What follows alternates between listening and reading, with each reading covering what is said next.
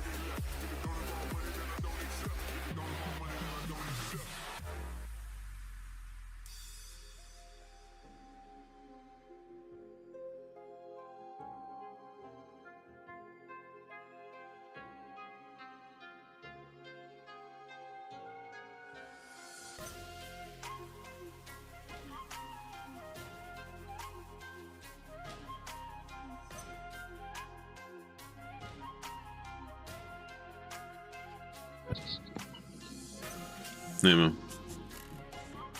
Yo. Yo, yo, yo.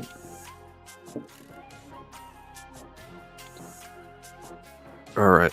Need to finish setting up stream and I'm more or less good to go.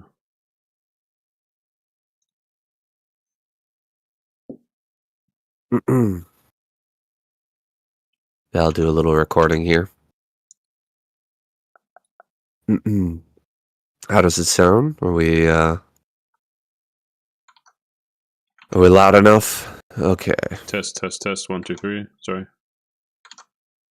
Did you not get me? I got you. Okay. Just check here. Finally have my microphone boom. Oh, so nice. Yeah. We're working out good for you. Don't have to hold it to your face anymore. Yeah, exactly.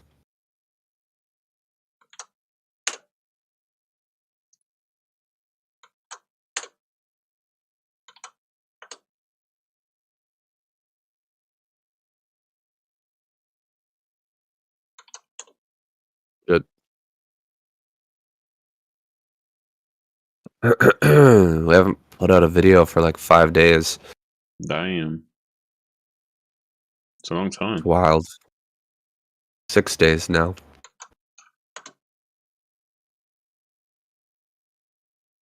Well, it's pretty extenuating circumstances. Yeah, shit happens. Shit happens.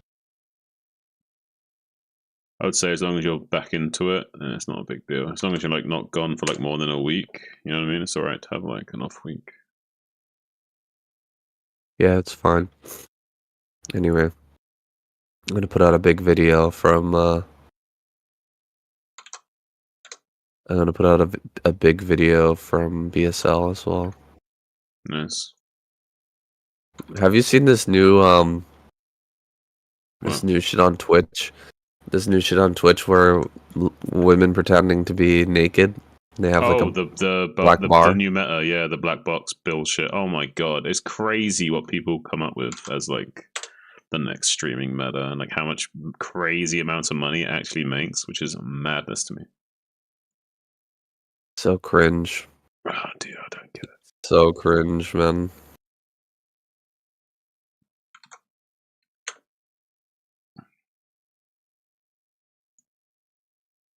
Oh my god. Yeah, it's super. I can't imagine being one of these girls doing streaming and like you're laying on your bed for like 8 hours. Fuck. Fuck. I mean, they're making bank doing it. Why not? I mean, don't get me wrong. I don't agree with that shit, but I can see why people would do that shit if it's that easy.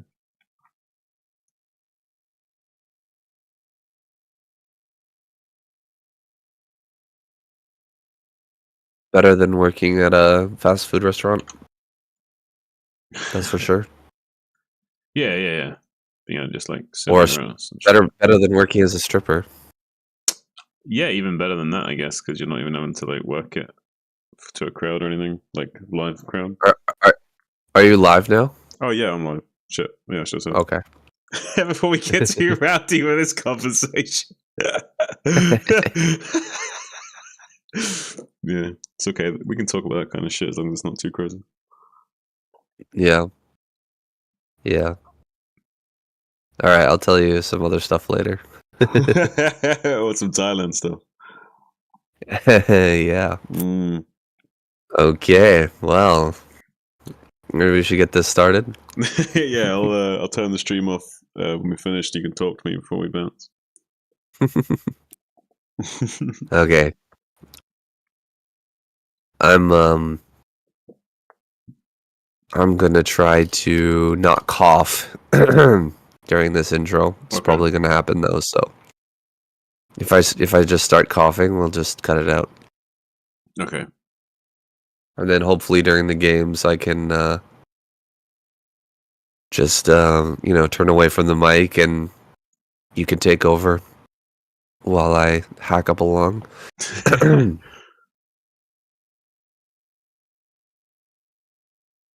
All right.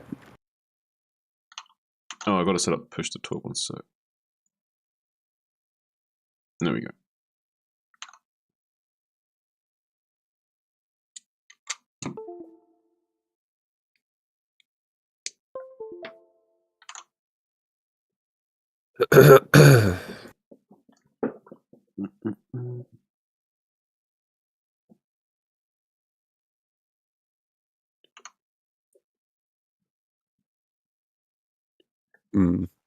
Is there any way? Is there anything? If you do need to like cough and like stop talking for whatever reason, are you just gonna just stop talking and want me to come in, or are you gonna cue me somehow?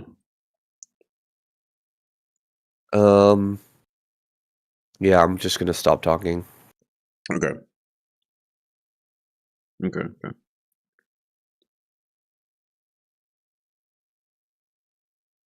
I'm not gonna use push to talk because I'm not used to it, and I'll end up fucking it up.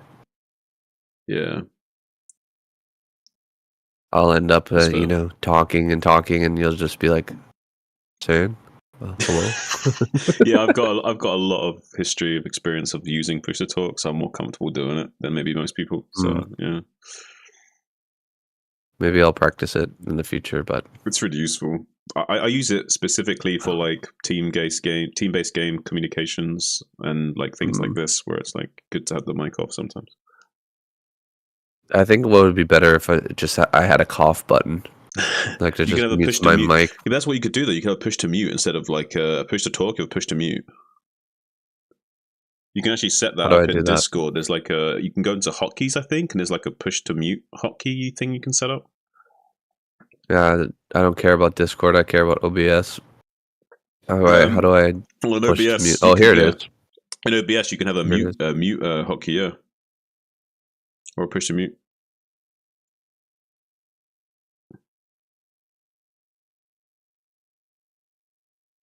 Okay, let me see.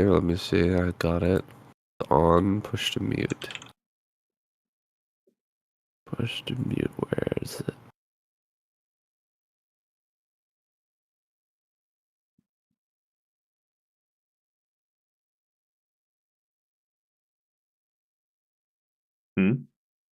I'll set it to. And make sure you're doing it for your like actual mic aux input, the actual microphone thing. Yeah. Okay, let me see. Make sure you're doing it. Hello. I hear you. Hello. Okay, it's still. Yeah, where do you set the push to mute? Did you set it for the actual microphone thing, not just anything? Yeah. I set it to my Rode microphone.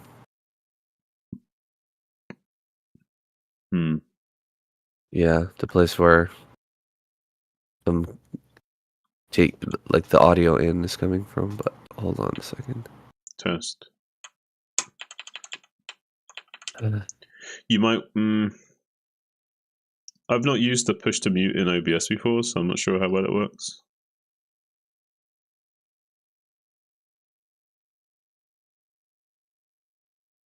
Well, that's desktop audio. That's wrong. Or did you set the wrong thing or something? Yeah, I need to set media source mic.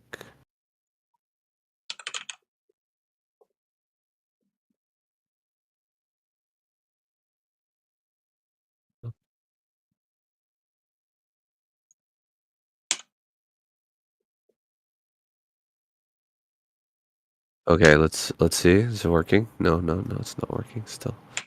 Test. Wrong one.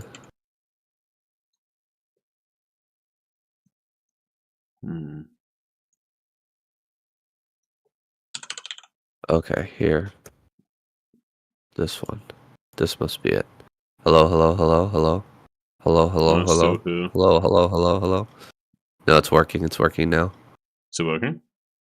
Yeah. How'd you know? Because I'm talking right now and you can't hear me. I can hear you. So you didn't hear that. I could hear you. You didn't hear what I just... What? You can still hear me? Can you hear me right now? Yeah. Can you hear me right now? What? Yeah. Oh, okay. Okay, you know why? It's because it's in OBS. You're in Discord. Duh. Uh-huh. Oh. I'm muting myself in OBS, but of course you can still hear me.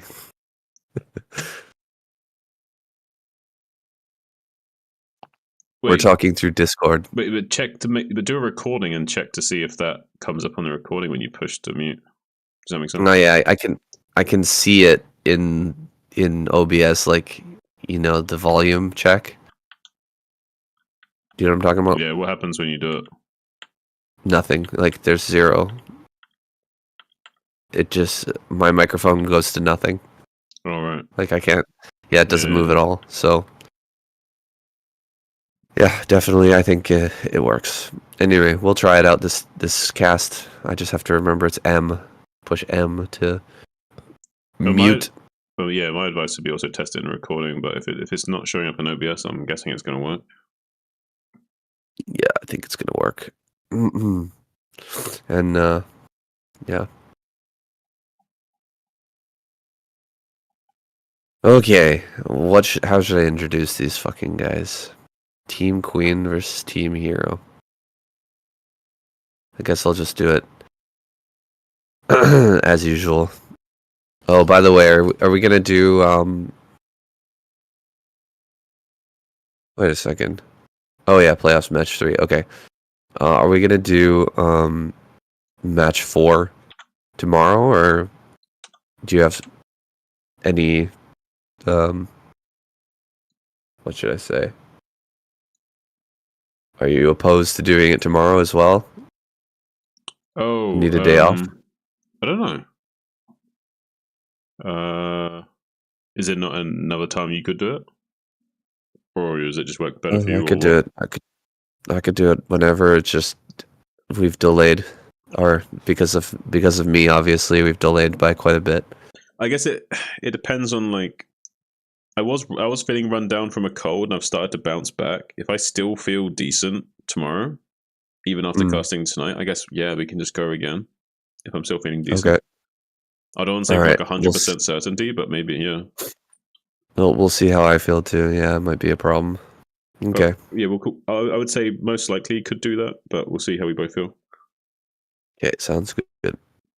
All right, here we go.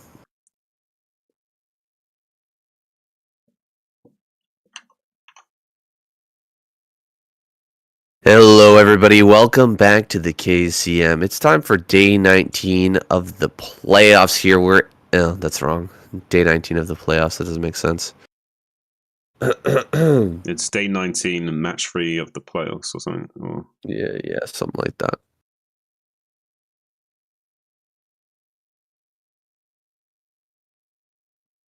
Hello, everybody, and welcome back to the KCM. It's day 19. Time for match 3 of the playoffs. We've got Team Queen versus Team Hero. So let's take a look at our lineup. Awesome matchups here today. We've got Zealot versus Mong, Barracks versus Saxry, Tossgirl versus Cadenzi, YSC versus Sharp, and Queen versus Hero. I can't see a bad matchup here. No, we're kind of spoiled for choice saying, and we can see a lot of rematches as well. For example, the Tosco versus Denzi and such, and Zealot versus Mong. I want to see these matchups maybe got a lot more different than we did the first time round. Cadenzi had Tosco completely on the ropes the entire game, and eventually Tosco just managed to unweave their web and destroyed Cadenzi in the end. So maybe might see a repeat of something like that, or maybe Denzi can finally get the better of Tosco. We'll have to see. Cadenzi seemed to fall apart after putting Tossgirl in a real sticky situation that maybe she can pull things together this time. Maybe she's got a late game plan. My big matchup this week is going to be Barracks versus Saxry. We've been watching these two players throughout the season, and they've grown so much. Yeah, I would say these two players are probably the ones to keep an eye on because they're both such talented players that we've already come to know and appreciate. But most recently they've been performing such a stellar caliber and then kind of like a cut above the rest, despite their slightly lower tier list and their rankings of the pros. So it'd be nice to see how these guys match up against each other and maybe can secure some of these higher slots in the pro gamer ranking soon if they keep performing like this. Barracks has been sitting at the top of the ladder for quite some time. Saxery has an amazing record in this season of KCM, so really looking forward to that match. YSC versus Sharp. I love to see this one as well. Sharp was in Thailand performing for us at the BSL, and he played these matches versus YSC right in front of me, so I'm a bit spoiled for the results of those matches because I watched them from behind. I was standing right behind Sharp during those matches, so I know what happens, but I won't spoil it for you guys. And then we've got Queen versus Hero to end things out. That's an amazing ace match, and we may end up seeing that twice, maybe even 3 times. Yeah, seeing it just twice would be amazing enough. 3 times would be absolute craziness, but I'm really excited for this lineup, saying it is not going to be a bad match here, I think. No, and we're going to jump right into game number 1. Okay.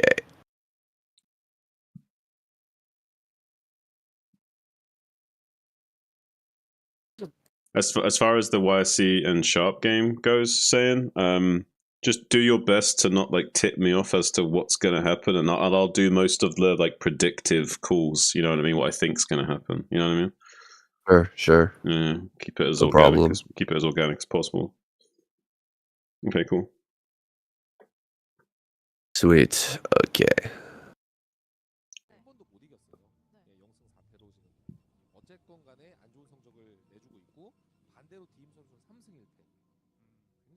All right, here we go with game number 1. We've got JB, aka Kim, down here in the bottom left, and Hani in the top center. A PvP to start us off. We haven't gotten a whole lot of PvPs, especially with these final teams, the ones that have made their way into the playoffs here. All the best teams have very few Protoss in them. Yeah, we're not going to see very many Protoss players, especially with the Ape Battle Bus.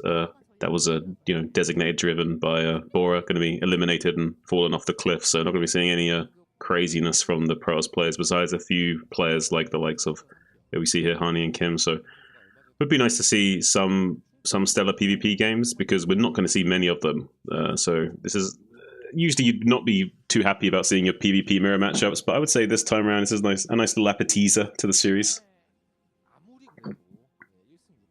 Yeah, it should be, and we're here on a flat map, so without that natural ramp, there's a lot more things that can be mixed in here. The matchup plays out quite a bit differently. There's a possibility we could see triple gateway and a lot of action in the early game. So far, we're going to have a double gateway here from Kim. Going to put on some early pressure.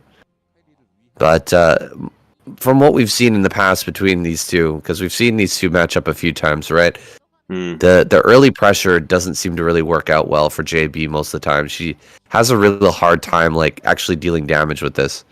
But we're seeing kind of like a repeat that we saw in the last PvP we casted on this map, where we see this player at the 12 o'clock going for this one gateway really fast Nexus at 13 supply, which is Hani in the red nameplate. And the opposing player at this exact same location at 9 o'clock going for the 2 gate, but will be a lot more passive maybe and not able to punish this like we saw the last time. Do you remember that, Sam? Yeah, that's... deja vu when I saw that Nexus go down. Are we going to see JB just stop producing Zealots again and make a Nexus? Because that's what she did last time. It's looking like that might be the case. This is what we saw the response more or less from the last game as well. This might be exactly the same. Yeah, this might be considered the correct response after scouting this at this time, maybe. And this is the only way to play against this to guarantee a mid to late game, maybe. And committing to the Zealot pressure, maybe not a good choice here. Well, she's going to get her gas down a little bit earlier than Hani. Hani hasn't scouted yet. She's going to come in and see the Nexus just now, but she'll see that she's actually pretty far ahead, having that Nexus down earlier. Same number of Zealots, and should have more probes than her opponent as well. So she's going to be feeling good despite getting a later scout here.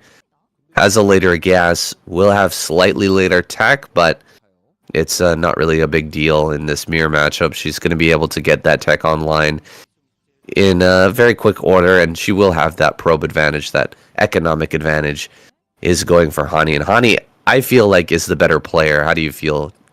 Yeah, no, I think Hani, from what we've seen thus far in the league, I would say Hani's definitely slightly above JB's capability, especially in the mid to late game phase of the army control and decision making and how fluid they are with moving around the map. But I actually know it's a little bit of a mistake here from Hani, though. Hani's probes moving a little bit off, a little bit lackluster with the probe optimization here. A few idle probes and not getting all patches mined as smoothly as maybe could be. But now we're putting on some pressure at the front of these three zealots moving in. But it's 3-on-4 with the defender's advantage. So Honey going to be able to pull out there pretty soon. Not want to commit to that too fully. And does get a good idea of how many zealots are in production right now. Sees 6 zealots at the front with some reinforcing zealots of her own coming in the rear as well. So we'll have the zealot advantage soon.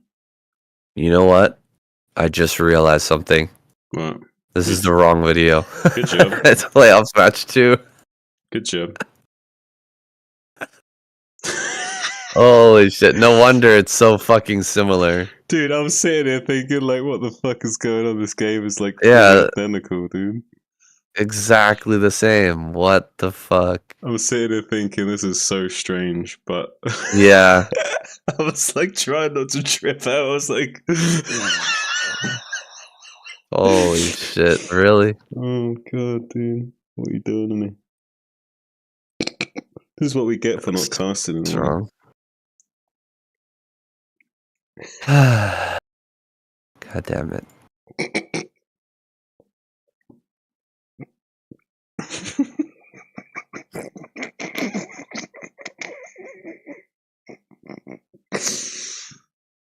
And we're sitting here like, this is pretty fucking similar. It's similar. It's a real fucking similar game. Fucking similar. Dude, when the probes transferred, I stared at them and I was like, huh. And I was like thinking to myself, this looks identical to the other game. I didn't want to make a big deal out of it for the sake of the cast though. Oh, God. Oh, my God. You also didn't put nameplates up, by the way. I was going to call that out. I tried to like tip you off that you didn't put nameplates up. God damn it! Where's this fucking video?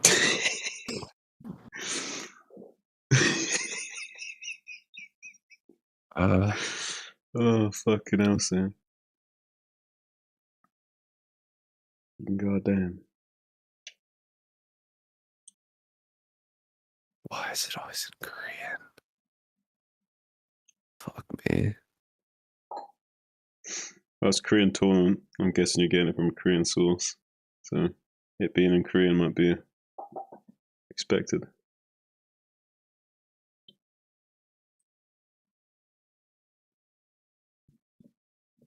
I'll start deleting the ones that are not right.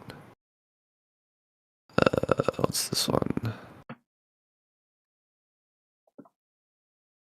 Playoffs match 2. Yeah, let's delete that. This one is... Hey, what's up, Dustin? How you doing, buddy? I'm just getting set up here. This is... second finals.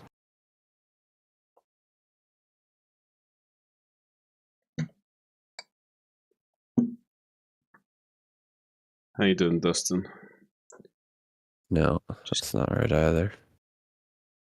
Dustin just came in from the gym, another completely half-assed leg day. What's the point in going if you're going to half-ass your leg day, my guy?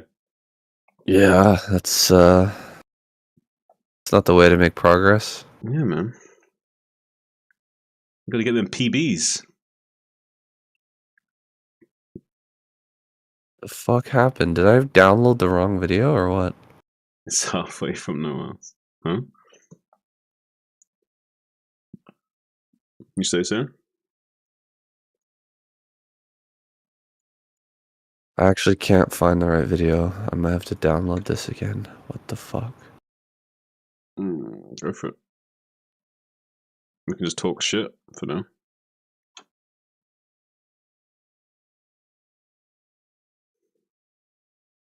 Dustin, we had the most hilarious issue where we started casting the wrong cast. We started casting the last cast, and we were watching the first game, and we were sitting here thinking and saying, this is really similar to that other PvP we casted. It's the same positions and the same build order. This is interesting. Yeah, this is the same build order and the same position. Same build. What's going on?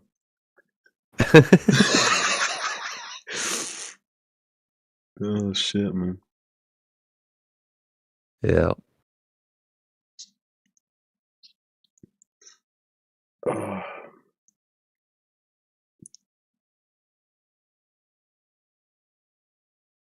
We fucked that up. I fucked that up. Yeah, My bad. Well, yeah, but I could have noticed too. It's not completely on you. It's alright. I definitely remember downloading this last night. I must have downloaded the wrong one. It's okay, we're already at 20%. It was that game of rock, paper, scissors where neither person was ever gonna pick rock.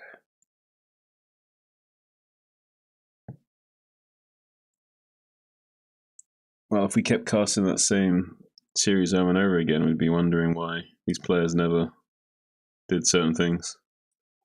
Always did the same shit. Not pit rock. Ever not pit rock.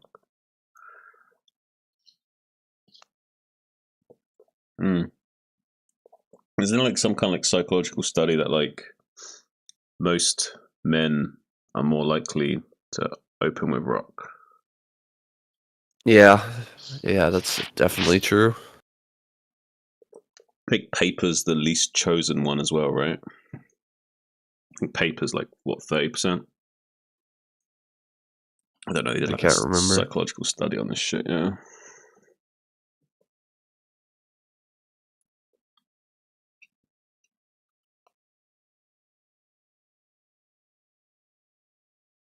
I mean, Dustin says, I mean, you going into a fight with a rock or a paper? You a lawyer? Yeah. You can give someone a paper cut, I guess, you know. It's not the most ideal weapon choice, is it? Unless, yeah, you have some kind of like lawyer or some shit. Unless you have like a lemon with you as well. Right on their wound. Yeah. Cut them with the paper and lemon with the follow-up. I'll teach them.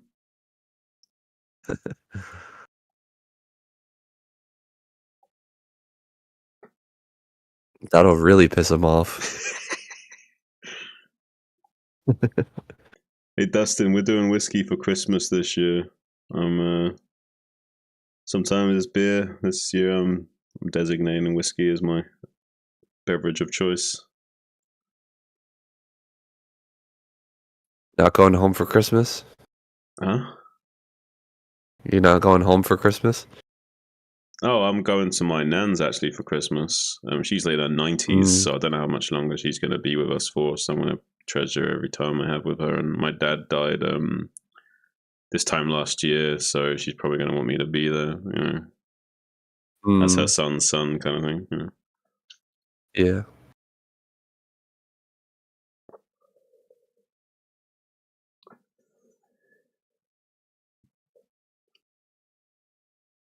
'90s is pretty crazy. Yeah, she's a stubborn old woman.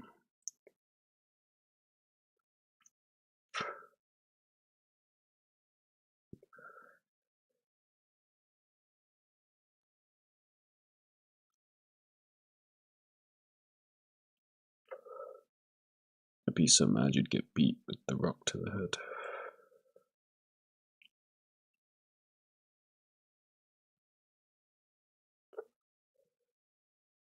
Maybe if you're gonna fight a 90-year-old woman, you would bring paper.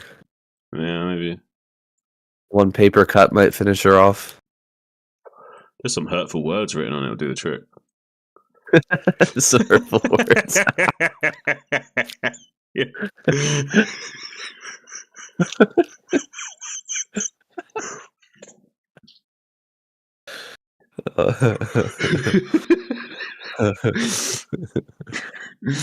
Speaking of 90-year-olds, you catch that new Pete and Bess? Yeah, I did. And Sayan likes Pete and Bess well, don't you, mate?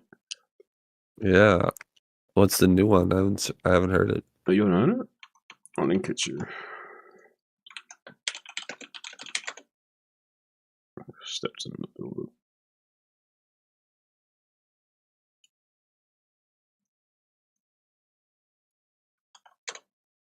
Yeah.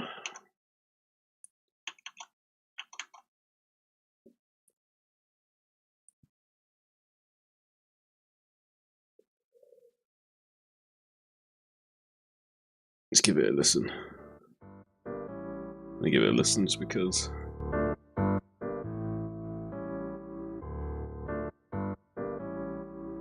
Actually, they dropped another new one, or that's a collab. Wait, what did they drop?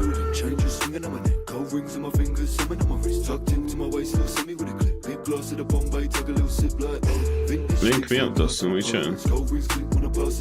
Just stepped into the building, short little face, and I'm back on the road like Dubai trips on a jet plane, bar railings for the watch and the neck chain. Don't want drinks, wanna land, I'm a sip of chai tea, cause a fly give me neck pain. Mumbai go for the way she's smiling. I had a notch on a bed frame. Italian spade in the seats of a brand new motor. Quick little squirt of the Hey, good wood move from Mozambique. Got a Taylor suit with the bros on feet. I'm in Casablanca, blind Jack. I ran with the AC blood in the driver's seat. Talk to the platinum hands in my timepiece, boy, cause the face ain't listening.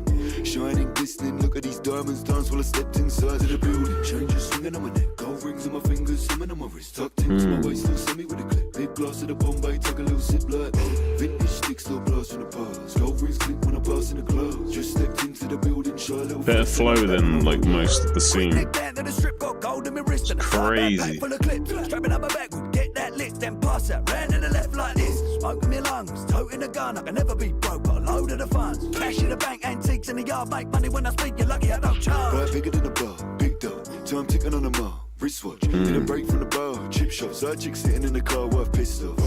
Let me tell you something, bad boys like us, we ain't here for the chit chat. You can tell we ain't here for the games by the way we look when the boys stepped into the building. Changes swinging on my neck, gold rings on my fingers, swimming on my wrist, tucked into my waist, still semi with a clip. Big glass of the Bombay, take a little sip like vintage sticks, little blast from the past. Man, this shit goes hard. Just stepped into the building, shy little face, and I'm back on the road like. Damn, this shit goes hard, Sam.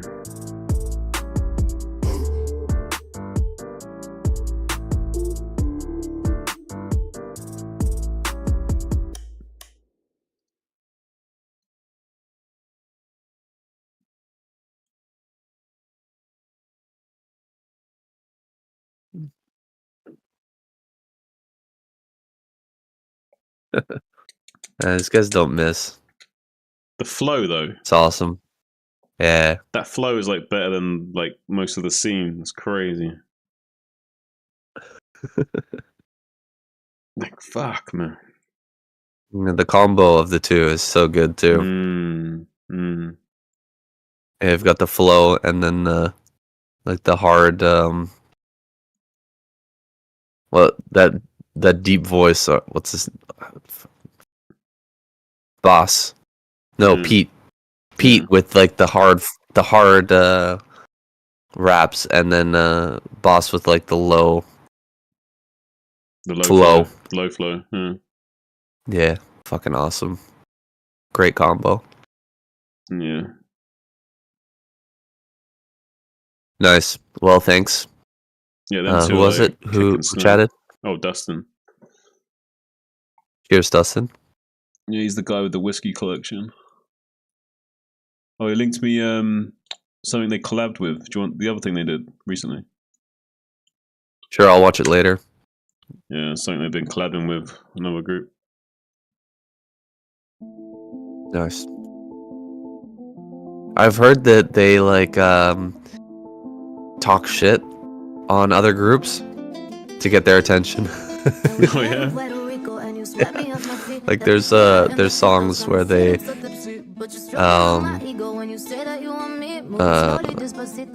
say some shit against these other groups, and then later they had the songs with them. Yeah, that's pretty common in the industry to like kind of have fake beef almost to like facilitate content. Yeah, just funny because it's like they're always talking about like getting shot and stuff, like normal rap stars and stuff, and it's like you can go shoot this 80-year-old man, like what are you supposed to do about it? The 80-year-old man might pull out a fucking sawn off though. You never know. A sawn off Imagine with rock salt. Yeah, what's worse than shooting an 80-year-old man? Getting shot by one, I guess. Yeah, and getting shot by like a sawn off with rock salt loaded up as well. So it doesn't kill you, but it hurts like fucking shit. Yeah. Shitty. That's like an old school gangster thing to do, is load up a shotgun shells of rock salt to send a message. Yeah, to send a message. It's like an old ends thing, yeah. They used to do in London, gangster shit. That's funny.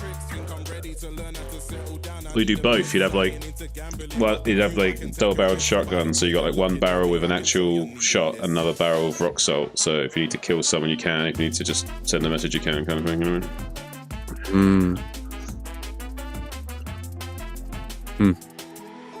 All right, I got the right game. It's loaded up. It's ready. JB versus Hani. Good to go. Can you see? Yeah. No, load up. Hang on. There we go.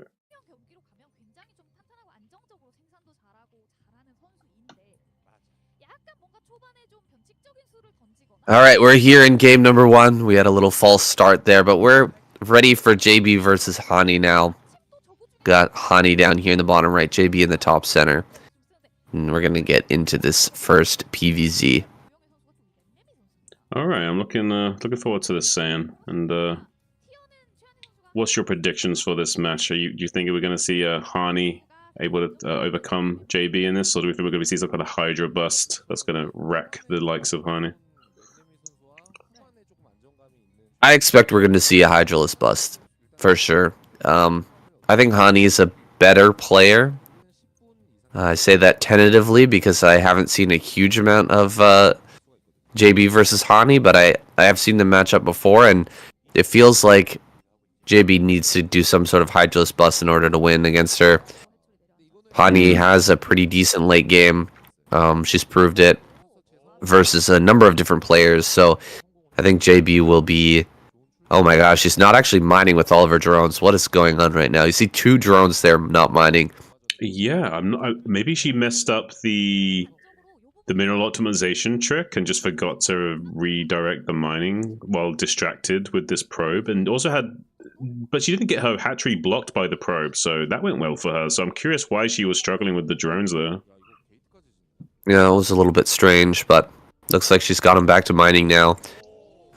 Gateway here after Nexus. Oh my goodness.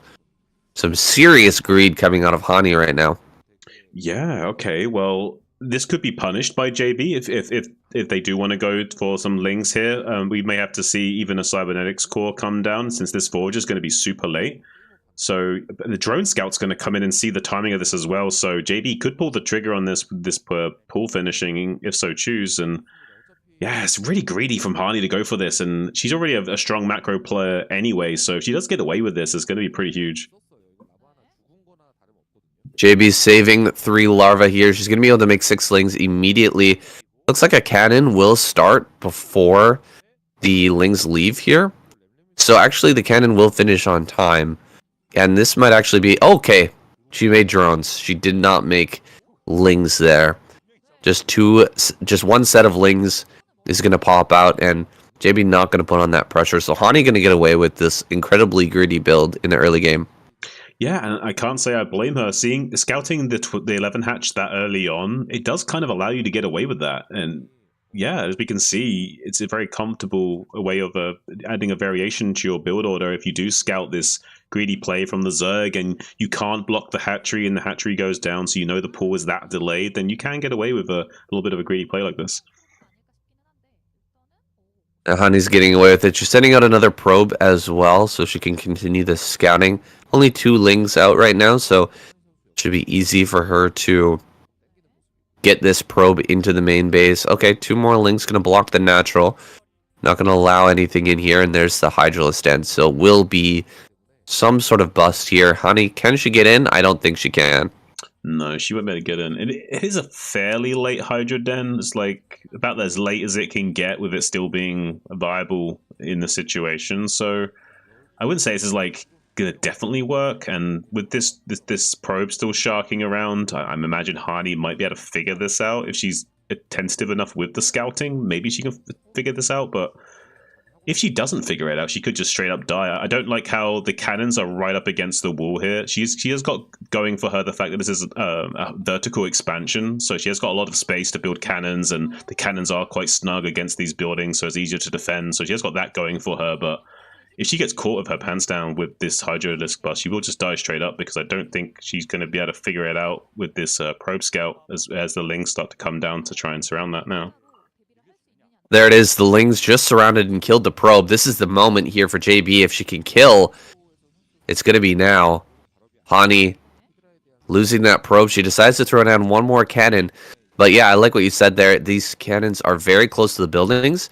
It's like, if Hani gets the building, or if she gets the cannons down in time, then she holds and she even keeps all of her buildings alive. But if she doesn't have cannons down in time, then the Hydras can run up and kill everything, and she won't be able to hold on. She won't be able to save her buildings here, and she won't be able to save her life in this game. A 3rd cannon going down here, but that's still not enough. She needs like 3 more cannons warping in right now, and JB is on the way. There she sees it with the Corsair. Emergency cannons will have to be thrown down right now, but Hani might just be dead here. Yeah, the 3rd cannon's not warped in, so that usually is indicative of her losing in this situation. But we'll have to see JB's execution, because you still need to get all your Hydras in range and target firing down the cannons one at a time. And a little bit haphazard so far. Finally gets the target fire on that cannon, starting to take that down. But the 3rd cannon warped in just barely in time. Some probes coming off the line to help body block that, and does do a good job of glitching out all of those Hydras, and JB actually not doing a good enough job of executing that bust at all. So instead, probably going to have to be reducing herself back to a more passive state, building some drones back at home, and just trying to stabilize now and try and macro up from here. Maybe force as many cannons as possible while still making some Hydras. So it's possible that JB will try and fake a Hydra bust here and force as many cannons as possible, but I don't think she's going to be successful in killing Hani anymore. Oh, she really should have been able to kill this Corsair as well, and she loses another Overlord. That bust was really, really bad. It's partially because it was a horizontal natural here. It's a little bit harder to get in on that and get the kills on the cannons, but there were some serious micro mistakes there. The Lings should have been blocking the Zealots.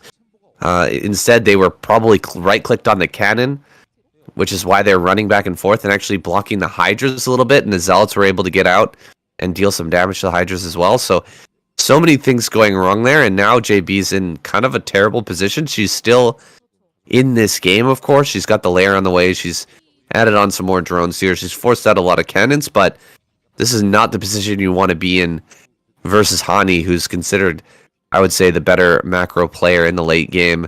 JB's really going to have her work cut out for her at this point. Yes, it's astute observation saying, and furthermore, like, it's not too bad that she made this many cannons at the front. It's because she saved the gateway. So saving that gateway at the front means you've got more minerals to dump into cannons, because you're not remaking that gateway into the main base. So that's another reason why she can just dump more money into these cannons at the front and be fine. So everything's going pretty well for Hani for the time being. And with this big secure door at the natural now, there's going to be very limited potential for like sneaky counterattacks later on in the game as well. So that's another thing that Hani doesn't have to worry about. So, ooh, nice little cheeky storm going to come actually. Only catching 3 of those Hydras, but it doesn't really matter actually softening up anything of JB right now. It's actually going to be a nice deal for her, because there's not a lot of standing army for the Zerg right now. So these Zealots can actually come out and be a little bit annoying and sneak a few kills here and there and just tax the multitasking of JB just a little bit. and try and see if she can get something done here while getting some scouting information. Yeah, this is not really an important engagement here. She's going to bait some Lings into the cannons, which is good as well. Just dealing any sort of damage to JB is going to force her to multitask, as you said, and also start to produce more Hydras, kind of cut down on her drone saturation a little bit. Looks like third gas is on the way here for JB. That's why I paused there for a second, because I'm surprised to see that she's going, I think, directly into Lurker here. Well, I think going directly into Lurker can be a great way of playing if you don't secure an early enough lead. But we see the DT sneaking out, and actually Hani trying to be a little bit overzealous out, I would say, and coming out with these Zealots and trying to get on top of this contain before she's really ready to move out. But she has some Storms available to start blanketing these Hydras. Not really enough, though, to get the job done. Has softened up the majority of these Hydralisks, but not really enough to stop the contain from being set up. So I think Hani made a little bit of a misjudgment call here. She was so desperate to not be contained that she kind of prematurely engaged there, and I feel like she might come back to bite her just a little bit here with this fast Lurker timing. If there's no Overlord made at the third base, though, I think that this could entirely flip the script, because if there's no Overlord made at the third base, this DT can just kill all the drones here. Oh, there's the Overlord, and there's the DT. The Sunken Colony going to help to take that out.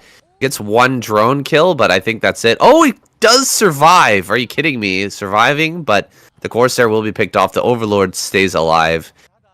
So that DT harassment not going to do anything, and I think you hit the nail on the head there, Shun. Coming out a little bit too early, too prematurely. The Lurker contain is now going to be that much stronger. I'm really worried about JB like not dodging the storms, but having this Lurker contain is huge. She's going to be able to completely trap Hani here. I think it'll be time to get maybe a shuttle out on the map and try to deal some harassment damage while breaking out here, because she's actually going to have to kill her own buildings now to move out at all. It's going to be really, really painful getting out of this containment here. All of these Lurkers already burrowed and ready to go. I don't think we have Overlord speed, which is another problem. Why don't we have Overlord speed here? We need to be able to run forward and snipe some observers if we want to hold on to this position. Yeah, I think JB just made a decision to cut on that tech just purely because of how early on the Lurker aspect was taken and how fast we were morphing Lurkers. So there was a bit of a cut there made in that, but really we should be getting that very soon.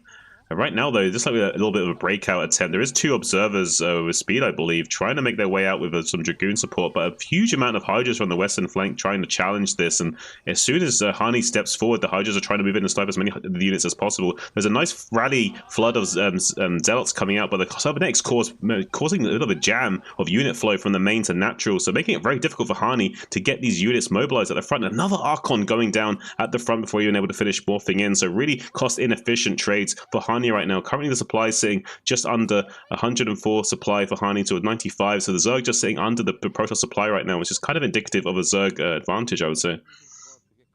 Yeah, that was not a very good move out there. Also, JB missing on some opportunities to run forward and snipe down a few of these Dragoons, but this is looking better and better now for the Zerg player.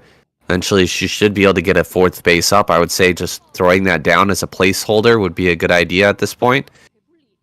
Actually adding on to your overall macro as well, because things are going to get crazy here, and sometimes minerals can bank up. It's time to grab a fourth base and continue to hold on here. She's got decent Overlord spread around the main, but I think Hani might be able to find a hole to slip out here, get a bit of harassment going on the other side of the map. Two more DTs popping out here. Going to jump into the shuttle, and she should be sending this across right now. Let's see if JB picks up on this. Then how much damage can it do back in her home base? Well, there's so many Overlords spread out around the map that I would imagine that unless JB's really unlucky, she will spot this coming in and will be able to react to this in time. So I have a feeling Hani's not going to find much with this. There is a lot of Overlords and Zerglings kind of spread out around the map trying to spot for these drops. Yeah, she does notice it right away, so she will be able to respond to that. At least she should be able to respond to that in the nick of time to prevent any significant damage being dealt to her.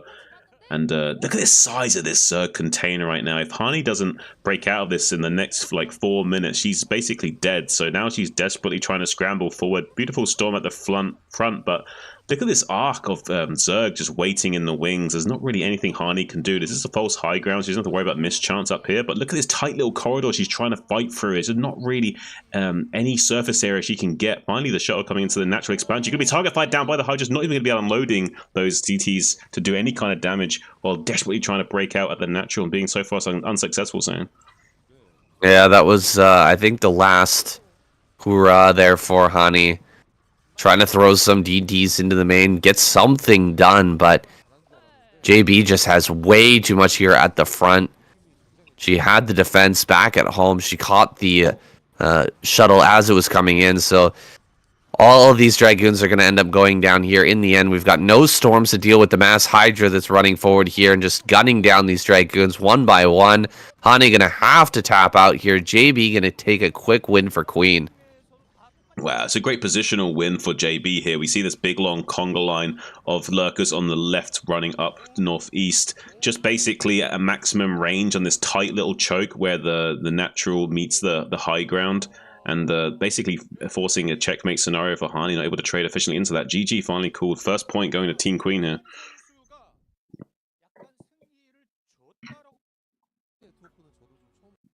Hive or fourth base, better his All right.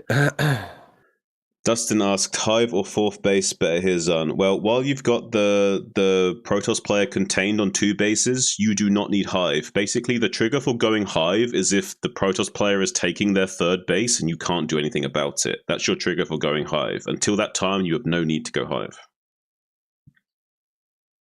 So yeah, I like the fourth base the better. Fourth base is better unless they've taken an early 3rd and you can't do anything about it. So usually it's go for 4th and then Hive as like an afterthought, because you can stay battle Zerg as long as they haven't got a 3rd base.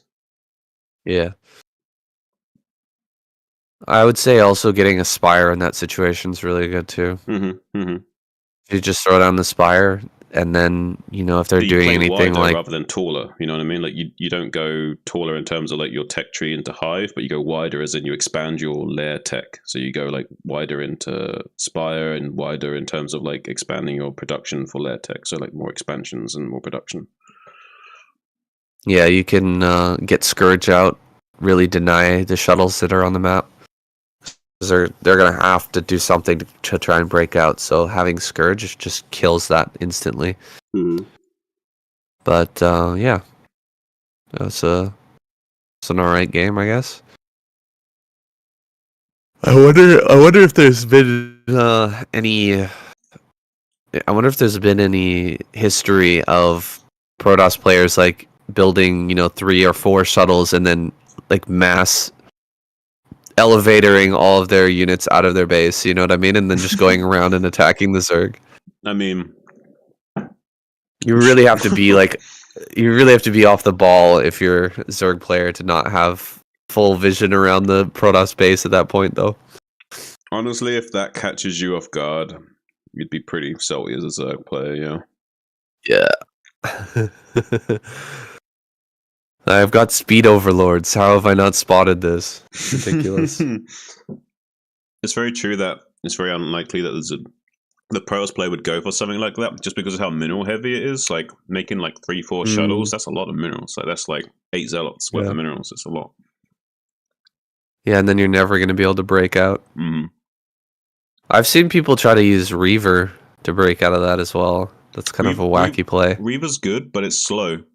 So if the Zerg player is good at like reshuffling their contain and maybe even like baiting you out with the Reaver and then running in to snipe it as well, like that's number. Reaver's good though. I mean, I don't think it's a bad way of dealing with it. I would say that it's kind of a gamble. It's like if the Reaver dies, you basically lose the game, because by the time the second Reaver comes out and starts to push things back, like, you're almost mined out at that point. Yeah, it's a gimmicky way of dealing with it. Yeah. Yeah. Anyway, you ready for this next one? You want a little break? I'm pretty much ready. Yeah, let's go.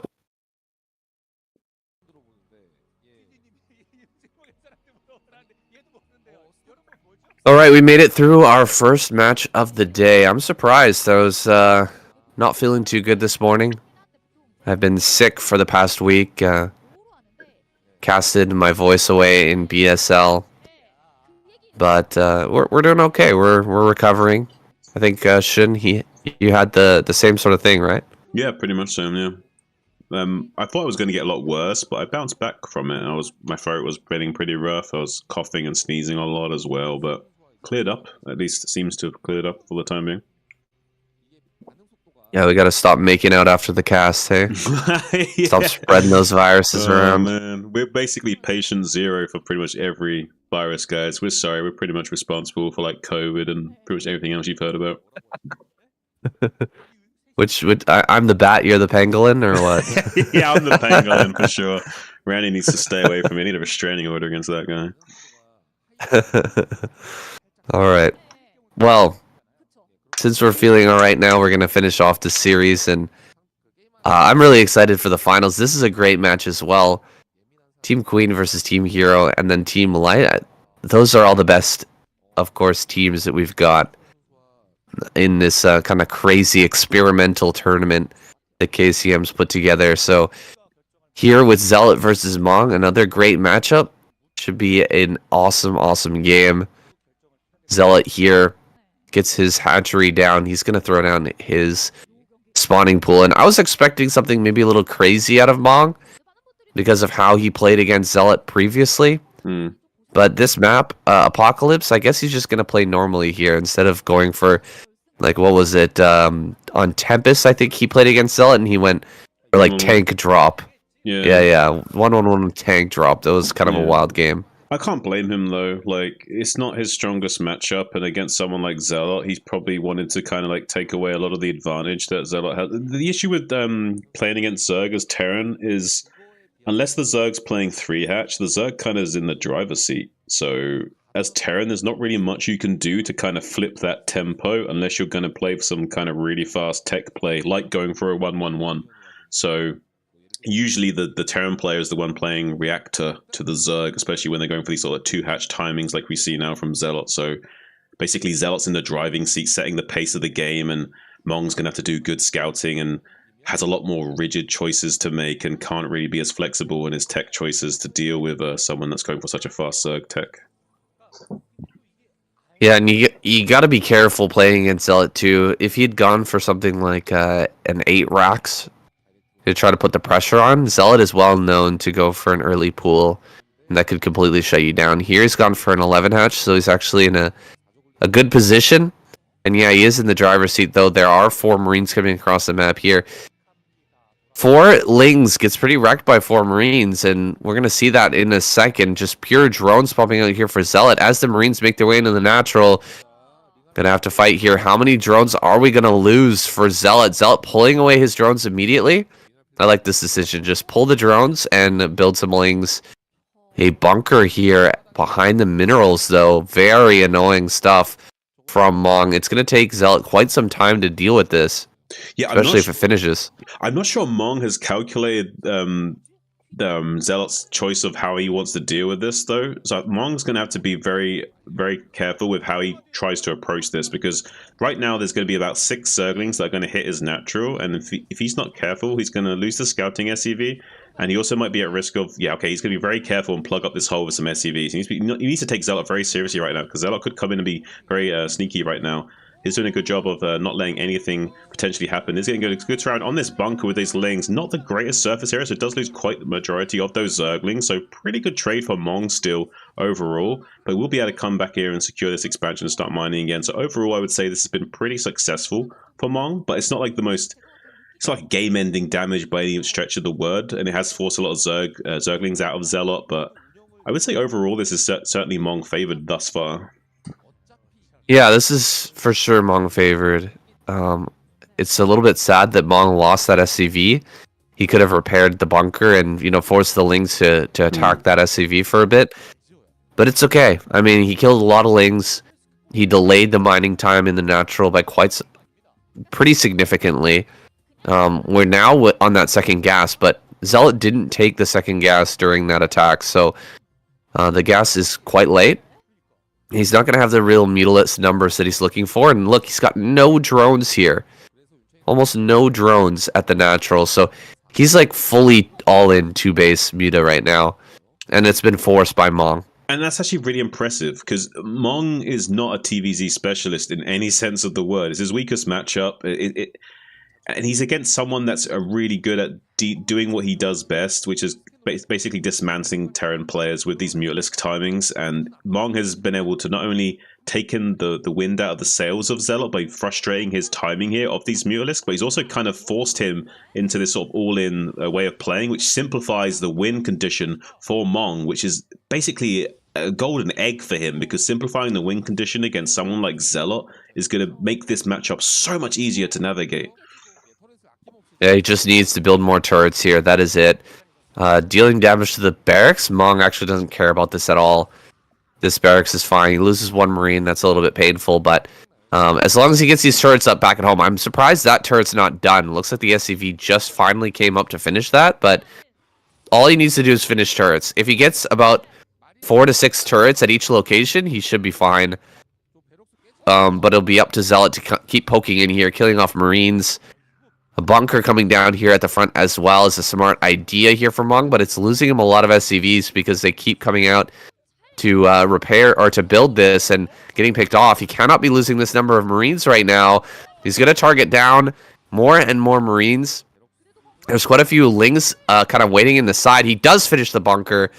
That was a little bit scary there because, yeah, there are like 8 Lings over here on the left-hand side, and if there's no bunker there and all the Marines are killed, then those Lings can come running right in. Yeah, this is basically the weakest point of the game for Mong, and he's not good at this phase of the game as well. He struggles most with his bio control versus a Mutalisk expert, and it's exactly what Zealot is a Mutalisk expert. So right now, this is the worst case scenario for Mong, but all he's got to do is just hang on. You just got to survive, build turrets, build Marines, and just not die, and he's won the game. The problem with that is that we have someone of Zealot's caliber controlling these Mutalisks against someone of Mong's caliber controlling these bio units, and unfortunately, this favors Zealot quite heavily in this scenario. And as we can see, Zealot swing back around into the main base, going to get on top of this turret as well, pops that like a grape, and going to be getting on top of the other turret before it's finished making as well. So he's weakening these fortifications over and over again, but good surface area on these Mutalisks, going to be reducing the HP of those quite dramatically. Only has like 6 or so Marines remaining though, so needs to try and retreat before and gun down these Mutalisks one at a time. Takes down the Muta count to 6, so that's actually a really good situation to be in. He's now got the Muta count down to 8, so it's not ideal though. He's going to have to evacuate the main base, and he hasn't got enough Marines to retake the main as well. And the way the buildings are set up is actually kind of glitched out the SCVs, so SL's getting so much damage done to Mong right now. Yeah, he's getting a lot of damage here. We need more turrets so badly. Mong does not have a factory here, so there's no timing on Zealot to where, you know, he's going to eventually have to deal with splash damage if there's going to be a Valkyrie out or something like that. He's going to come running right in here to the natural, going to kill this bunker. Bunker is about to go down. It does fall. Only one Marine inside of there. More Marines coming out here from the main base, but they all get mopped up. Another emergency bunker going to come down here, but just about broken here is Mong. A few more Lings coming in should be able to finish him off. Few more. I don't think he can actually afford to build Lings right now, though. Only building Mutalists. That's all he can afford. Yes. And he is starting to break open this position. One more turret goes down. There's 2 more left in this mineral line, and he should be able to break this. Yeah, this is more or less pure Mutalist production. Every now and then, maybe one pair of Zerglings will be squeezed out just because there's not quite enough gas, but more or less every single lava will be spent on making Mutalisk with every gas available. And look at this. Zealot's just overwhelming these positions. There's nothing Mong can do. It's exactly how I kind of felt this game might go. Zealot's just too good with his Mutalist control, and Mong's just too weak with his bow versus Mutalist defense, and it just suits Zealot so much more in this situation. GG finally called from Mong, and it's going to even things out even more for Team Queen as they take a 2-0 lead now. Wow. I am actually shocked. Mong had a great plan there.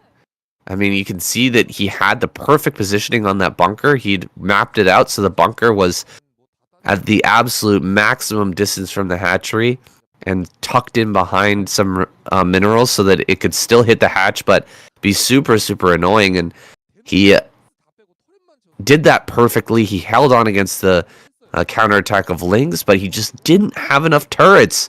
Not enough turrets there to hold on against the all-in from Zealot. He forced that all in. He forced him to do that, and then he ended up dying to it. That's a painful loss there for Mong, and a painful loss for Team Hero as they are now 2 games behind. Have to bring things back here. Coming up next.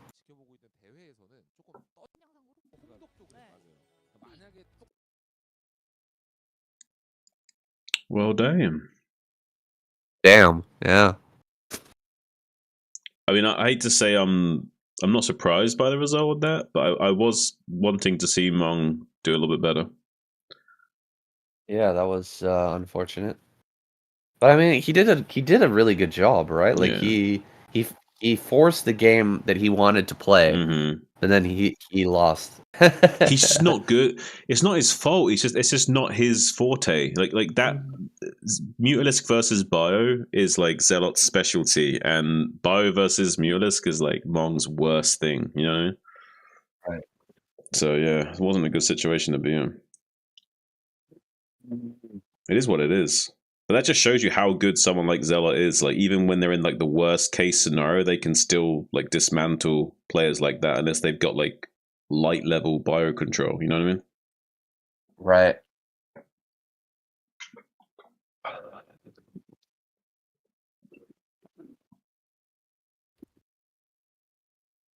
Which is Okay, why, I'm ready. Which is why Zergs have such a high win percentage in the early game versus Terran, because that's the weakest phase of the game for Terran, right? It's just so hard to do that bio defense early game.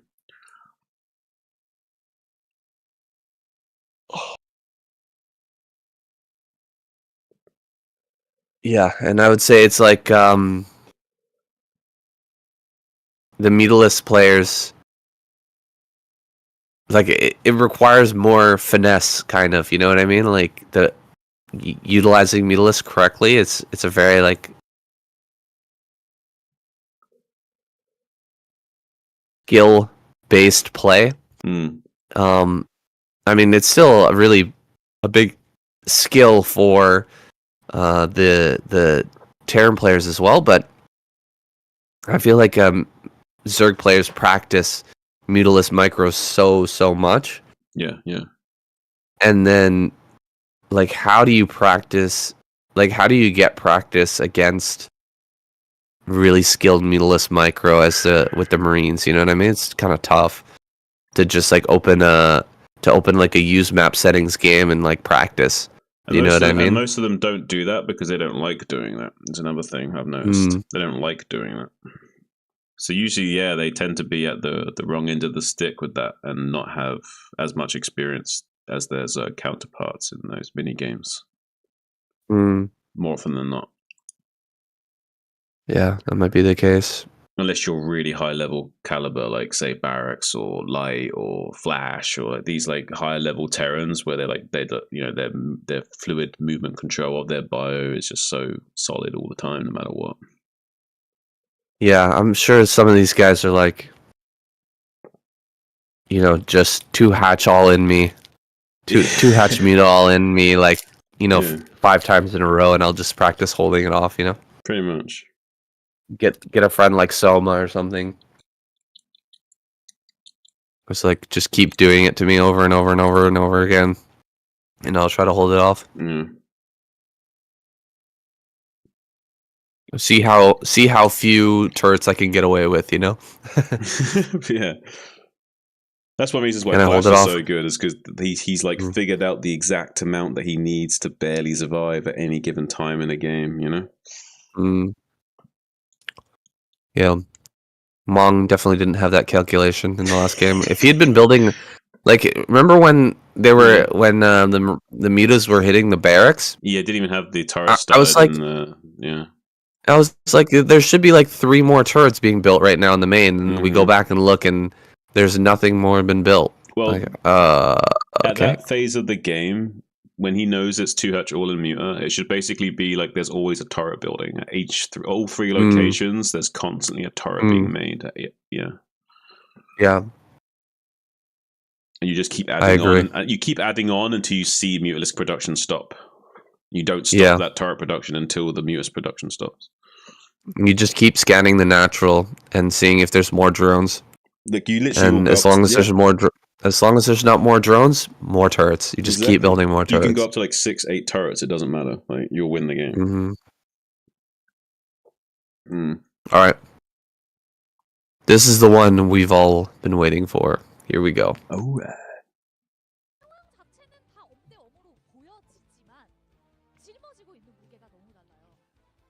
All right, the game I've been waiting for. It's going to be team... Well. All right, the game I've been waiting for is Barracks versus Saxory here on La Campanea. Another TVZ. Nice. It's going to be cross spawns as well. Barracks going for that wall in, so probably going to be seeing any early shenanigans, I imagine, as well. So hopefully, say I'm just a little bit of luck, going to be seeing a nice mid to late game. Yeah, I don't know if Barracks can, hop a Marine over the natural or something like that. Something like what we saw with Mong, tucking a bunker in there and forcing the 2 base all in. I don't think that's going to happen this game. I think Saxory's going to be on top of that.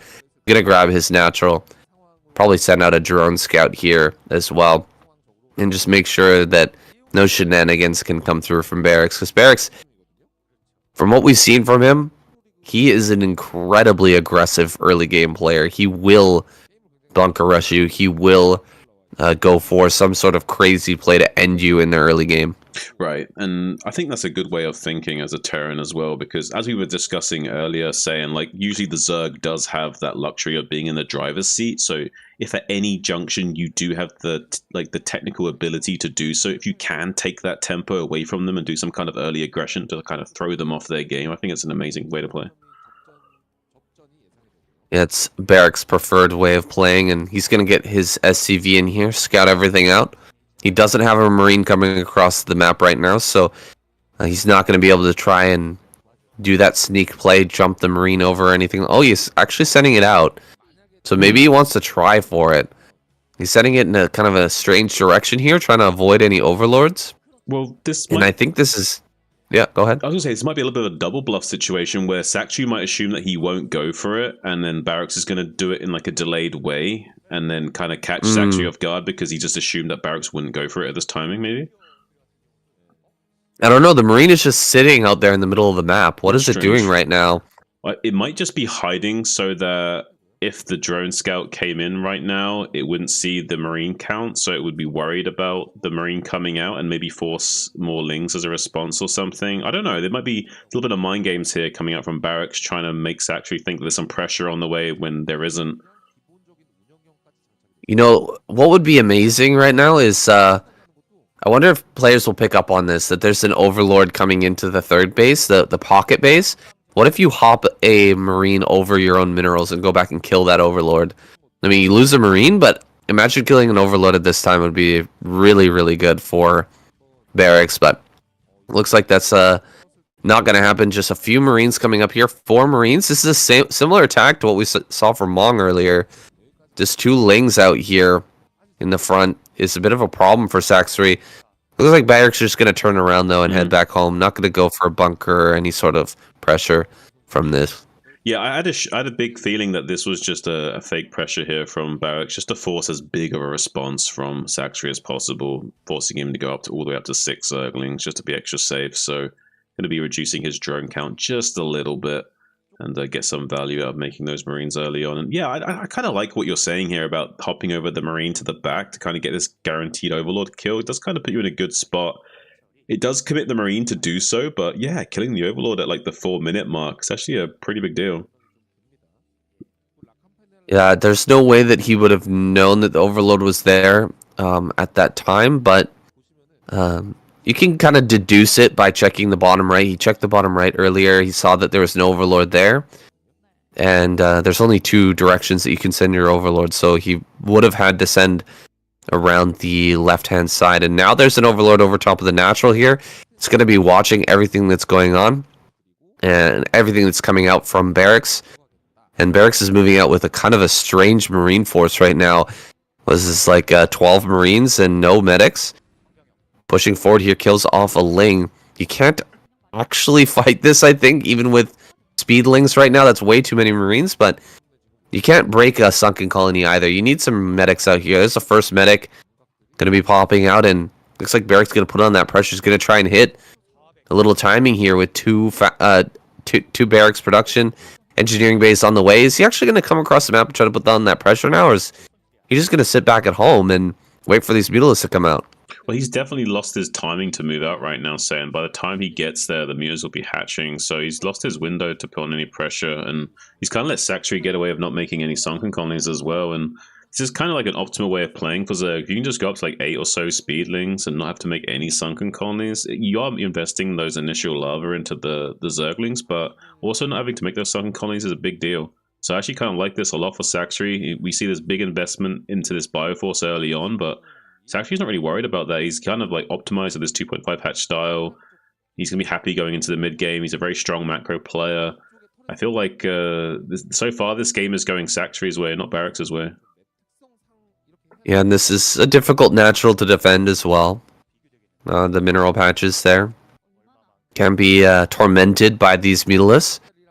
And the Mutalisks are going to come in, get a quick medic snipe. No, he didn't actually kill that. Surprised that wasn't a one hit, but bringing all the Mutas together now should be able to one hit some things. Does pick off that SCV there, building the turret, and going to start to shark around looking for some kills right now, but I think you're totally right. He's feeling very good right now. He's going to take the pocket back natural. I don't actually like, or the third base, excuse me. I don't really like this third base from Saxry. What do you think about the third here on La Campanella? It's not ideal. I'm not too keen on it either. I think I'd much rather him take that as his 4th or 5th, and instead maybe go for a natural or a main base as his 3rd. But I mean, it is what it is. Maybe he's got a specific style he wants to play here. He's kind of bringing in some Zerglings into the natural expansion to see if he can like get something done here. Maybe open up the position by taking out some of the turrets. But really, he's just trying to force this bio to turn around and deal with the Mutas. But he's not really able to get that response out of Barracks. Barracks are just going to be happy to keep the Marines at a forward threathold now, kind of keeping the Mutas in a more passive stance and dogging the bio instead of threatening the front and harassing. So now Barrack's going to be threatening a counterattack at any moment, so it's going to be distracting Saxry, forcing some Sunkens as a response, and making sure that he's staying honest and going to be hitting his lurker timing as well. So, yeah, so far I think everything's good for Barracks, but I still like Saxry's position. Yeah, I don't like this play from Saxry actually. Like going for this pocket third and then going into lurker. Like you might as well have taken the base just north of this position right here and lurker that spot. It's easier to hold on, and when Barracks comes out with his tank force, once he starts building tanks here, he can start to hit over the wall, your third base, your third gas.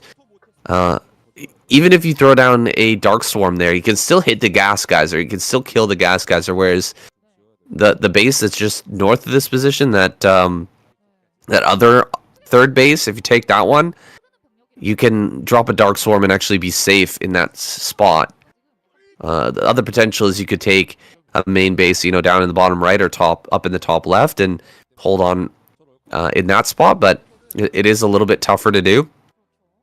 But if you're just going to play out normally like what we see Saxry doing here, I think that's going to be completely fine. When I see this back pocket third base being taken, I feel like it's going to be like maybe a Guardian play or something like that, something that is going to force the Terran player off the map. But here we go, running forward here against these sunken colonies. That's a lot of sunkens, and the lurkers are going to pop down as well. So this is probably going to be a hold here for Saxry.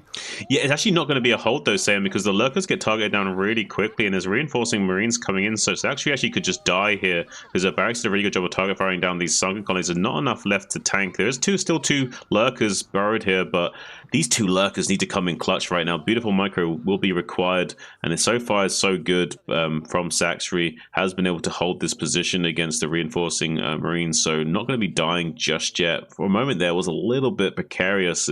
If those other lurkers got target fired down before they got into a good position, it could just been like lights out for Saxry, but so far done a good job of managing to stabilize that position, and Now Barracks has not been successful in this timing. I think Saxry is still in a pretty advantageous position. He's going to get his double ports online for that 11-minute irradiate timing, so he has got everything going for him, but he's going to now come in here, kill this gas off, and kind of be annoying to Saxry, limit the gas potential. And like you say, Saiyan, there's another issue with this taking this base here, is now there's this mini game that can be transpiring of the gas being sniped over and over again, and really limiting the gas income of Saxry is going to be really frustrating for him transitioning into the late game phase.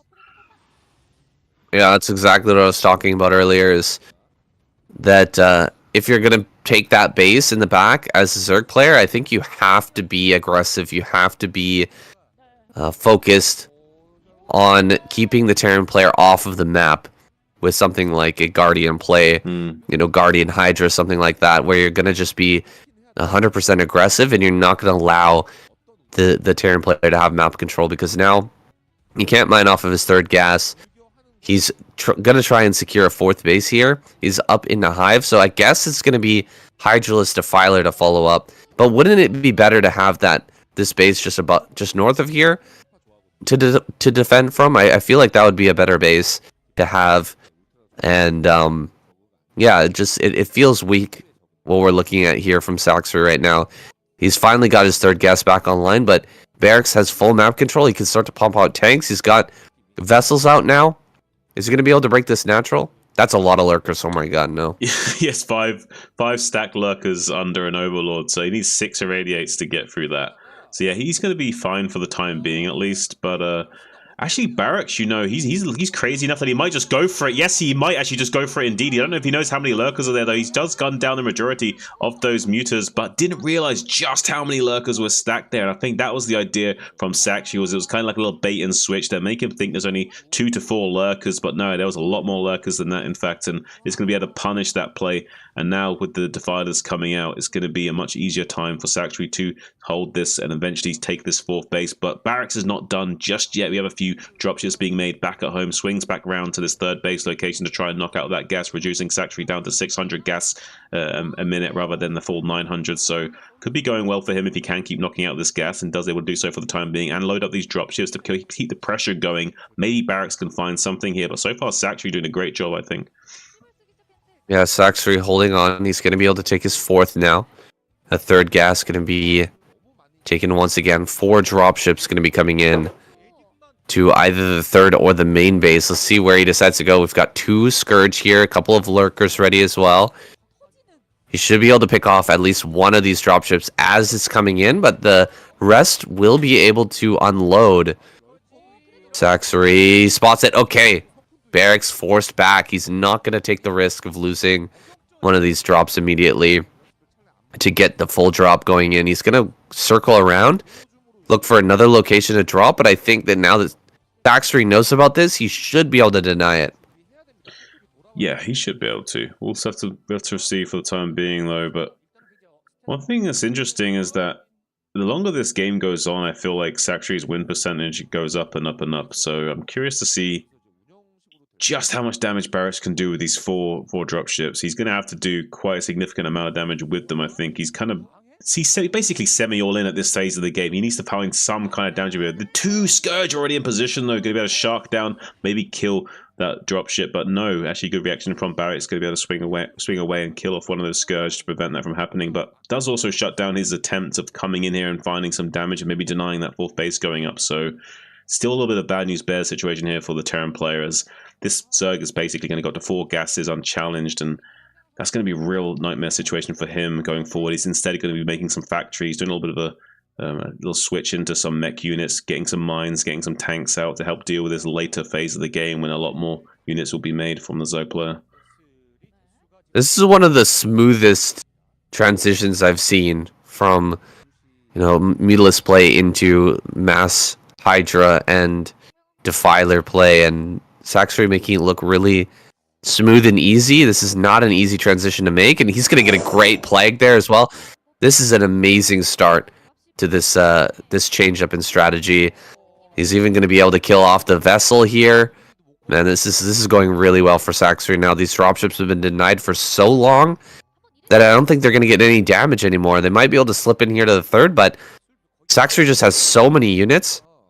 he's going to have defense everywhere, and these dropships have kind of missed the mark. They're not going to be able to do anything, I think, this game. Wow, Saxry's eyeing up this army like it's a juicy kebab, and he wants to apply some chili sauce to it to make it even more delicious going down, as we see the Zerg army just descending upon the Terran force now. Big dark swarms going off as the vessels get sniped by the Hydras. Once they're reduced to 1 HP, they're going to die instantly to these Hydras, giving them such cost efficiency, especially under this dark swarm. It's basically invincible unless there was some kind of splash unit like the fire bat or the tank raining down on them. And only just now Barracks starting to transition into making those tank units, so it'll be some time before we can do much about that. And we see now the dropships getting intercepted as well by this Mutalisk, going to be able to spot that coming in, so it has a chance at holding onto this 4th base location as well.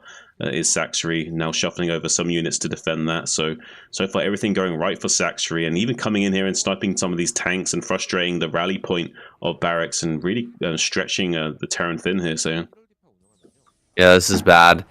Tank count is starting to rise. We've got 2 factories here to work with, so that's something at least. Want to have those 2 factories rolling here to start producing out of these factories, just get that tank count up, start to take some position here in the middle of the map. Barracks not able to keep these forces back, and the Defiler going to make its way right up here to the front. First Darkstorm goes down. Is going to move even closer here, getting his way over towards that 3rd base. Darkstorms are close. They're not on top of these tanks just yet, but the Lurkers are going to get underneath the Darkstorm and be able to push back these tanks. Killing off the tank count right now is hugely impactful. You really need to slowly build that tank count up to get to a critical mass where the Zerg players just hardly able to engage without losing a ton of units. It just has not happened yet. Barracks is going to fly in now with the dropships there over at the 12 o'clock, going for it. There's way too much Zerg here, but he does get a reasonable amount of Marines out. However, Ultra is going to come in, start to soak that damage so the Hydras can actually finish them off. And not enough damage here for Barracks. He's going to target down just a few drones here, but at his front, getting pushed down. Slow push by these Lurkers and Defilers. At the meantime, 3rd base going to go down as well. This is all starting to fall apart here for Barracks now. yeah, having the Dark Swarms right in your face like this as a Terran player is never going to be a good situation. Even the 3rd base now being overrun by some Zerglings. SCVs desperately trying to cut through the Zerg meat with their fusion curds, not able to do so. And look at this descending army of these Ultraling coming down now just to finish off Barracks. And he's already getting plagued at the front as well. So these units are already softened up and extra tasty for the Zerg to just rip through and enjoy. So, and Chitinous Plague's just finished up for the Zerg as well. And that's a 4-1 to the 2-1 of the Terran player. This Zerg upgrade advantage is going to be really beneficial for Saxry coming. He doesn't have the speed upgrade on his Ultralisks just yet, but it doesn't matter. These Ultralisks just need to soak up and chew through these Terran units. GG finally called from Barracks. Wow, Team Hero finally getting some points on the board here. So, wow, Saxry. Such a clean transition there into the Hydralisk Defiler and then over into Ultra afterwards. We rarely see a game go quite as well as that, and that's all down to Saxry just being very, very calm and collected and getting his Scourge in the right places, making sure that those drops couldn't come in and wreck his economy during that transition. Just beautifully done. Saxry continuing his killing streak, his overall performance this season of the KCM has been fantastic. He's definitely one to watch out for. Wasn't expecting him to quite manhandle Barracks like that, but really, really impressed by his play. So we jump into this next game.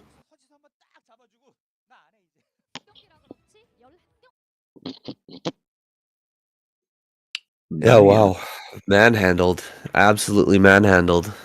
I think Saxry's got Barracks' number. I think Saxry knew that Barracks was going to do that. Like it seemed like Saxry was kind of well prepared for everything Barracks wanted to do that game.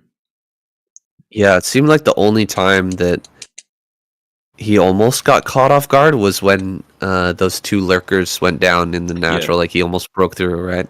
Yeah.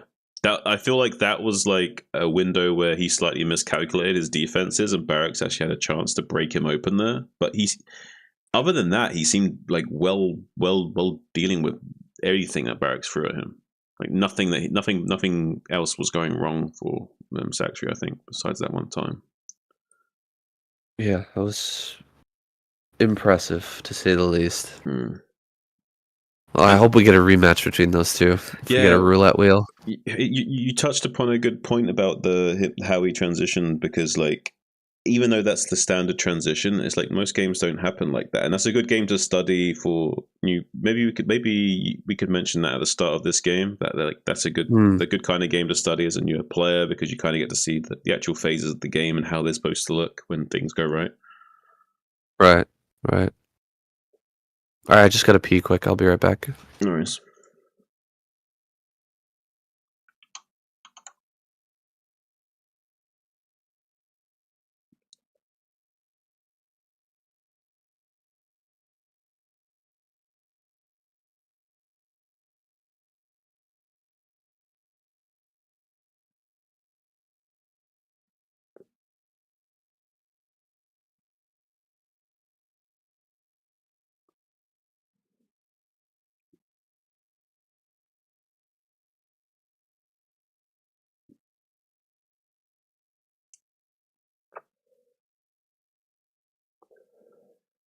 Hope you guys are enjoying the car so far.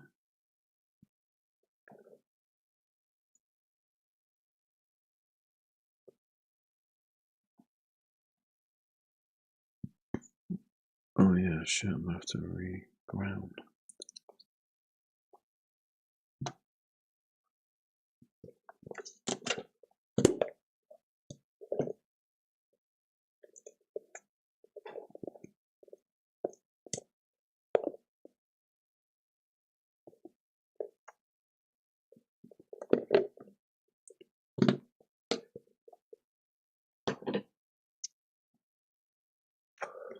Yeah, that was a fun one. I'm glad you're enjoying it. You drinking anything, Dustin? Drinking, smoking, chilling, vibing, surviving, perspiring.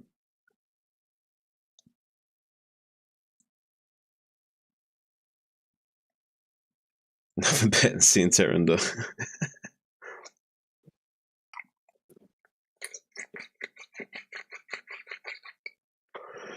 Protein shake, nice. Something you made yourself, like your own brew that you make yourself, or I'm back. Something pre-made. You just like mix it up.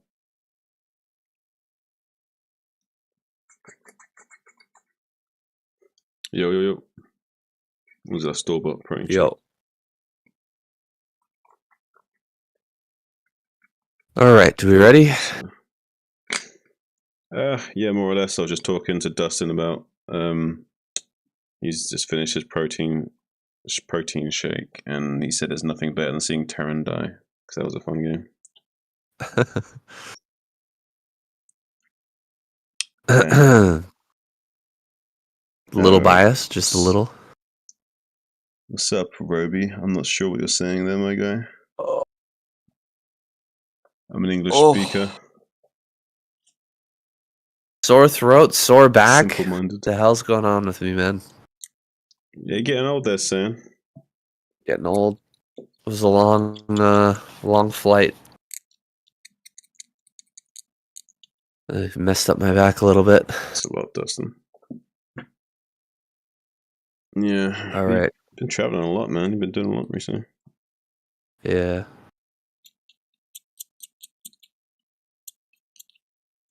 A lot. Looks like Artosis is back. He just went live.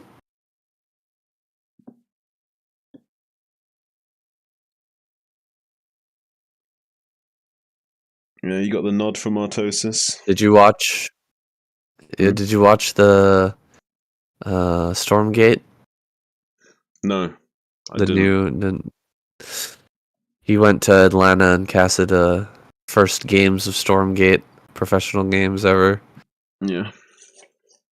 It was underwhelming, I would say. Yeah.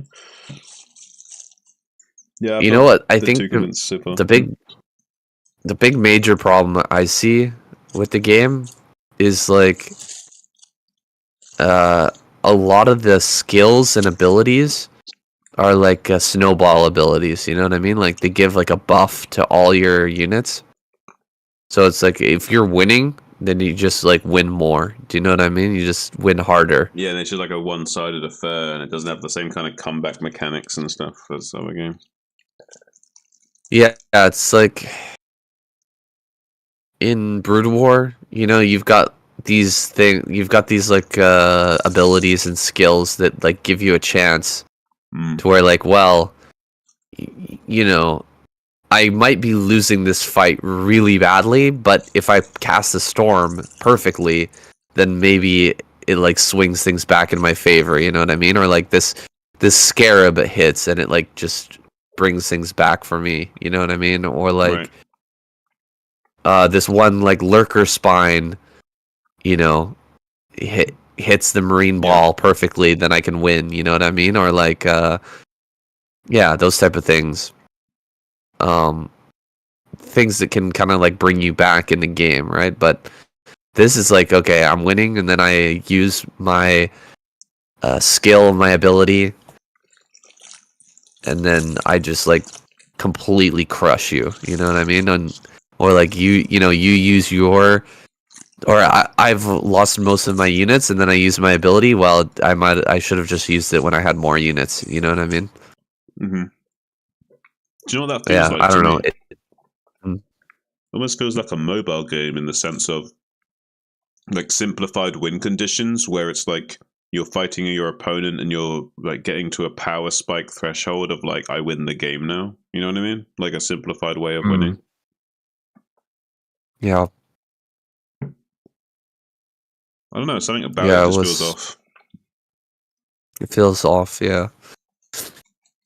We'll see. Maybe we'll see I'm what cynical, happens. but I'm cynical as well.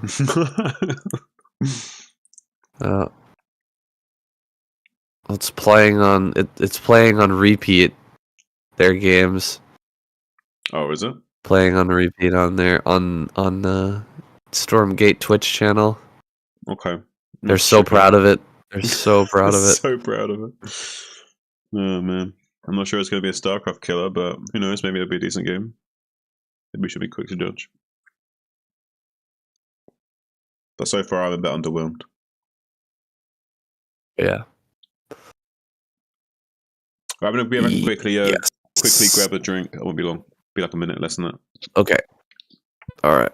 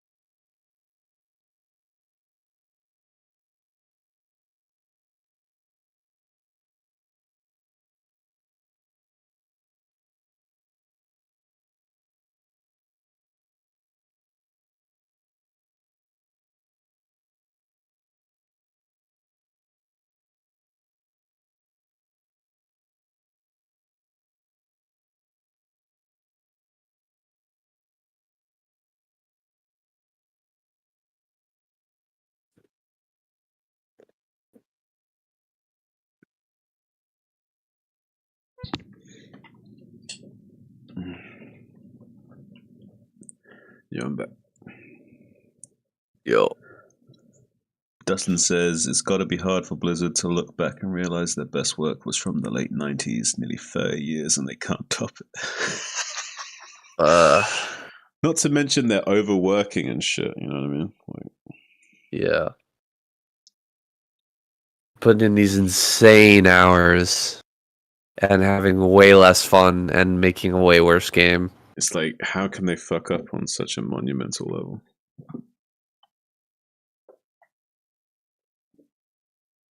None of the people who made any of the good games are still at the company.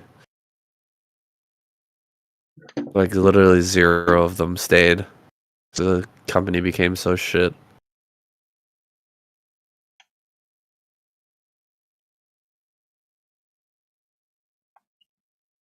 Alright, we ready? Yeah, I think so, right. Let's do it. Okay, Toss Girl versus Cadenzi here for our match number 4. And just on paper, I would say we're looking at a walkover here for Toss Girl, but Cadenzi showed some real signs of life in the past. And what is this? A 6 pool? Okay, Cadenzi gonna be 6 pooling Toss Girl right now. Yeah, and the spawns are swapped as well. We got the same map, but these are the opposite spawns we had. We had Denzi in the bottom left, and we had Tosco in the top right. Now we got the reverse of that, and with this 6 pool, yeah, it looks like Denzi's saying, I don't want to repeat of last time. I got such a strong advantage against you, and I still lost. So I'm just going to kind of put all my eggs into this basket here. And Tosco going for the wall in. This could just be a walkover win for Denzi if she goes for this wall in here soon. Yeah, Wallen is pretty much the paper to your scissors with the 6 pool. I don't know if she's going to be able to hold on to this. Denzi is going to have a massive advantage. I don't think she's even going to scout this before the Lings make their way to her natural, because she's building her barracks here on low ground. She's probably going to send out a second SCV to scout, but I doubt she sends it cross map. Yeah, I don't think she's going to have any idea this is coming into this far too late. This could just be an auto win for Denzi, and that would be kind of interesting to see that happen. And would be actually great preparation from Denzi if the idea was that Tosco was very likely to wall in him. And I'm not sure what the thought process was, if it was just that, or if it was an assumption of the wall in here, or if it was just maybe not wanting to go for a late game against Tosco due to the first set against her, and just wanting to go for this like all-in way of thinking. Oh, she 100% knows where Toss Girl is now. Lings are going to be sent down directly to the bottom left, and everything's kind of gone wrong here for Toss Girl right now. She's sending out a second SCV. She's not going to see it. She's going to see these 2 Lings coming in, and she's got 1 Marine right now. She has to pull all of her SCVs to try to block this hole. This is going to be a quick kill here for Denzi. She's just got to focus down these SCVs as quickly as possible. There you go. 2 SCVs going to be focused down. Looks like they are going to get pulled back. Second Marine pops out. It's going to get caught here. The ramp is blocked, but you don't actually have to break this ramp right now as Denzi. I'm surprised she's actually taking these fights right now. Just need to back off and kill these supply depots and stop any more Marines from popping out. You're going to get another Marine here for free. Kills that off. Just back up here. Keep making those Lings, and eventually she should be able to push this down.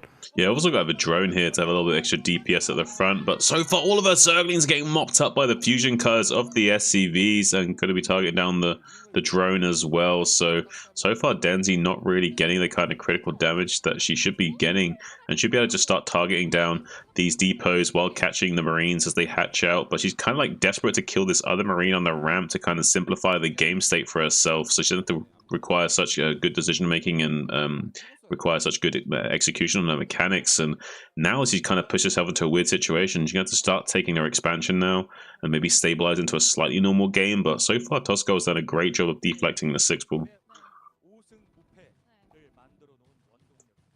Yeah, this is surprising to me, but Toss Girl has handled this pretty darn well. She's going to be able to get her command center started here pretty soon. Has some a SCV moving out right now. Going to try and get the scout going. Looks like the Lings are going to run right by here, but unfortunately 2 of the Lings stayed on the outside there, so they're not going to be able to get on top of these Marines. 1 more Marine might go down, but no. Toss Girl holds on to all those Marines. That is a frustrating loss here for Denzi. She does have her natural coming up, but this is a terrible position. GG. I wonder if there's like a little bit of an issue with Denzi's psychological game right now, where she's just not able to get her head around keeping her calm enough and keeping her composure enough to be able to fight against these like such experienced players. I mean, Tosco is like very talented and has been in the scene for a very long time, and maybe that kind of psychs out Denzi a little bit, and she's just not able to keep her A game on. Yeah, that was maybe something that Cadenzi hasn't practiced a whole bunch, but you really need to keep the Lings alive in the 6 pool and just keep the rallies coming. Because if you lose those Lings, then Toss Girl can stabilize and things become really, really hard for you. So kind of running up that ramp there instead of just targeting down supply depots and trying to kill Marines as they're popping out was the mistake that kind of lost that game for us. She should have been able to take a win, but Toss Girl snags that away. And we're going to jump right on into our next game.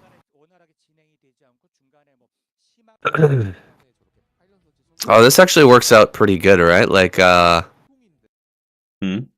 you heard me coughing there, right? Yeah. So you can hear me cough, yeah, but so I'm holding the mute button. You know when I'm coughing, you can talk. And they can't hear you. So, well, do you want to double check that? Do you want to just check your recording and Yeah. make sure they didn't hear that coughing? Just doubly make sure. Sure.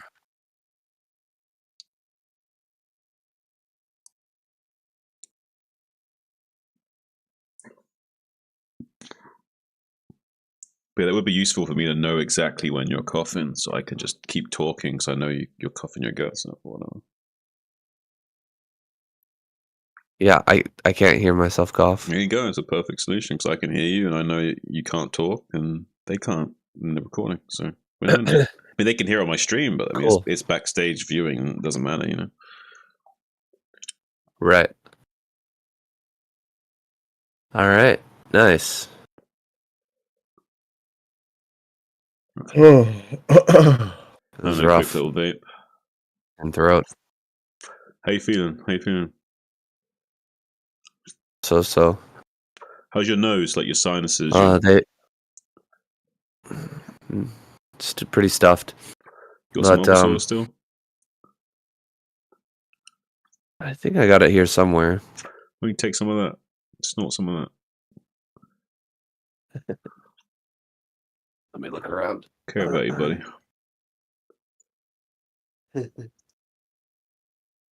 Oh, there it is. It's over there. Yeah, get some of that up your nostrils.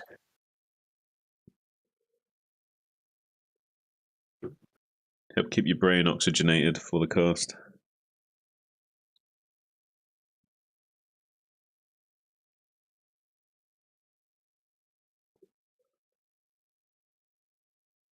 You care about me, but you keep giving me these colds, man. Yeah, I'm like one of those like sick, twisted, narcissist type people where like I act like I care about you, but I'm like actually making you ill. So I'm caring for you, but I'm actually poisoning you while I'm caring for you. You know what I mean? Like I'm slipping the poison in your soup, Right. but I'm like taking care of you. You've got like that. What is it called? Like a doting mother. Yeah. The mom who's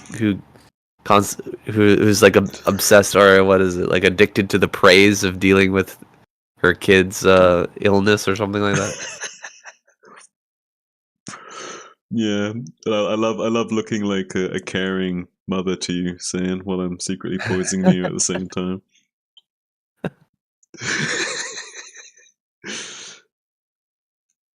What a guy.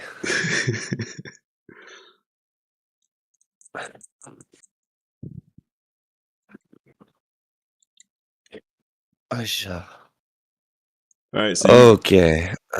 you gotta try and be careful not to let slip what happens in this game. Right. Okay. You ready? I was bone ready. Okay.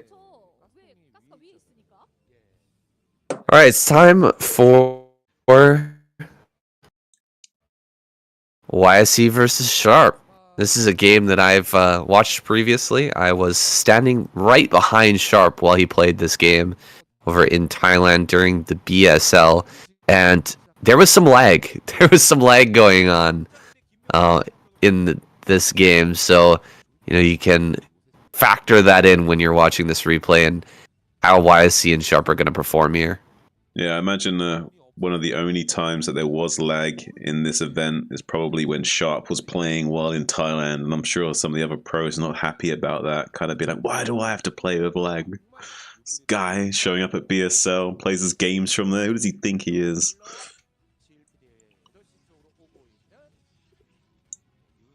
Yeah, this is not the best situation to be playing, competitive StarCraft when you're on like turn rate 12 or something like that. I think that's about what we hit from Thailand, but Just Ooh. a taste of what regular foreigners have to deal with every single time. Well, YSC just did 40 damage to that SCV with move micro with 12 turn rate, so pretty impressive stuff, I would say. So, Yeah, getting that moving shot down. Sharp. I mean, I gotta talk to you guys a little bit about meeting Sharp. He is a pretty cool guy. Doesn't speak English nearly at all, but his wife was there. He did a little translating for me, and yeah, he's a really impressive dude. Very, very committed to StarCraft.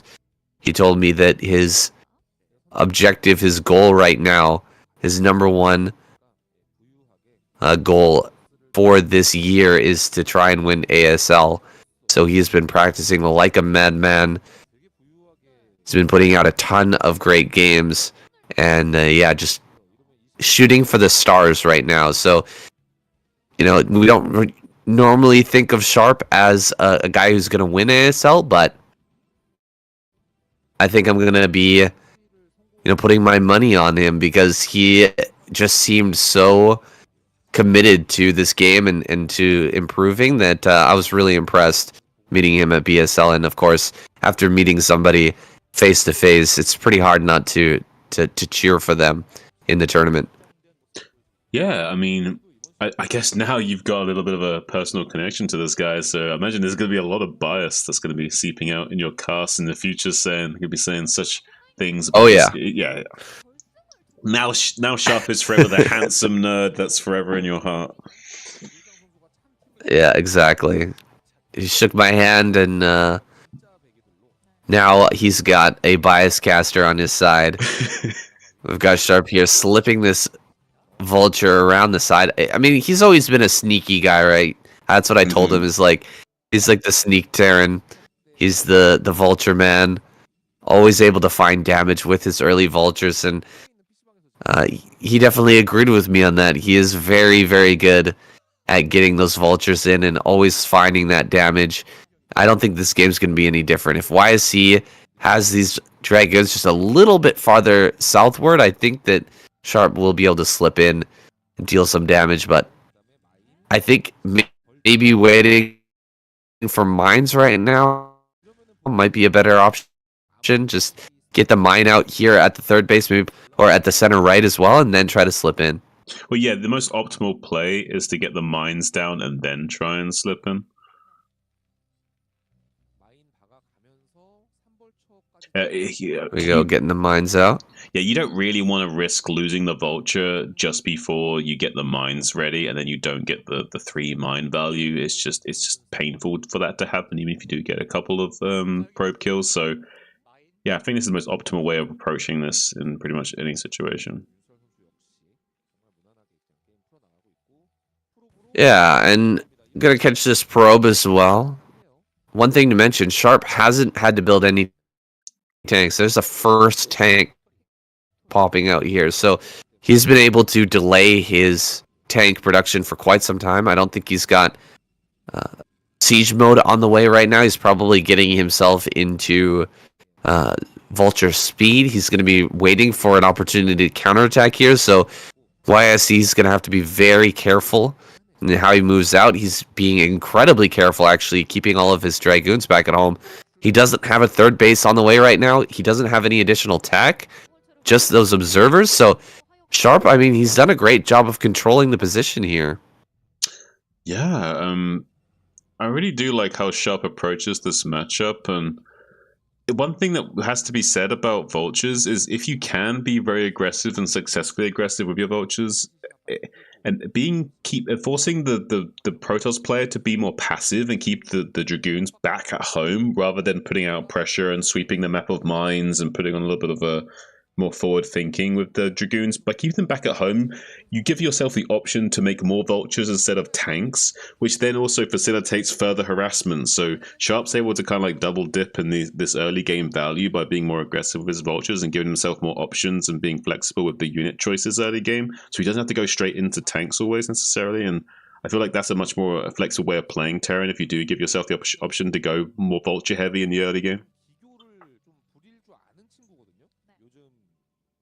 Yeah, it also going more vulture heavy allows you to make more factories and get into your macro a little bit sooner because it doesn't cost as much money, right? It's a lot lower on the minerals. It doesn't cost us any gas at all. So you're going to be able to get your factories out earlier. You're going to get your tech going a lot quicker.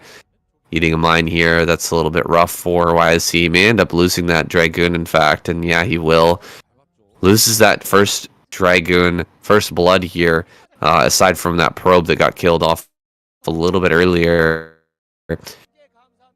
And Sharp, I mean, he's controlled the pace here very, very well. Be getting into more factories. He's got a starport there. He's going to be able to start his +2. YSC just transferring probes to the third at this moment. But, you know, Sharp's got himself into a nice position. He hasn't taken any damage. He should be able to push out here to take that third pretty darn quickly. We're at 8 minutes now. He's still got 3 more minutes before that third base would then be late. So he's got plenty of time to push forward and take this. Yeah, it's about 8 minutes into the game when he's taken this 4th base. It's pretty nice timing from him. It's pretty on curve, and I would say that's going to be leading him into a pretty nice mid game. But look at the fast tech choice of Sharp here right now. He's got Science Fidelity already finished by 8 minutes 30, and he's got Goliaths to snipe these shuttles and observers. He's got a nice arsenal available to him. I like this way of playing TVP. Or I like having this kind of flexibility in the mid game and then having a really strong late game because you got the early upgrade advantage as well. So we're going to be seeing a really strong late game from him as well if he's not able to kill Sharp anytime soon, not able to kill YC anytime soon. Yeah, it doesn't seem like that's what he's planning to do. It doesn't seem like he's planning to go for a kill move here just yet. And he's only got 3 factories, so pretty light overall on the army count here, but he does have that tech advantage. He's going to get that command center down now. He's going to take this third base, and he should be able to grab it before 11 minutes here. Yeah, he's not going to have much army for quite some... Or more gateways. Yeah, go ahead. Yeah, he's not going to have much army for quite some time, but once the sort of like 13-minute mark kicks in, he then will start to add a ton more factories, and then leading up towards the 90-minute mark, he should be almost maxed out with so many factories, and his 3-1 would have already been done for quite some time. So Sharp's basically playing the long game right now against YSC, and YSC's timings are not too bad though, so I would say that I still like Sharp's position a lot more than YSC's, but I still feel like YSC's tech curve and expansion timings have been pretty good here. Well, he has quite a few more gateways coming in. Here's a drop coming into the main base. See if Sharp can do it this. He hasn't gotten much damage so far, but he's going to be throwing down some mines and running all the way around towards the back. Nice position here for these vultures. Going to kill off a few extra probes. It looks like he's going to get about 4 or 5 here, but that's not a huge deal for the 4 base Protoss player that is YSC right now. Should be able to replenish those probes, no problem. Third base going to float out now. And, you know, Sharp going to utilize the space that drop has given him to try and take this, but triple shuttle.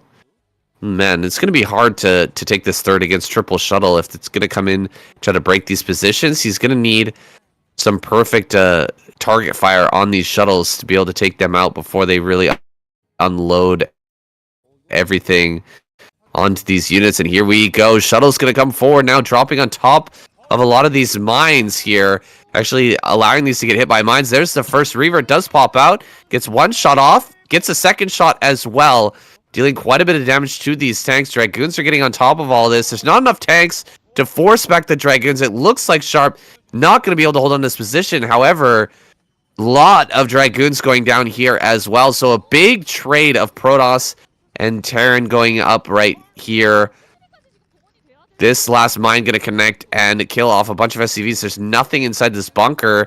Getting forced back here. Science facility is going to fall as well.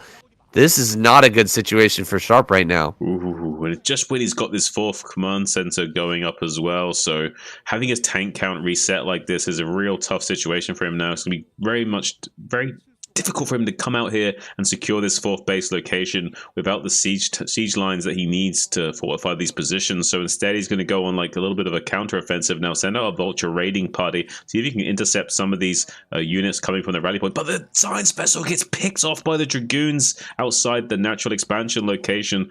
Now, YSC going to be clearing up the mines that were laid in the stead of that rally point. Now these vultures will be making their way down to the southern threshold of the map, see if they can delay any expansions being set up here from the Protoss player. Currently, though, YSC on full base, weather production, some dragoons getting taken up by the mines in the center map. It's a nice little win for Sharp there. But besides that, he's had a bit of a tough situation here because he's not going to have many units to fight the Protoss player for quite some time. And YSC's gearing up to go again. We got 5 shuttles now and a bunch of speed lots ready to load up. So yeah, this could be a little bit tough for Sharp going forward here, but he has got quite a lot of vultures here to soak up the zealots here soon.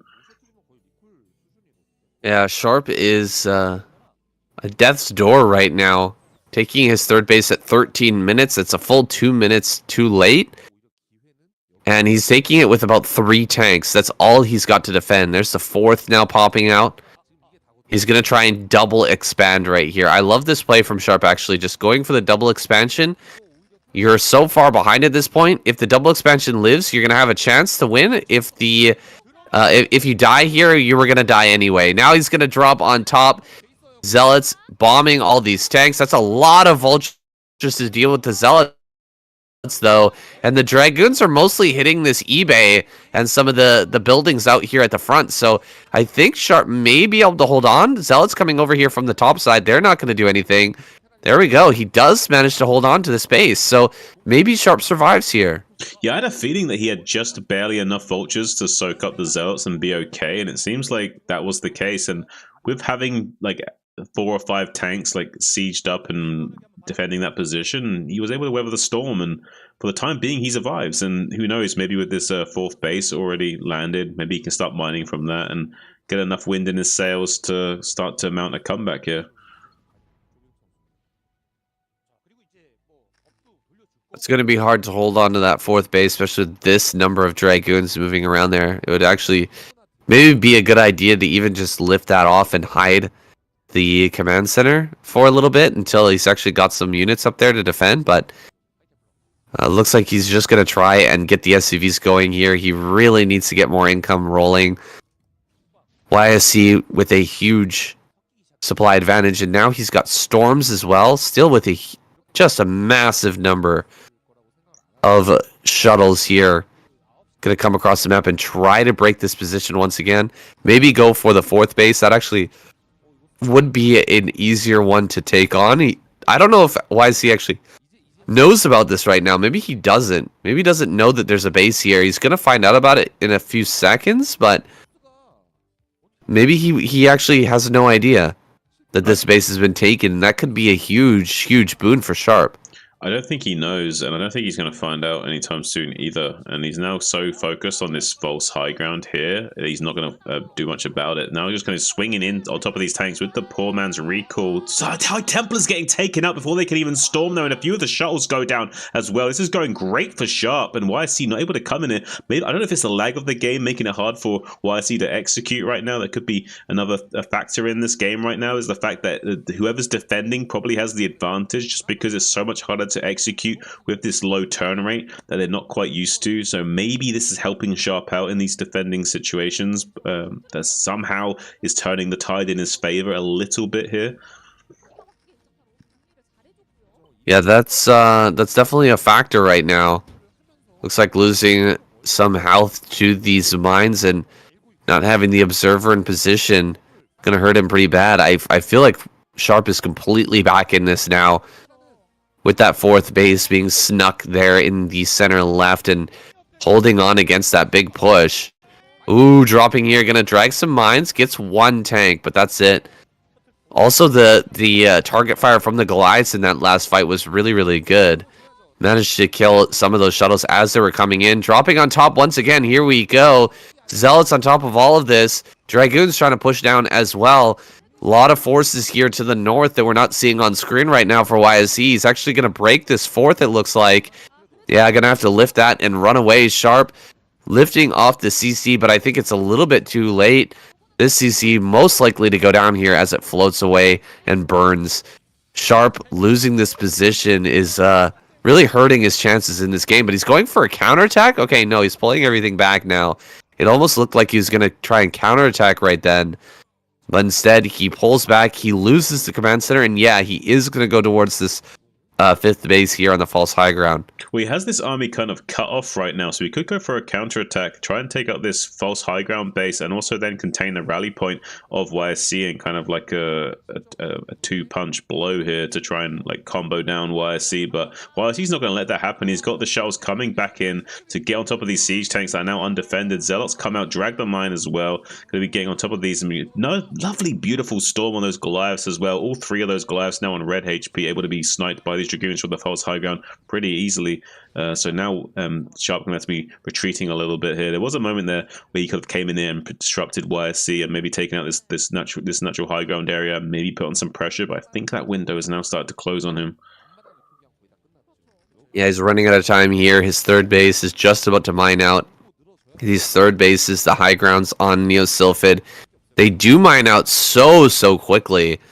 And just about mined out here for Sharp. He needs another base so badly. He needs to deal damage, though, with this attack. At the same time, kind of crunching up these Dragoons and Templar. But my god, that's a lot of shuttles. Holy crap, 7 shuttles are ready for this attack right now. If these are full of Zealots, I don't think there's any way that Sharp can punch through here.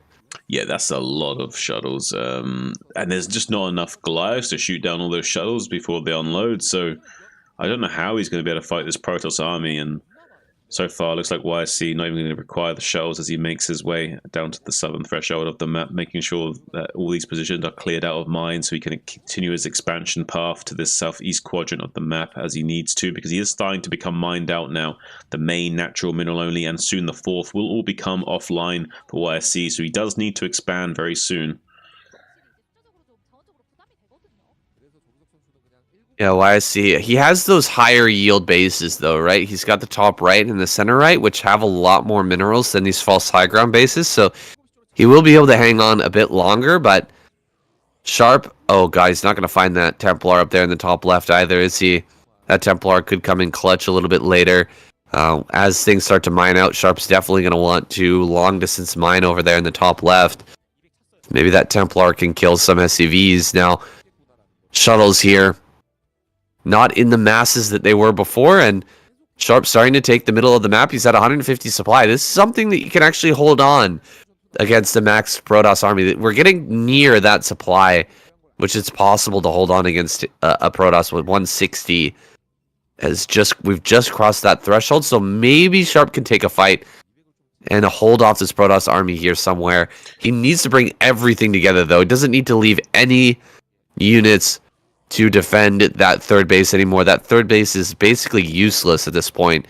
Almost no minerals left over there, and the gas will be mining out shortly as well. Yeah, right. He needs to bring all of his forces to bear and force the Protoss player into a frontal engagement to maximize his chances of overcoming those overwhelming odds from the Protoss infantry. But he can do it, and he does have a good positional advantage right now. And with the mines out in the center of the map, he does see the exact movements of YSC and where he needs to recycle and shuffle his units around. But right now, it seems like YSC is being a little bit patient. He just wants to expand to the southeast quadrant, keep his army split out on the map, and try and minesweep out the map and give himself some room to breathe. And right now, that will then force Sharp to have to keep scanning for the movements of the Protoss army to know exactly where to leverage his own movements. So right now, this is giving all of the power and leverage to YSC for the time being. But now that Sharp stabilized, has got this 4th base up and running, he still has a lot of fight left in him, and now that he's slowly maxing out again,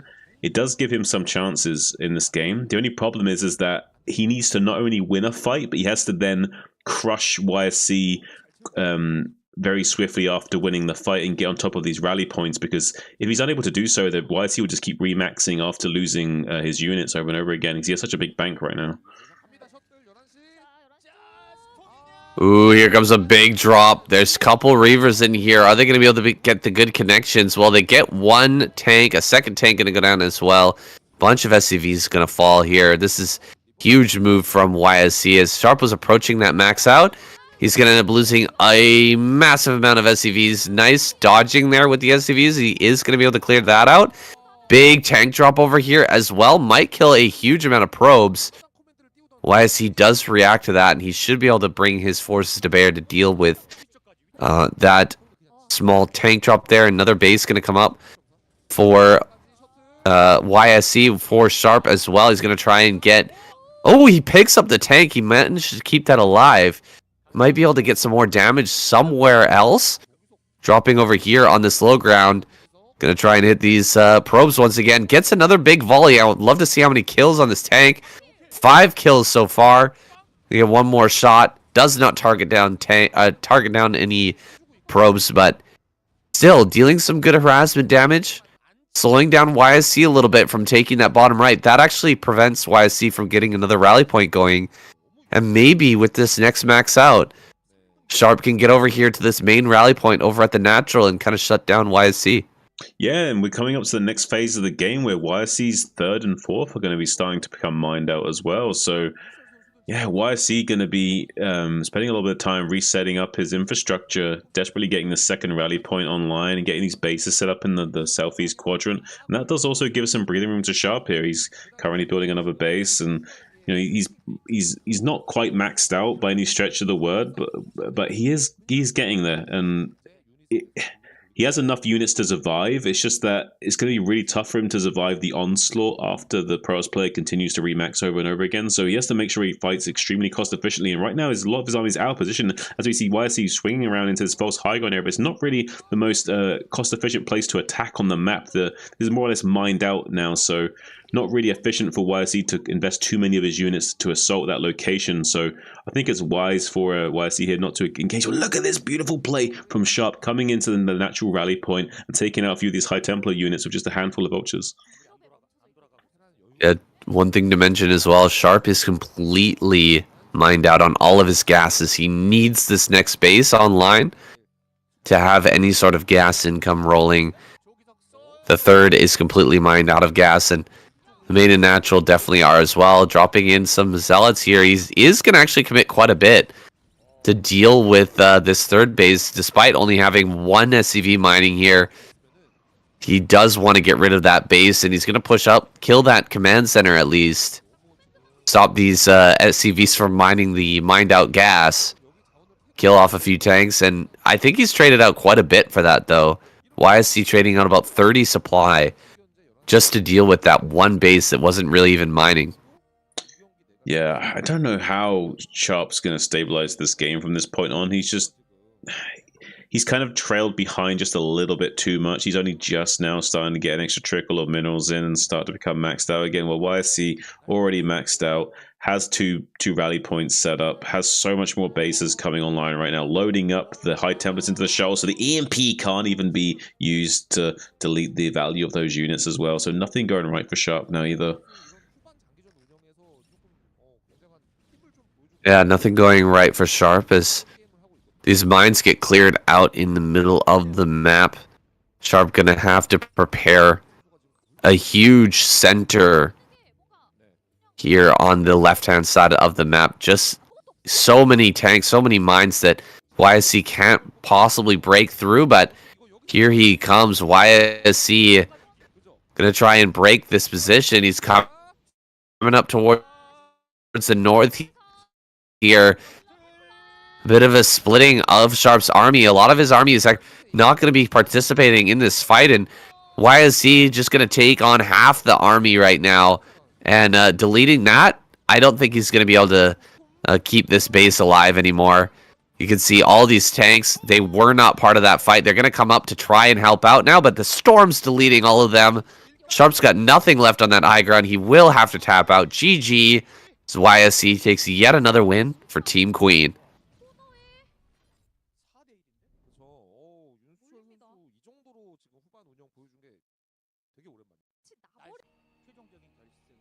Oof. All right.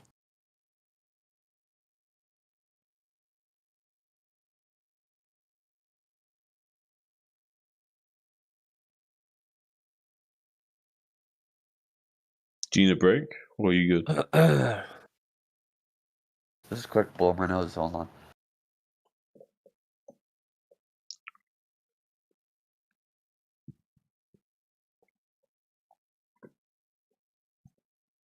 All right. I'm good. Okay. Okay. You ready? Yeah, ZVZ, so liven yourself up.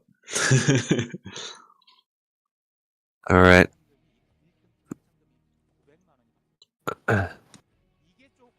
All right, let's get it. Queen versus Hero. Our match number 6. This is match point for Team Queen. If he can get this win, then his team will advance. Team Hero will be eliminated. So a lot resting on Hero's back right now. He's got to carry his team through this semifinal into the final game, into the final match versus Team Light. ZVZ, it's all come down to this. Shun, are you ready? I'm ready, Sen. I hope Hero's ready as well. He's an experienced player. He's calm. He's collected. He's wearing the captain's armband. He's in the booth right now. He's dialed in. He knows what he's got to do. He's going to try and do his best to just get the job done and not like stress too much about it. There's a lot riding on this, but he's going to be a little cool as a cucumber, I think so.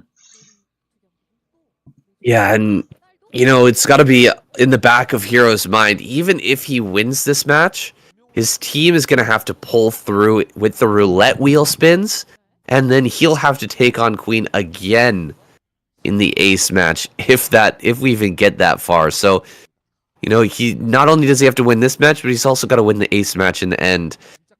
A rematch between him and Queen. So this is a tough uphill battle here. What is Hero going to bring out? It looks like an expansion play, and this will go very nicely against the overpool of Queen.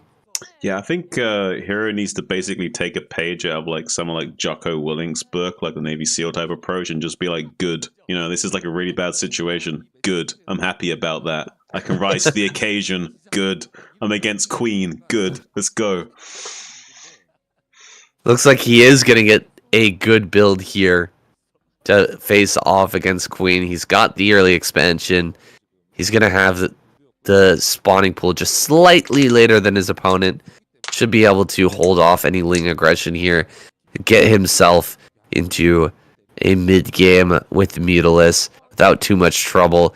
Queen just keeping his Lings back at home right now.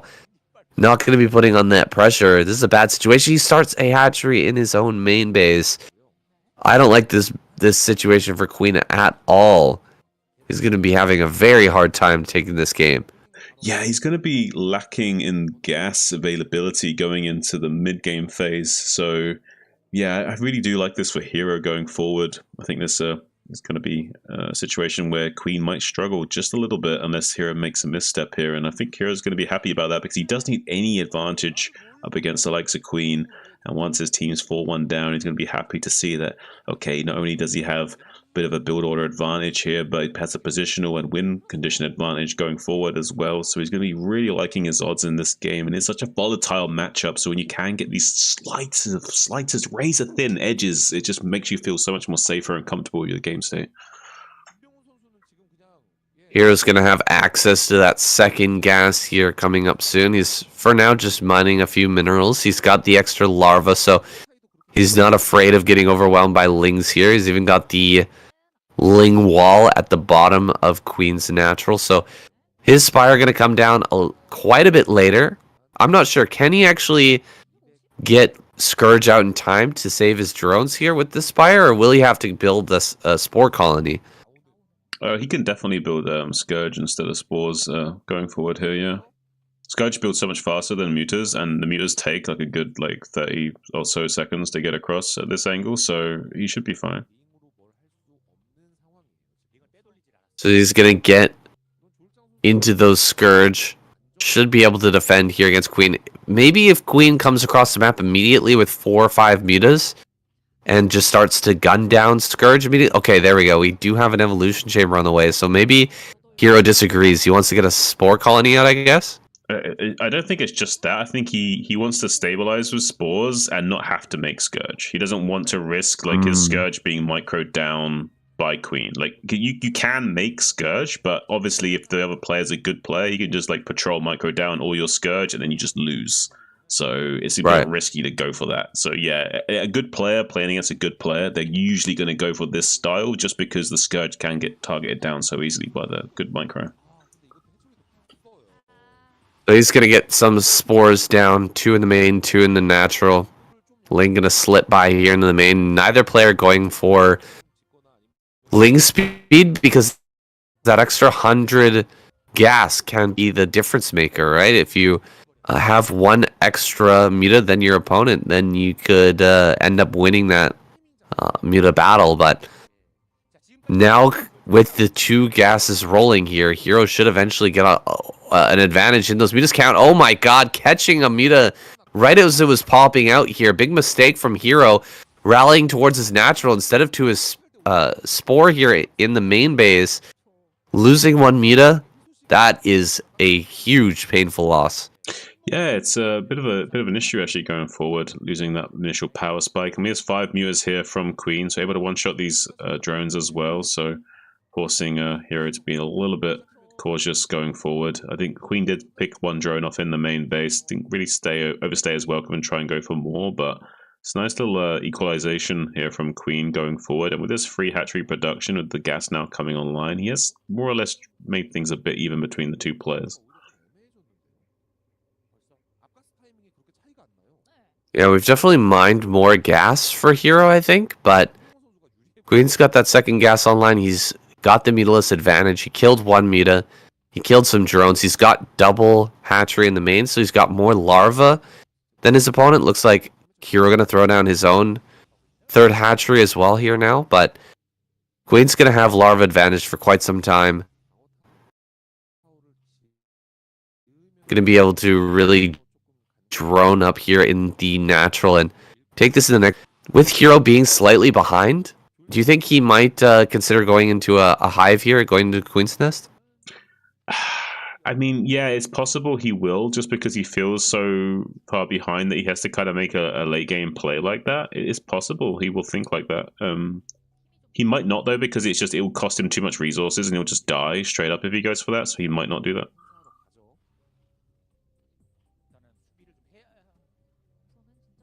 Right, well, he can't really take an engage here against Queen's mutas at the moment. There's a few too many, plus all the Scourge that are here, but Queen likewise can't really dive into Hero's base either because there are those spores on the defense.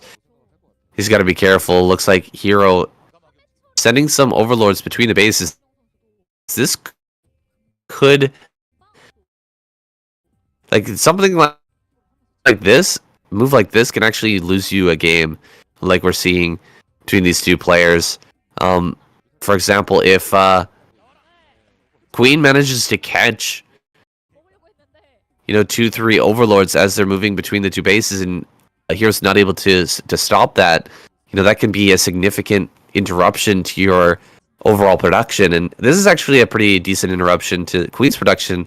Killing off that 1 overlord supply blocked him for quite some time, and it's allowed Hero to sort of catch back up in the overall supply, 59 to 59 at this point.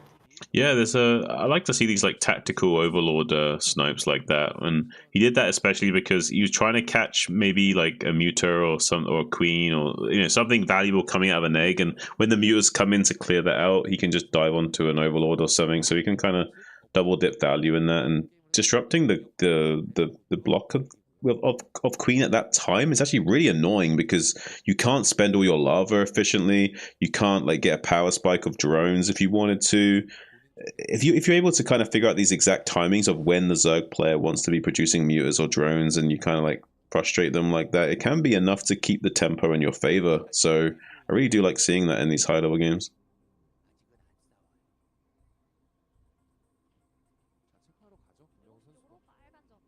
A Queen gonna go ahead and take a 3rd. Hero copying his idea here, taking a 3rd of his own down at the bottom left. That's gonna be scouted though by these Lings, and Hero gonna send his own Lings to counter that, to deal with that.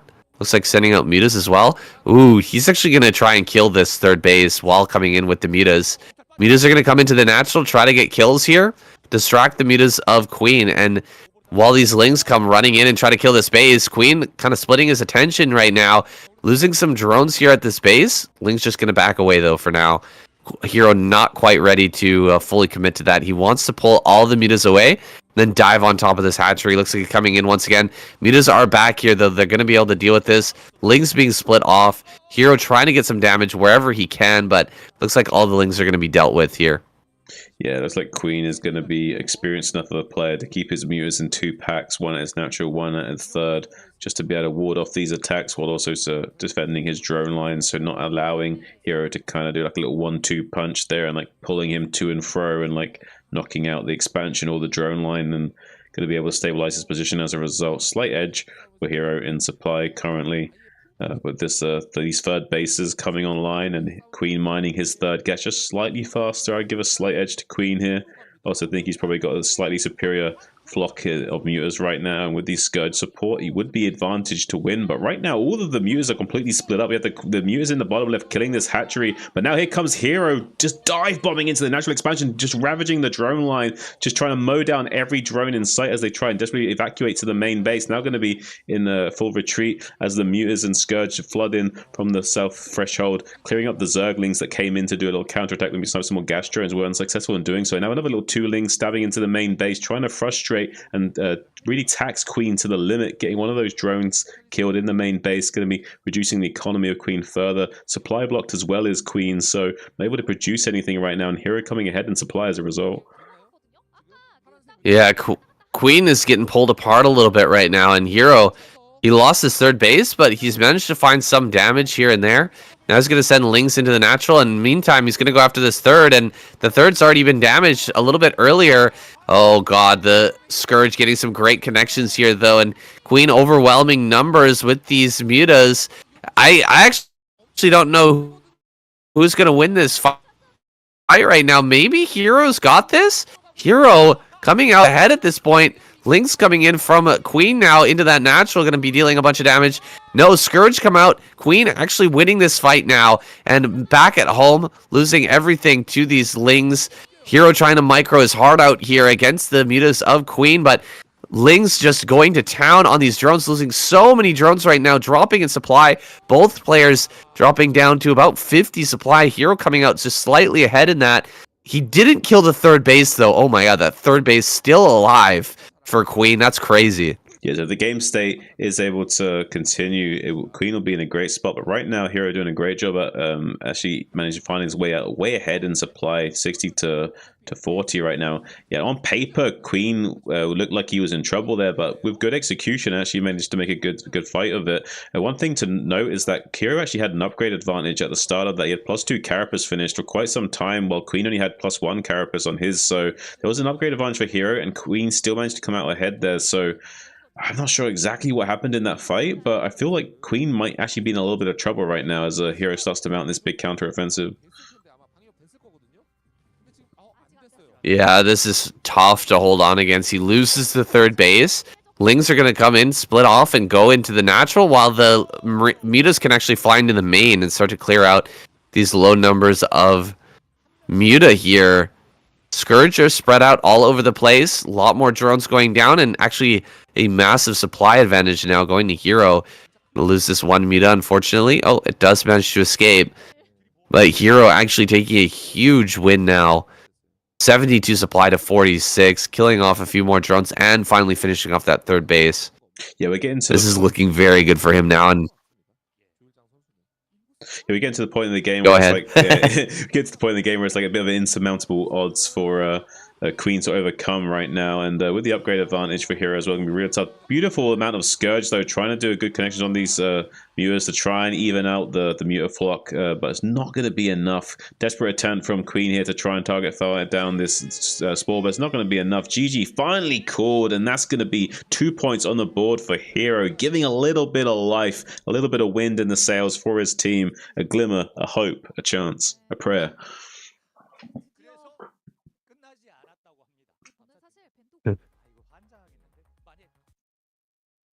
oh my gosh, really? He actually did it. He actually managed to keep the series going. That's crazy. He's our hero, Sam. He's the hero. He's not the hero He's the hero we need, but not the one we deserve. You know. He's the Batman of StarCraft.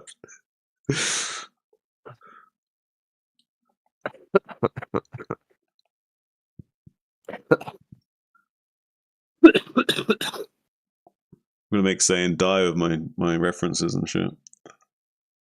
Yeah, I like it. The Batman of StarCraft.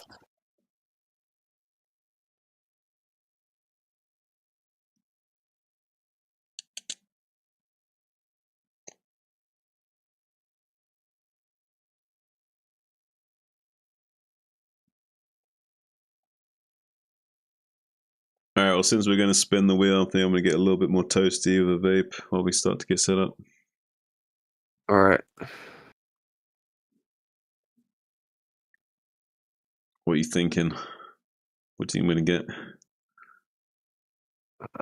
3 and 4 banned. Oh, they banned Barracks.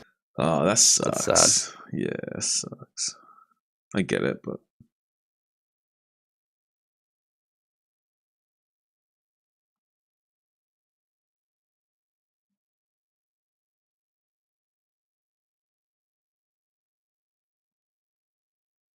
did they ban Sharp? No. Did they ban them? How come I can't control Z? What the fuck? They banned Denzi then? They must have banned Denzi if not Sharp, right? Yeah. Makes sense. How come I can't control Z? What the fuck's going on? I just assumed they would have banned Sharp just because of the lag, but maybe, yeah, maybe they wouldn't. Maybe Denzi is the way better choice. I don't know what I'm Maybe. thinking.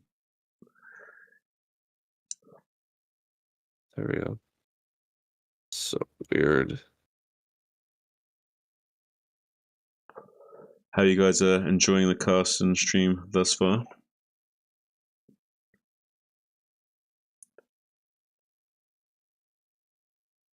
We're going to be spinning the wheel soon. Thanks to our hero.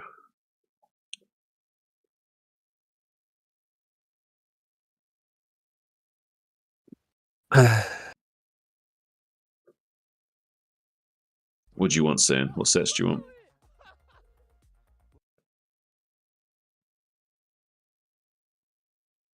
All right, it's time for our spin of the wheel. Thanks to Hero, our Dark Knight. The hero that we what'd you say? The hero we need, but not necessarily that we deserve. Yeah, the hero that we don't deserve. The Dark Knight here giving us another spin, another chance to continue this.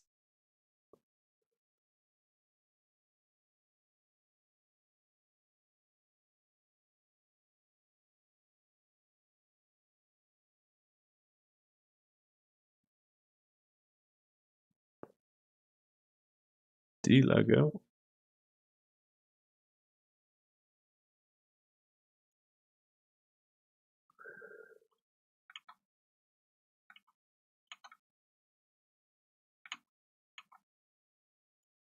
I think he lagged out. I think he's going to disappear.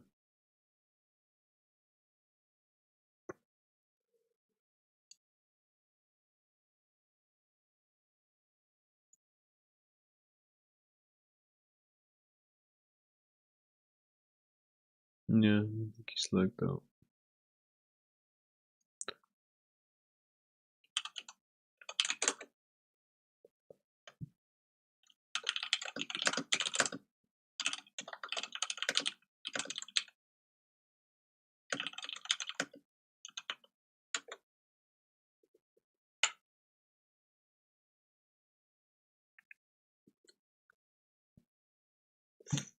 Yeah, got some pretty bad lag during the cast, and it's like he DC'd or something.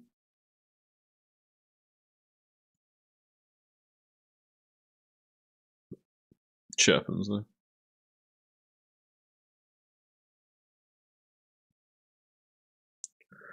Boom, boom, boom, boom. I listened to that banger of a tune that we were listening to earlier.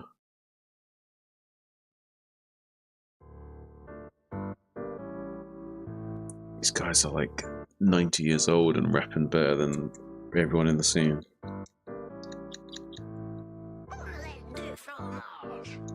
Almost everyone.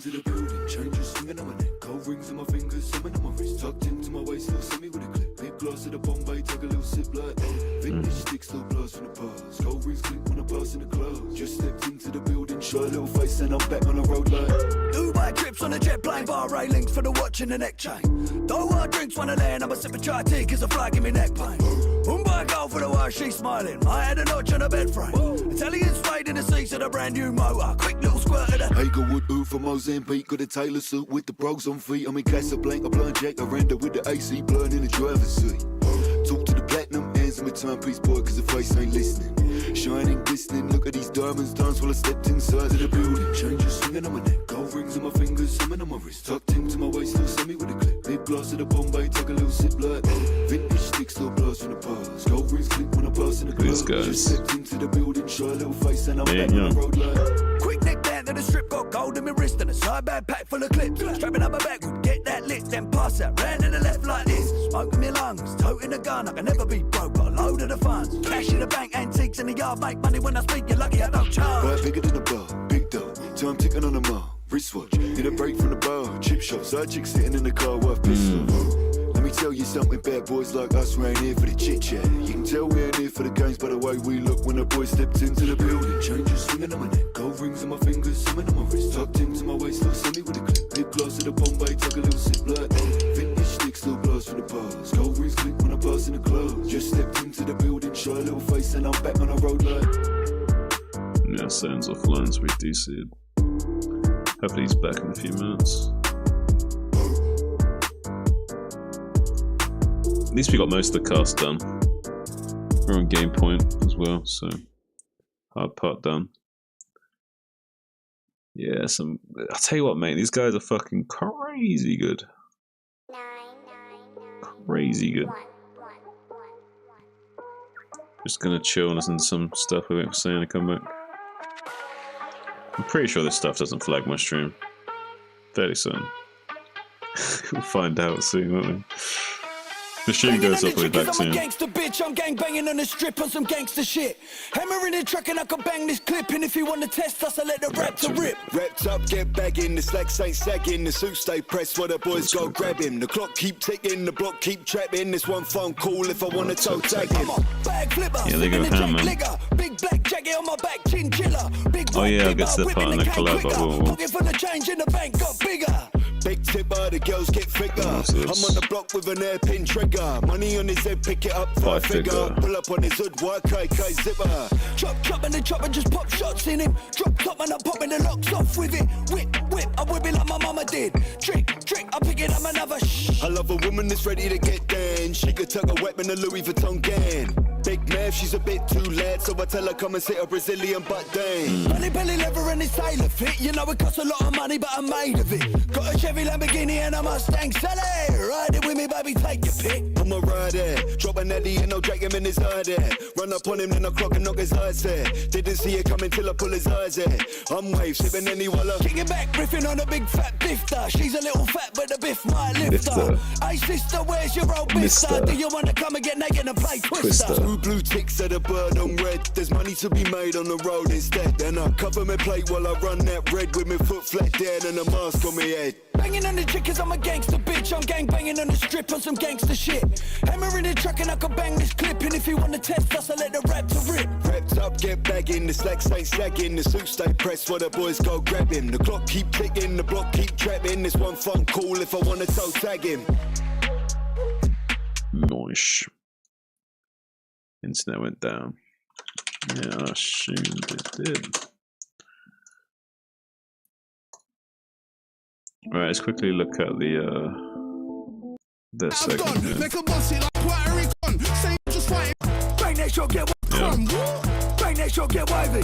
Do that boot go fucking crazy. I'm off my nut, sling that stinging green and a reload daily. Shift that blow, off to the gents, patty and off. Track that cash in the palm of my hand, down that can of the Austin pills. Deal, stack them bills, bang that ball when I'm on that field. Quick 1-2 when a man gets there, talk that talk and his head got peeled. And I'm on that shit, French suit and a German whip. Sport in a box and a pint on a Friday, get too close and the man got licked. CV set got put through the window, left my mark in the hotel Ritz. Yeah, who wants smoke when I chuck on the biff? I lean when I swing these fists. Lean when I swing these hips. In that dance when I bang these sticks. Yeah, girls when I jump and ride. Eat it, pull for the late night dip. They go train for the Cuban links for the finest gear. Watching the wrist got dipped and dangled, then drop game in the ladies' ear. Put flat down I don't like the beat, but their fucking segment goes hard. They're fucking just shredding it. It's like they're outclassing the fucking beat right now.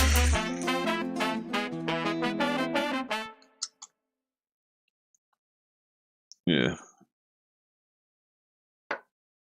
They need better beats to work with, in my opinion.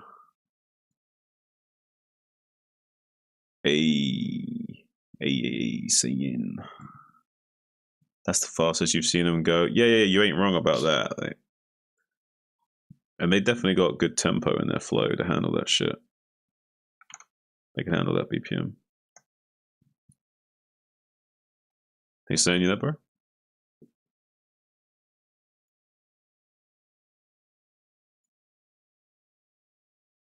Zane's in the cool, but he ain't saying that. He might have stepped away to get a tipple or something. The beat was insane. Nah, it's not my style of beat. I mean, don't get me wrong, I'm not saying it's a bad beat, I'm just saying it's not my style of beat. You know what I mean? Like, you do you at the end of the day. You like the beat, you like the beat. You know, I'm not saying it's a bad beat, I'm just not my taste. If you want to risk it, Dax to be a man. If I want to risk it. Do I want to risk it? Do I want to risk it, Dustin? I don't know if we do, man. I don't know if we do want to risk it, you know? I don't know if we do want to risk it, Dustin.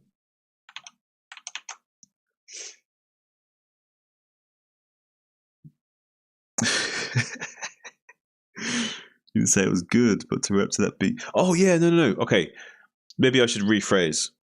On a technical level, is that beat is difficult to rap well to. So if you can rap well to that beat, then that is just shows how good of a rapper you are, right? And that's what I was saying, was that P and Bass basically shredded that beat, and that was not an easy beat to shred. You know what I'm saying? Because the beat was not. Okay, I don't want to use the word it wasn't good, but it wasn't a poppin' beat that you can work well with easily. You know what I mean? Like, it was a challenge, and Pete and Bess smashed it out of the park with some high BPM.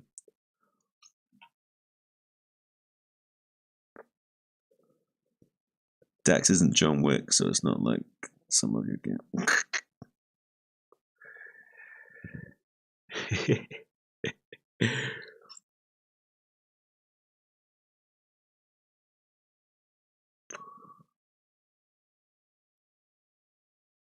Yeah, I mean, I like Fast. Like, yes, Fast is like, yeah, this is Fast. I get to bustin' like I'm a 30-06 when I'm ripping the beat up, but then I heard he got pissed when I got at the top and they made him pretty hot. Cause he knowin' the technique is a dirty chop. He's handled, Holmes here's a handful. How in the hell he hover and having hella go ham though. I said to 7 Ritzy Havens will be the man, so we put it together thinking Eminem was a gamble. Guess not, cause he be the guest spot. This is like, when I say to him, let's chop, so now the people finally get as fast as I enjoy, this is pretty good for me.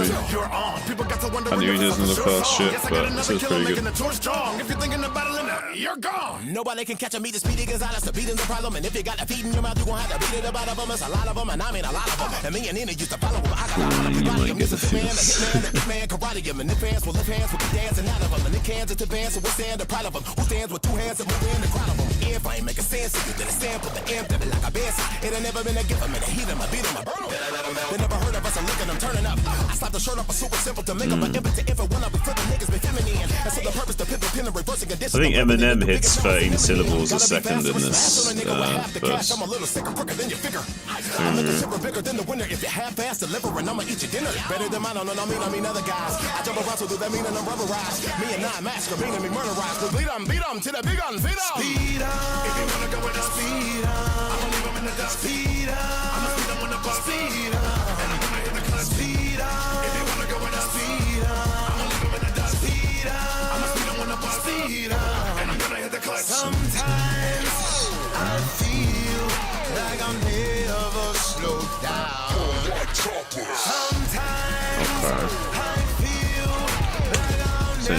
dying.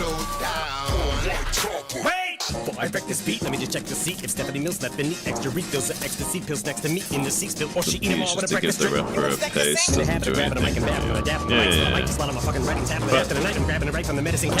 not just the pace though, to be honest with you. Like, don't get me wrong, I'm not a good rapper or nothing, but when I'm rapping, like, the vibe of the beat is a lot to me as well. Like, it doesn't just like set the tone of what I'm rapping,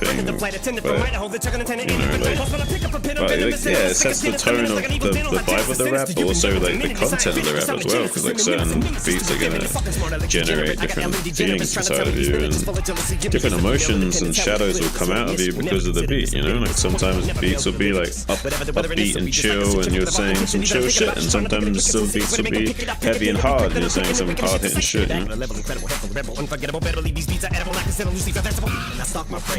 You think you got away, not today. Murdered you on a song, and then I just say I was with Dr. Dre and Robert Blake eating lobster steak and coffee cake at a restaurant with Drake and Tech. Just gotta make sure that our stories corroborate. I'm a lot to take, like Kanye walking up on the stage for Beyonce. Like it's my job to say that you're not a real artist, but it's my obligation. Honest Davis on his way, you are not. I mean, this you replenish the Punisher with his gun and your 100 words in a clip. All that which motherfuckers better run up. You're not looking to get run over by the pro runner. No wonder no one don't wanna go and jump in front of a fucking runaway locomotive. Might be safe now as you think about it.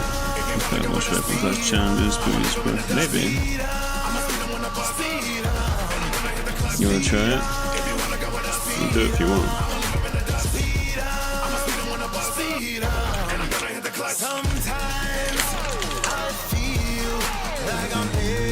Slow down.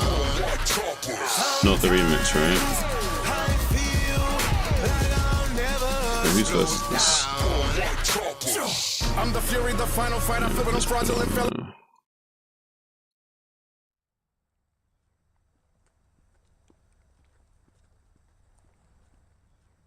Check this out. I can't hide myself. I don't expect you to understand. I just hope I can explain what it's like to be a man. It's a lonely road, and they don't care about what you know.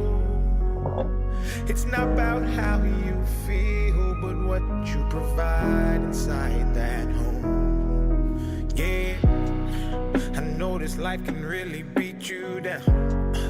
You wanna scream, but you won't make a sound. Got so much weight that you've been holding, but won't show any emotion. As a man that goes unspoken, now we can't cry when life gets hard. Unconditional loves for women, children, and dogs. We know that we just have to play our parts, and don't nobody give a damn about our broken hearts. Yeah, spitting truth bombs. As a man, we gotta pave our way. Our only function is to work and slave. There's no respect for you if you ain't paid. You're disregarded as a human and you can't complain. And if you ever make it up and actually reach that place and find a woman that you love and give her your last name, you'll feel the things that you provide is only why she stays. And when you try to explain, you'll say, I can't hide myself.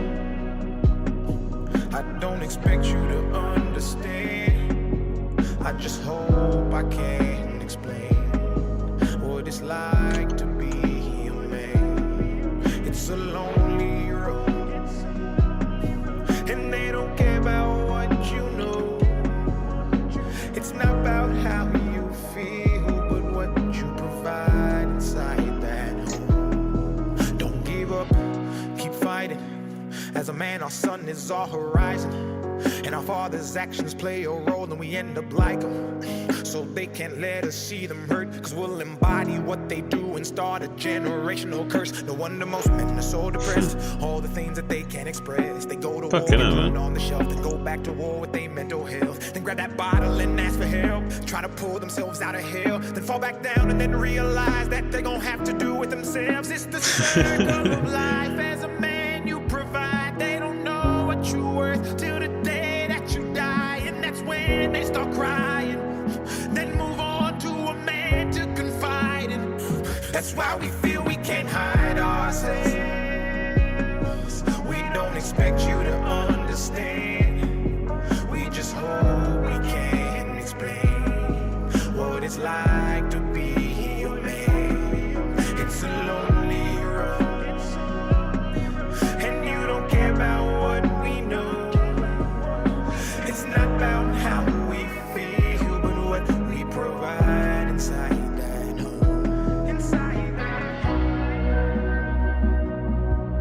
that home. It's not about how we feel, but what we provide inside that home. Inside that home.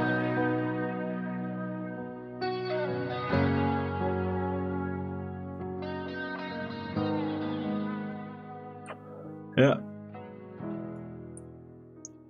Well, don't care about no man emotions. Just how it is. It is what it is. You know what I mean? That's why as men, we just say, we're okay. We're all right. You know? When someone's saying, how you doing? We're all right. We're okay. All right. Okay. Even if you're fighting like some demons that, you know, could destroy most people, you're okay. You know, you're just going to get through the day. Don't worry about it. Not going to burden nobody.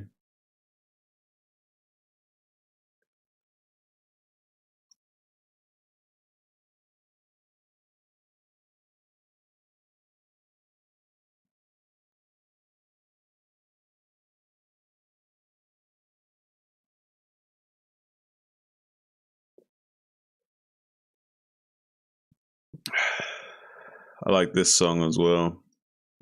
These guys have a very big The Cure influence, and listen to this opening bass line. Like, oh my god!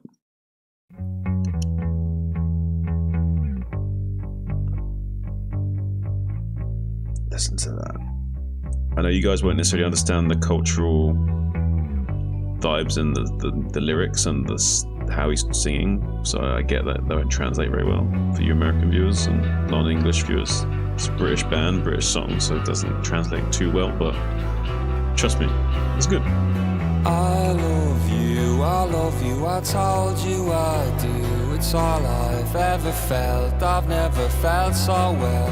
And if you don't know it, I wrote you this tune to be here loving you when I'm in the tune. I've headed the hack now from Dublin to Paris, and if there was sunshine it was never on me. So close the rain, so pronounced is the pain. As you're doing 40, so many of your friends have been divorced, and you look back at your dad. That's it part of it. Yeah. There's a lot of truth bombs on that song, okay? Pretty hard hitting. A world without you, it's only ever you. I only think of you, and if it's a blessing, I want it for you. If I must have a future, I want it with you. System in our heads, you only had it before. You only open the window, never open up the door. And I love you, told you I do.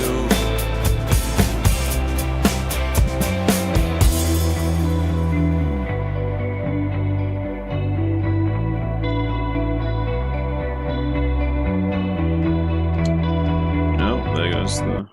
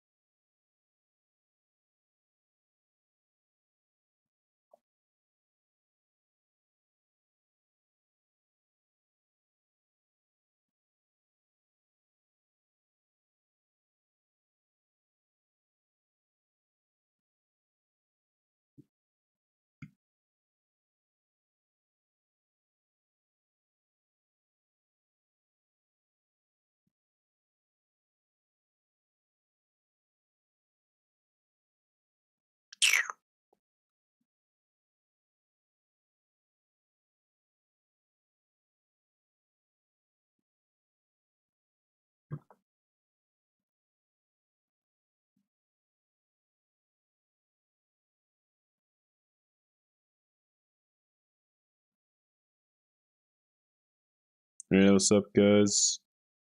Be back. And if we do go down, we'll be back soon. It's just like we find a song. It's like, ah, shit, you can't play that shit.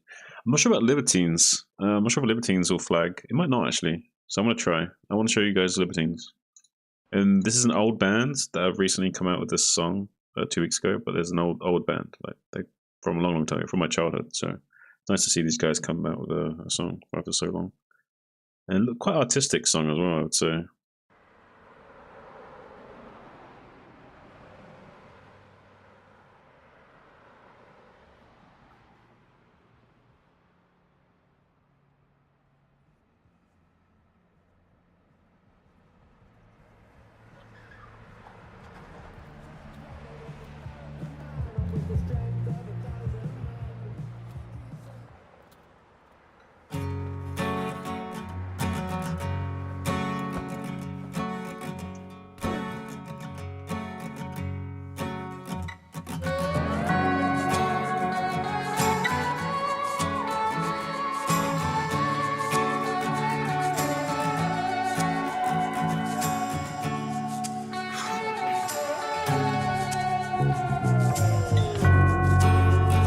Love and hate tattooed on the knuckles, around the handles of a blade.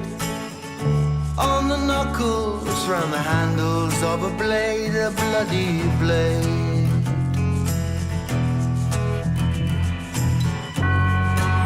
Now here it comes, all the flashing lights and sirens. So you know it won't be long.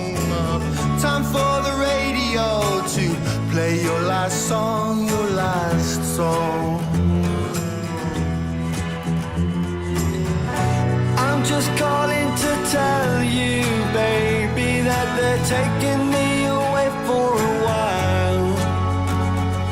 Well, don't blame me, it's the world that made me, and they're taking me away.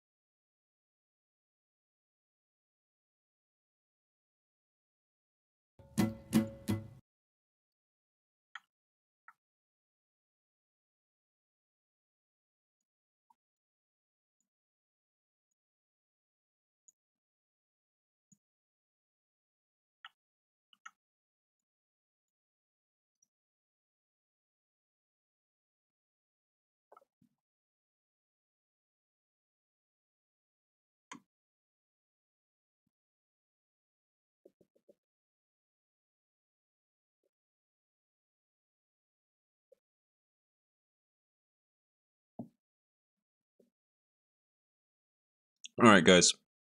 Now I'm pretty sure this won't be taken down. It's a cover. God damn, this guy is good. Voice of an angel, great technical ability and how he plays the guitar as well. This guy is fucking amazing. Okay, I just want to introduce you to this guy. All right, his name's Adam Barrett. He's had like a few, like 1 or 2 viral videos that almost got 1 million views, kind of thing. But for the most part, has been kind of under the radar, and it's crazy to me that a guy of this talent is under the radar. Like, what? Anyway, without further ado, this is him doing a Radiohead cover.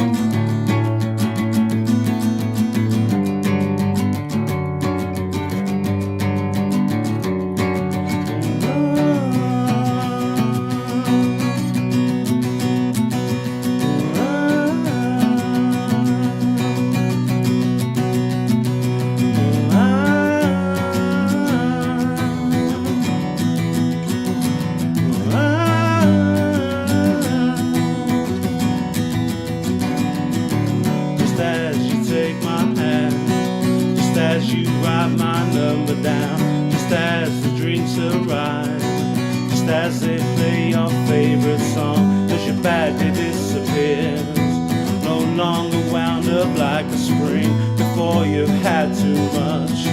Come back in focus again, the walls are bending shade, they got a Cheshire cat grin, all blurring into one. This place is on a mission before the night out, before the animal noises, closed circuit cameras. Oh damn, this goes good. Before you're comatose.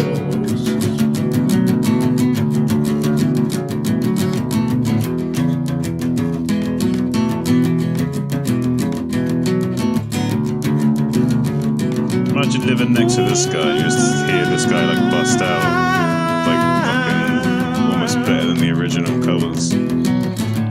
Before you run away from me, before you're lost between the notes, the beat goes round and round. The beat goes round and round. I never really got there. I just pretended that I was a blind instrument. Was our son of shotguns. Come on and let it out. Come on and let it out. Come on and let it out. Come on and let it out. Before you run away from me, before you're lost between the notes, just as you take that mic, just as you dance, dance, dance, dance.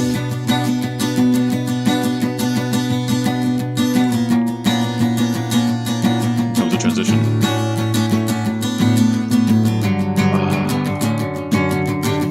Such a good song, right?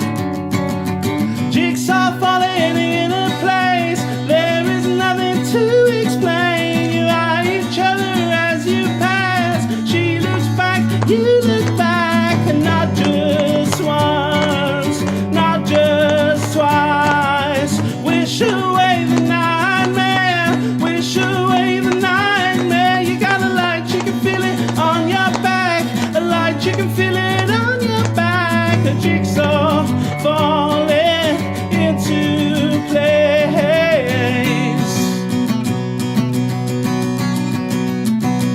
That's what I'm talking about.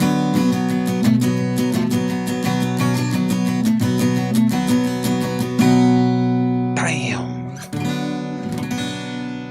Oh, this guy is so fucking good, man.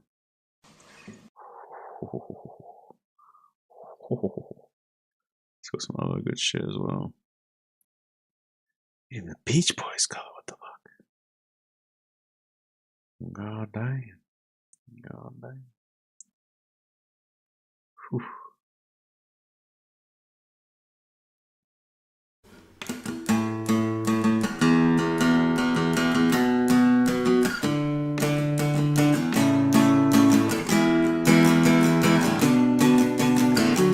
No, he's got a good voice. Yeah, this guy is good. This one's not the best audio quality. So look, it's another camera he's using. Curious if it sounds sort of stuff. It's just like him.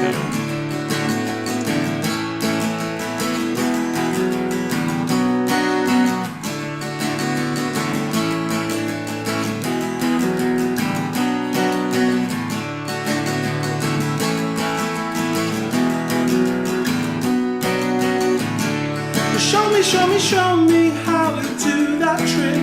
The one that makes me scream, she said. The one that makes me laugh, she said. Threw her arms around my neck. Show me how you do it, and I promise that I'll run away with you. I'll run away with you.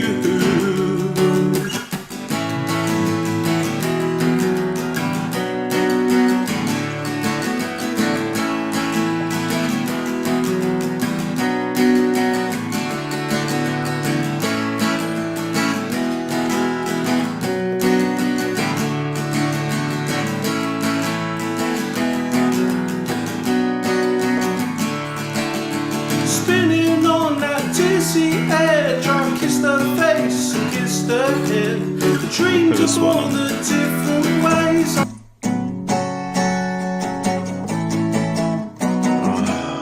Take me out tonight, where there's music and there's people and they're young and alive. God, this guy's good. Driving in your car, oh please don't take me home. Fuck, this is like better than the original voice. Anymore.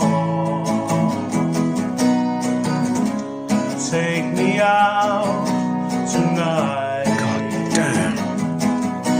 Cause I wanna see people and I wanna see lights. Fucking nailing it. Driving in your car, I never ever want to go home. Cause it's not my home, it's their home, and I'm welcome no more.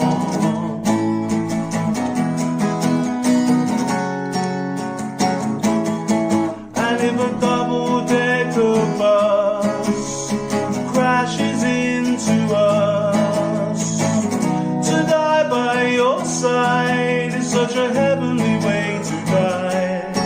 And if a 10-ton truck kills the both of us, to die by your side, well, the pleasure, the privilege is mine.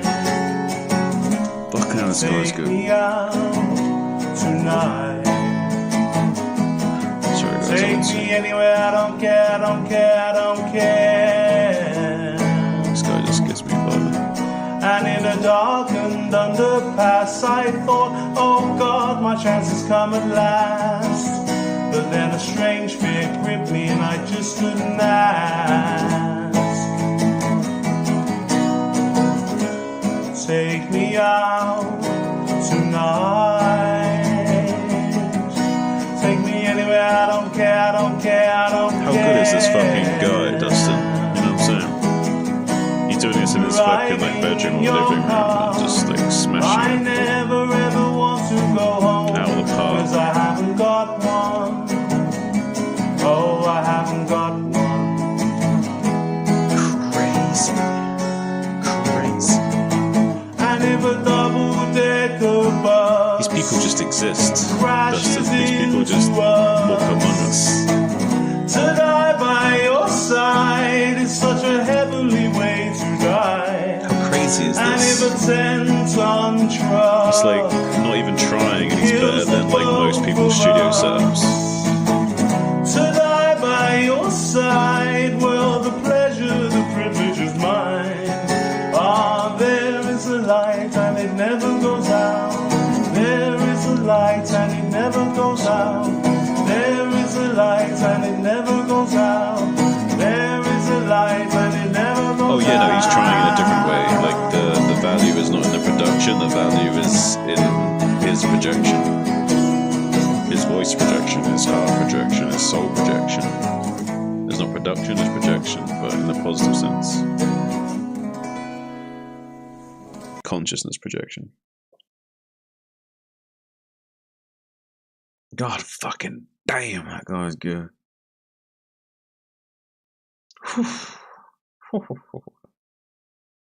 Wait, I can't remember. Did Cack Motherfucker work for us or not? My God, I can't remember if this band worked for us or not. I'm tripping. Because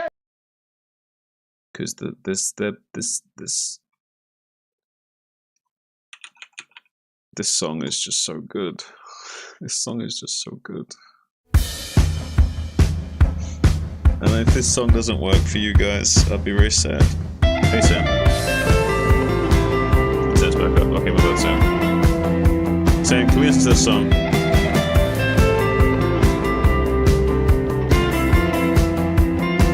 Oh, yeah, sorry, my bad, Sam. I'm calling you back. I'm calling you.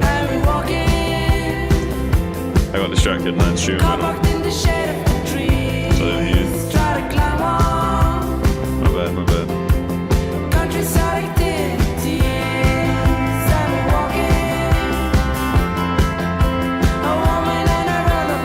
Saying listen to how good this song is though.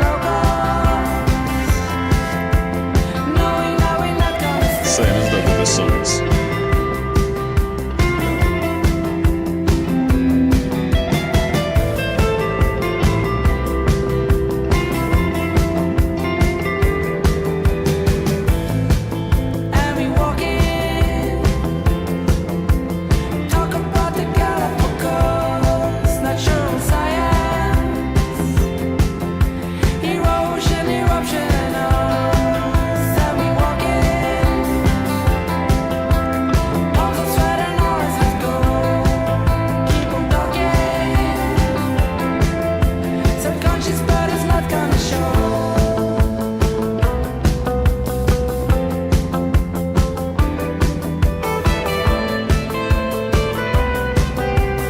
This song's good, Sam.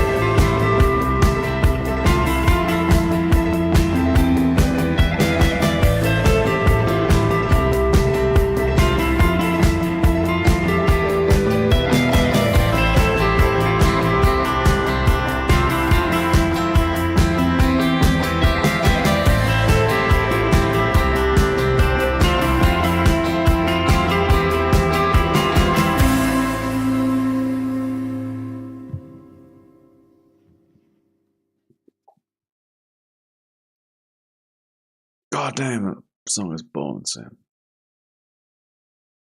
Nice. Whew. How you doing? How you feeling? Good. Good. I've been entertaining. We're ready for the roulette. Oh, Yeah. wait a second. I've been entertaining the boys with music and DJing. We're waiting for you. Nice. Yeah, it's I have no idea what happened. I tried like unplugging a bunch of shit and plugging it back in, and none of that worked, and so I just lay down on my bed for 10 minutes and then it started working again. The solution was to lay in bed for 10 minutes. Yeah, I was like, okay. I'm just gonna go under the covers and just Just rock yourself Yeah. in bed. Yeah, exactly. Just try to warm my feet up. That was my plan. Wait. Anyway, it's all good. All right, let's talk about this. Let's talk about the roulette wheel. Hey, one sec. I'm not got the... Okay.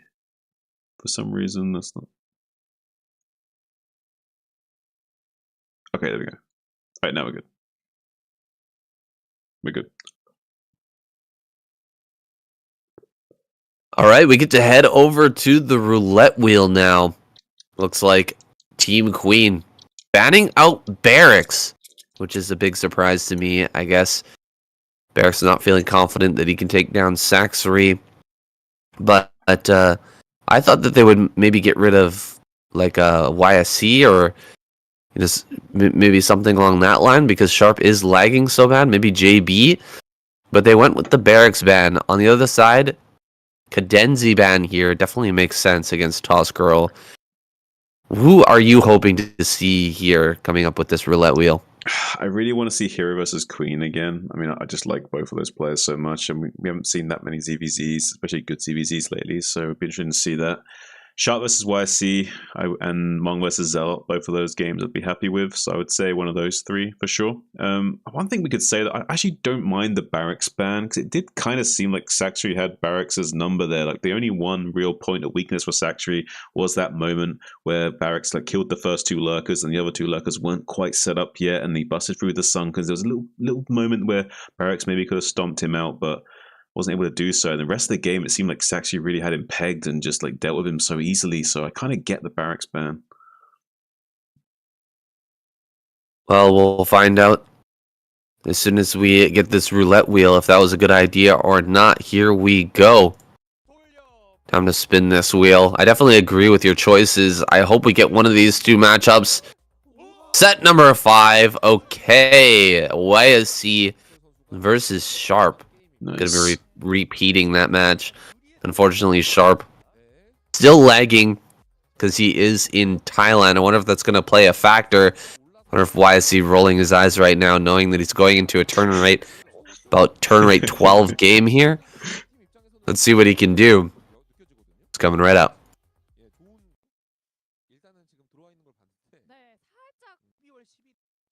Hope you don't mind the ad-lib laugh.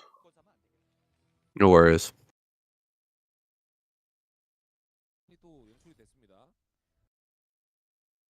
Whoa.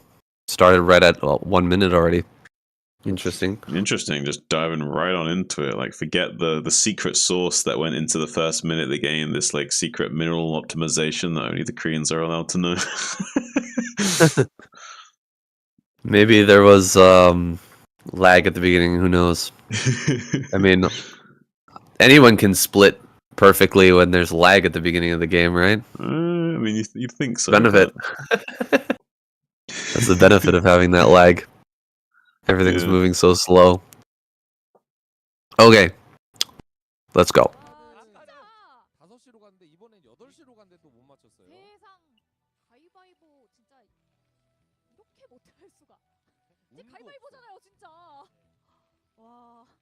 All right.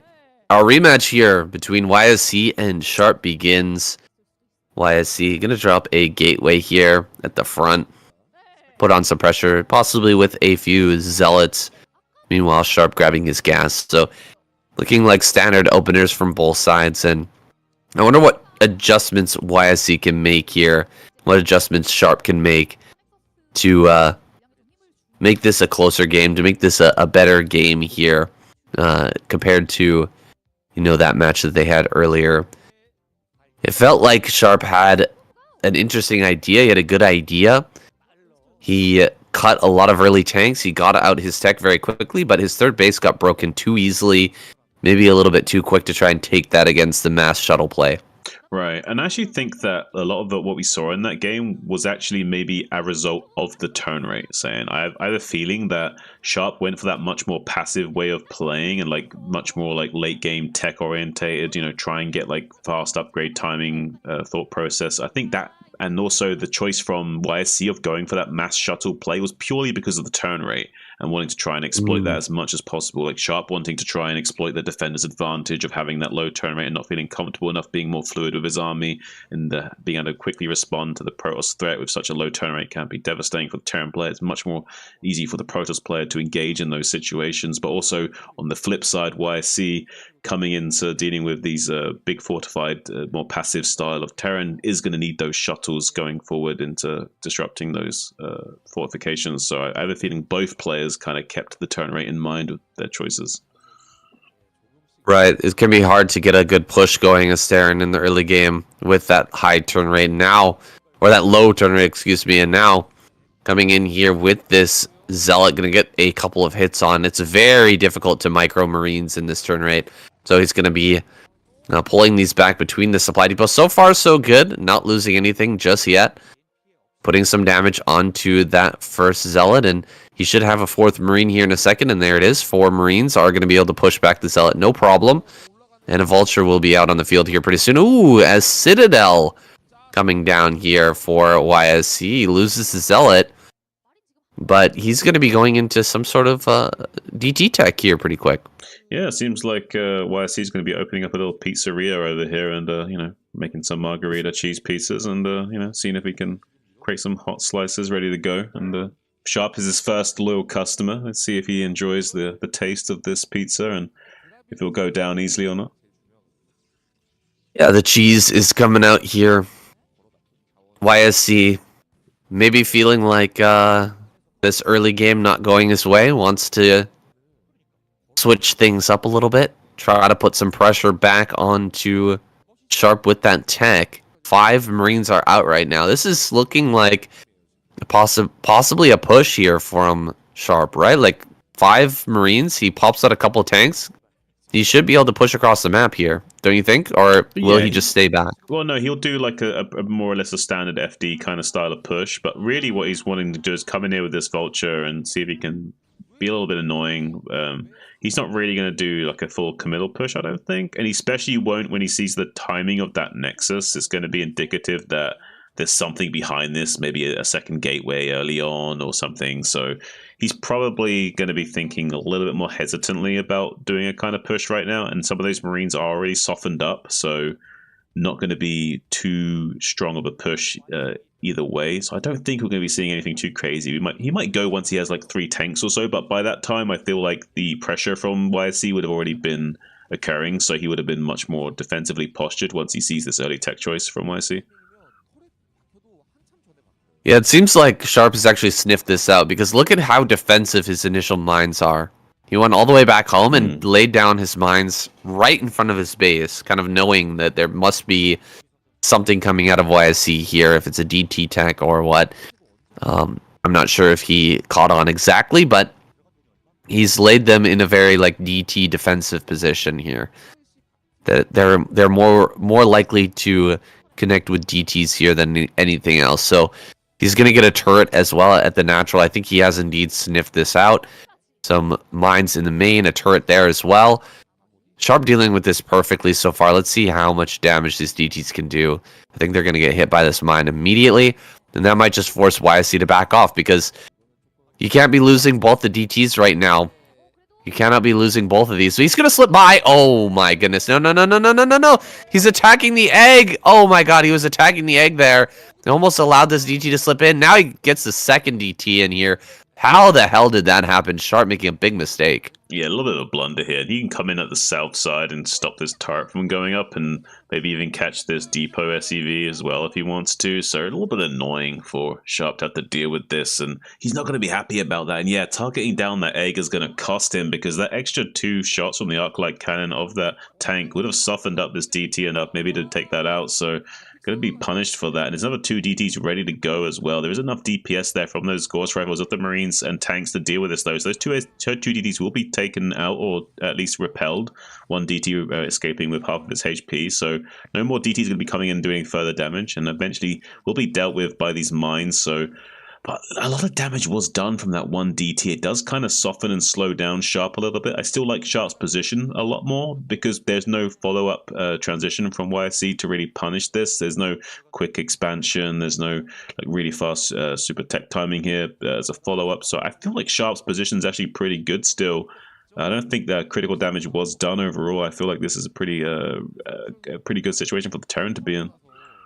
Yeah, it's funny how much damage was done there, despite how prepared Sharp was for that play, having the turret up in the natural, having mines out in the front, just YSC threading the needle there, getting past all those mines with his DTs, and managing to slip into the main is pretty miraculous there, but Sharp not going to let that deter him. He's starting to push out here with his first few Marines and tank. I don't think he's got the ability to actually push forward here because of the DT play out on the map here. It's really, really hard to push out when you've got these DTs ready to kind of backstab you and keep attacking your army. Looks like a scan goes down. He does get rid of that.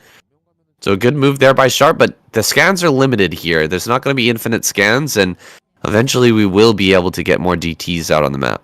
Yeah, and Sharp needs to be careful, because YSC has enough units to defend this, and he's going to be pushing forward with his Dragoons, starting to take some volleys on these Vultures, softening up those units as they desperately try and lay some mines. Only 2 siege tanks here providing artillery fire down on those goons. A couple of goons are going to fall in quick succession, though the Probe Drill does come out just to ward away those Terran units and force them to be a little bit more careful. But now they're in trouble, because the Dragoons surge forward. They didn't quite retreat quick enough, and now one of the tanks goes down in quick order, but a few of the Dragoons are going down to these mines, and the Vultures pressuring from the left-hand side. So YSC has to be a little bit careful here. He doesn't overextend with these Dragoons. So far doing a good job of warding these Vultures back and preventing them from laying down some critical mines, which would then kind of encroach on this position and kind of strangle out and make these tanks much more valuable. So instead, Sharp gonna have to kind of wait back in the further reaches on the map and not go too far forward here, because any further forward you start to risk losing his tanks, and early on losing your tanks like that can just basically be a death blow to you as a Terran player. So he needs to be exceedingly careful as YSC transitions into this third base with Arbiter Tech. And I feel like right now this this heavy tech advantage of YSC needs to be leveraged soon, because this third base timing is a little bit on the more standard slow side. And I feel like Sharp is going to be in a fine position unless YSC kind of pushes the issue soon. Losing 1 tank in that push is pretty painful, but he did manage to pick off quite a few Dragoons, the backbone of the Protoss army. Now kind of increasing that number here. YSC's got a good supply of Dragoons to kind of ward away all of these feisty vultures that are looking for that damage out on the map. And you're right, this is a pretty slow third base for YSC. He's taking it very, very carefully. And I think that's actually a good play against someone like Sharp, because he is so sneaky with those vultures. He's so good at getting them in. You really have to be extra careful with your army movement, with your expansion timings, to make sure that you don't lose massive amounts of probes and then Sharp can run you over in the late game. Yeah, I feel like I think both players are playing quite cautiously, and I think that's very wise. But given both the styles of play from both players and also the turn rate issue has to be factored in here. So both players will be playing maybe a little bit more different than you're used to seeing, but there are a few factors that both players have to consider. When you're playing on a low turn rate, it does kind of limit certain ways you can engage. Like, for example, you can't be as fluid as Terran because you run the risk of being overwhelmed, because it's so much easier to control the Protoss units out in the open. So now we see YSC trying to get on top of these Terran siege, take a little bit out of position, but there's enough DPS here to mow down these Dragoons with good target firing. Sharp doing a good job of target firing individual Dragoons to make it the most cost efficient fight as possible, and he does manage to mow down the majority of those Dragoons without losing too many siege tanks. Great target firing from Sharp in that fight, remaining out ahead in supply 102 to 87, has the +1 still on those units, and the +2 maybe finishing up in the next minute or two here for Sharp as well, keeping the tech advantage. The upgrade advantage would be huge for him if he can get that science facility online. But right now we have Arbiters popping out, just not enough units for YSC to start to deal with this contain from Sharp. So Sharp's looking really strong right now, that he can kind of just checkmate YSC at any moment. This is a strong follow-up play, going for the Arbiter after the DT opener, but it looks like it's a little bit too late here. Sharp hitting that timing very cleanly as the transition to Arbiter was coming. We don't have enough energy for any spells here. I doubt we've got the spells finished right now. Mines are being thrown down in the front of this, just pure Vulture rallies coming forward, and the Natural's about to get taken out. Plus the third is not mining here, so there's a low chance of... Oh my god, what a mine! That's such a big mine. Crap. Wow. So this is exactly what or why it's such a good follow-up to go into Arbiter after the DT tech, but I digress, guys. We've got a big attack coming in here, trying to drag these mines once again. Gonna get rid of these few Zealots. One Goliath, absolutely essential to have in this army to push back the Arbiter so that it can't just sit over top of you and keep these Zealots. Oh my god, another massive mine there. Absolutely insane. But what I was trying to say is that you use the DTs to soak up all of the scans, and then your opponent just doesn't have enough scans to deal with the Arbiter constantly cloaking the units and sending in Zealots on top of your forces. So really, YSC did a great job of holding that off, but he has to save the space. He cannot allow this third base to go down. He's already lost his natural. This is do or die right now for YSC. Yeah, and still Sharp hasn't even been able to start his +2 yet. He hasn't got any science facility still, so he has no vessels to help scan for these armies right now. So every scan is precious. He does have 3 bases worth of command centers that he can make comsats at. So he's in a good position economically, and he does have a lot of comsats available to him. So the advantage of the Arbiters will dwindle a little bit as the energy starts to bank. But if YSC can be tactical about it and keep engaging with the advantage of these Arbiters and avoiding the scans being too cost efficient, then he's doing a good job of it so far, filling out the tanks. But he needs to make sure this Nexus doesn't go down. Saying it's taking a lot of HP damage. It's down to like 300 HP. Yeah, it's about to die here. Sending forward the Vultures to try and finish it off. These tanks are not in range. Looks like the tanks are going to go down, but maybe he can still kill this Nexus. He tries to go for that Arbiter, but the Arbiter survives. The Nexus is going to fall. YSC loses that. Big loss here. Big blow to him. I don't think he can even win. Even after picking off all of those tanks, even after, keeping this Arbiter alive as long as he has, he's got plenty of energy now for a stasis. I doubt he'll go for a recall. That would be almost suicidal at this point. But he's going to, have the stasis available. He's going to have some units here. But the amount of army that Sharp's been able to put together is just about undefeatable. We're at 133 supply to 97. Yeah, I mean, if White Ra was here, he would just look at you and give you a thumbs up and just say special tactics upgrades make, and that would somehow be a good way of winning. But unfortunately, I don't think that the special tactics of making upgrades is going to be enough to save YC in this situation. Or even taking some damage from these mines. Needs to be careful because any damage dealt to him right now is kind of critical. He's already down 40 supply behind Sharp. That's really indicative of such a bad lead to have to try and overcome. And I don't think that he's going to be able to do that in this situation. He's trying to sweep out some of these mines coming onto the map with these infantry units, but there's such a huge, overwhelming force of Terran just waiting in the wings here. Just this big ball of vultures and Goliaths coming forward now. He doesn't really need siege tanks at this point. He could almost win with just pure vulture Goliath with this sheer volumetric, overwhelming force of the Terran force here. Just in pure disarray is YSC trying his hardest to come down into this position, saying. Yeah, he's going to try and do an attack right now. Sharp holding strong. He's got plenty of tanks. The stasis has been cast, but it's not the best. Dragoons are trying to slip in here, and there is one turret available. There's some scans coming down as well. Sharp should be able to stop this. He should be able to clean this up. He just needs to get his tanks into position. There's no zealots to try and dive upon this army. One more stasis does go down right before that Arbiter dies. So he's going to be able to clean up some more of these tanks and vultures, but more tanks are being sent forth, and everything going to be pushed away here for YSC once again.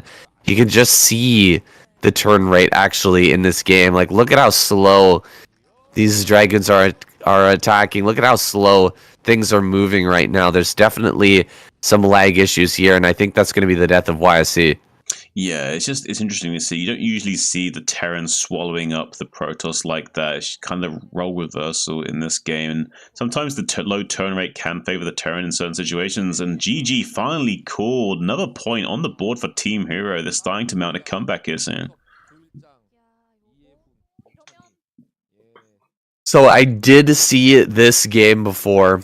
I was watching it from behind Sharp, as I said previously, and funnily enough, this matchup was actually banned by KCM after this. So KCM himself was like, that's enough. No more turn rate 12. Yeah, I agree. You are banned. So unfortunately, Sharp, out of this series here, he's not going to have another chance to roll another roulette wheel, I don't think. So we're going to jump into that roulette wheel and find out who's coming out next.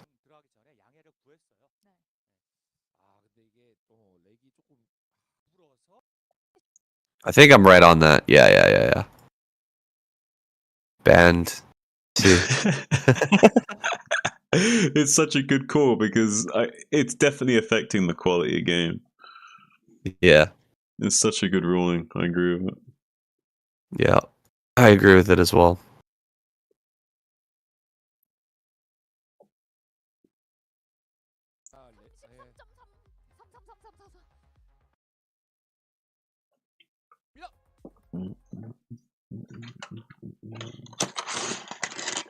Okay, let's talk about these matchups. So, there it is. There you have it, guys. As you can see, Set 5 has been banned by KCM himself. We're going to keep the original bans here on Barracks and Cadenzi. So their matchups are not going to be repeated. There's only 3 possible choices here. Either JB versus Hani, Zealot versus Hmong, or Queen versus Hero. Let's go to the roulette wheel to find out who's going to be our next match. Here we go. Spin to win. Oh! Match number 6. Let's go. Queen versus Hero.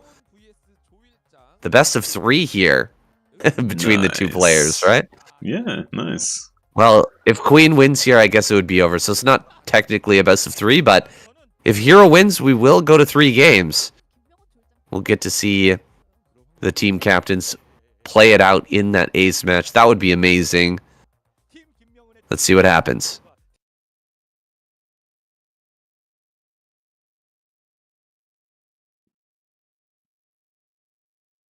All right. Good shit. Ready? Actually, no. I need to take a quick leak. So give me Okay. like a minute or two. Yeah. No worries. Well, Dustin says, back in my day, we played big games on fast. These kids and their fastest. Man, you guys need to play on fastest. Anyone that doesn't play on the fastest game saying you need help, psychological help with playing this game on any slower setting. Like, god damn. You're back.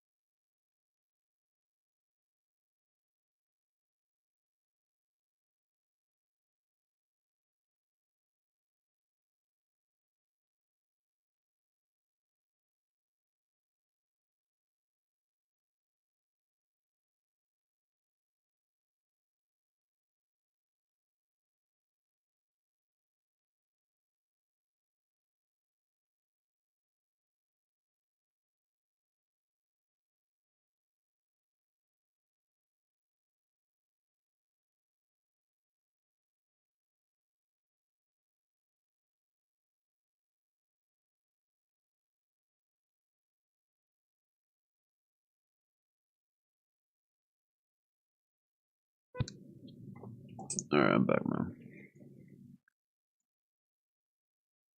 All right. Good to go? Go, go, go, as the Marines say.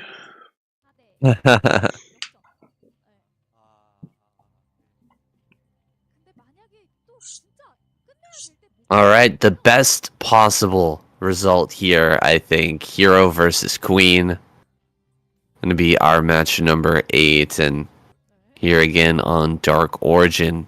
I'm cheering for Hero right now. I want to see this go to a final match. Oh, absolutely insane. I'm just cheering for Hero just because it's Hero as well. Like, Hero is my hero. And in a way, we kind of have, like, the interesting name dynamics here. I mean, Hero's name starts with he, and Queen is a queen. So I guess kind of like a patriarchy versus matriarchy thing going on here. Maybe we could rock with that theme a little bit.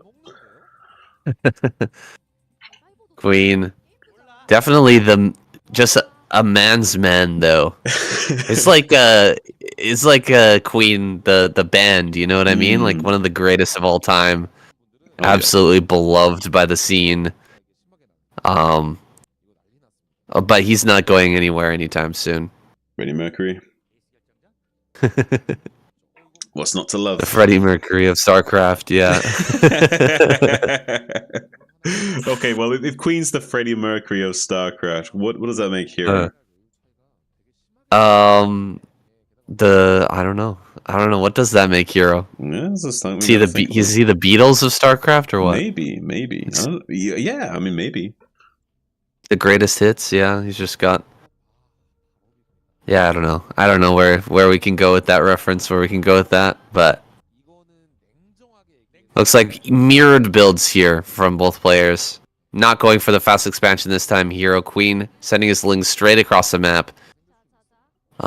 Just slightly later everything for Hero. I think this favors Hero. Yeah, he's going to be sneaking out these first 6 lings, just narrowly dodging the vision range of the Overlord of Hero, as he now shuffles around these lings to the western side. But these kind of mini games are not going to be too significant if Hero just decides to chill back at home with his own Zerglings for the rest of the game. So we'll have to see exactly what happens. It looks like Hero is going to try and hide, check for hidden Zerglings in the natural expansion and then send out his own Zerglings. Those will not be hidden. Obviously, the Overlord of the Queen has seen those, so now Queen can kind of maybe set up a little bit of a situation here where he can come in at the back with these 6 Zerglings and cause a lot of damage and disruption to Hero as he throws down this Spire in the main base right now. Yeah, this is looking scary here. Queen will be coming in with those 6lings. This is a big moment right now. Hero trying to potentially break up this ramp, but back at home, what is he building? It looks like he's building drones. He's actually setting up at the bottom of the ramp there to defend against Queen, or to stop Queen from coming out, but Queen gonna go after the Spire here. This is brutal. Oh man. Queen really pulling the wool over the eyes of Hero here. He's gonna get a bunch of drone kills, 3, 4. 4 drones have gone down already, and Hero just trying to get up this ramp. It's not gonna work. I think Queen's just outdone him here in this game with this slipping out the lings in the early game. Losing a lot of drones right now. He finally does clean it up, but he's got no Spire. No Spire for Queen, or for Hero, excuse me. Yeah, this is rough, Zen. He's completely devastated him in this game. I mean, I don't think he can do it anymore. There's more lings coming. He has to hold the ramp perfectly. The Spire timing's better for Queen. Everything is just pointing towards a Queen victory right now. Hero needs a hope and a prayer, and I don't think even like Jesus or any other prophet coming down from the heavens is going to save him right now. But purely because of the ZVZ matchup, and the Zinglings get completely surrounded as well as Hero tries to come out and make a move. GG, finally cool. Team Queen is going to be your victors for the evening and making their way through to the next day and the next match. Whoa, Saiyan.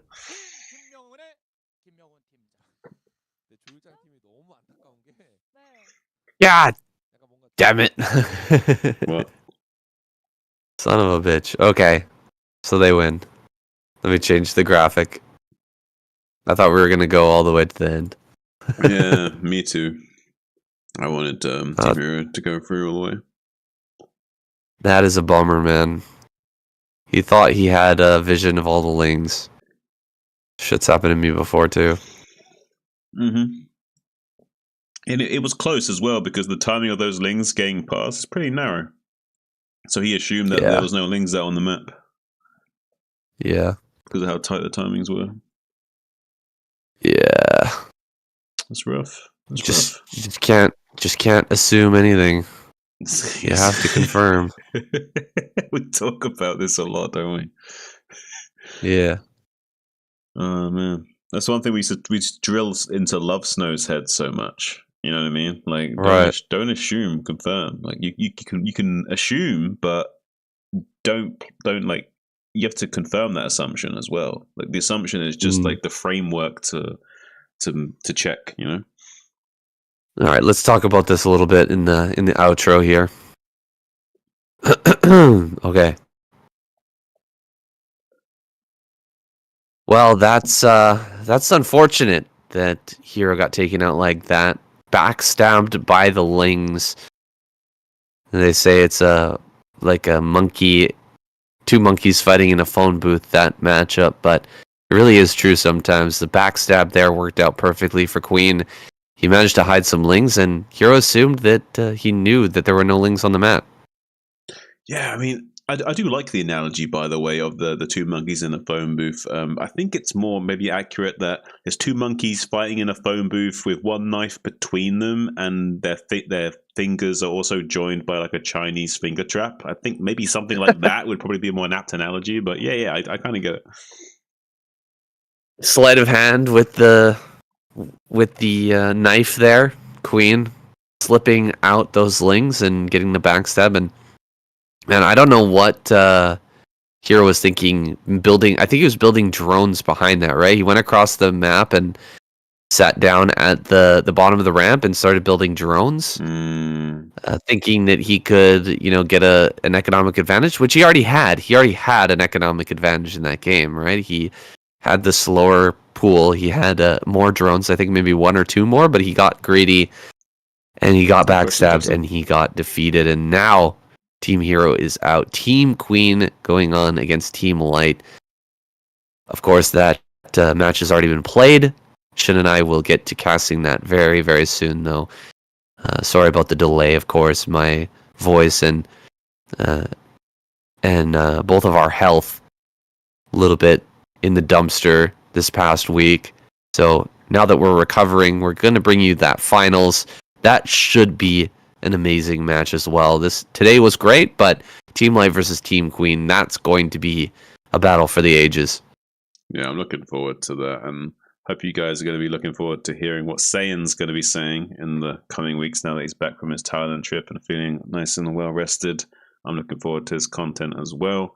I'm certainly looking forward to the next matchup. We got Team Light and Team Queen. We're kind of spoiled for choice. I personally would have liked to see Team Hero. It's a shame we didn't go all the way at least into the final match, but that's okay. Still a pretty good result nonetheless. And you know what? I kind of was a little bit disappointed by the result. It reminded me of the end of Game of Thrones where like Arya Stark kind of like killed the Night King with that little like knife trick thing, and really the entire time you thought it was going to be someone else killing the Night King. I was like, oh, okay, well, that's kind of how I felt with this. It was kind of like, oh, okay, so Hero just dies to Queen. Okay, with the little knife trick thing. Okay, that's kind of how it felt to me. Yeah, for sure. Actually, Game of Thrones vibe there with the kind of lackluster ending to this match, and a surprising result there with Hero going down so easily. But that happens. That definitely happens to all of us, where you make an assumption like, oh, there's no links out on the map, I'm safe. But the backstab is just so strong in ZVZ, and if you don't scout it, it can easily end your game. So with that, guys, we're going to sign off here. Thanks so much for watching, and I think we'll see you guys tomorrow. Thanks, guys. All right. All right. I need some rest. Yeah. We did it. We made it. Congratulations. Nice. Well done. But, yeah. My voice is not ready for this shit. No, you're Goddamn. You're not feeling it tomorrow? Let me see how I feel tomorrow. Okay. I'll send you a message in the morning when I wake up. Well, yeah, don't stress yourself. I mean, we can do it if you want to do it, but if you're not 100%, then don't. Okay. You've been traveling a lot lately. Don't push yourself. Yeah. Okay. Try not to. Mm. All right. It's Christmas Sounds time as good. well. Don't run yourself into the ground, all right? Yeah. Yeah, we don't really celebrate Christmas over here, but Okay, well, yeah, it's a little bit less stressful then. not less stressful. Yeah, it's more like New Year's celebration is the big thing here. Mm-hmm. Yeah, Okay. it's like a family. It's funny. It's kind of backwards. It's like in Japan, Christmas is like a couple's holiday where you go out and have fun and take your wife or girlfriend for dinner and stuff, and then New Year's is like the family holiday where everyone gets together and has big meal and everything, and everyone's in bed before midnight. Kind of Nice. funny, kind of silly. That is what it is. Just a different culture. Yeah. It was kind of exciting. I remember that you get to live over there. It's different. I remember I went out to party the first New Year's that I was here in Japan, and it was all closed. Everything was closed.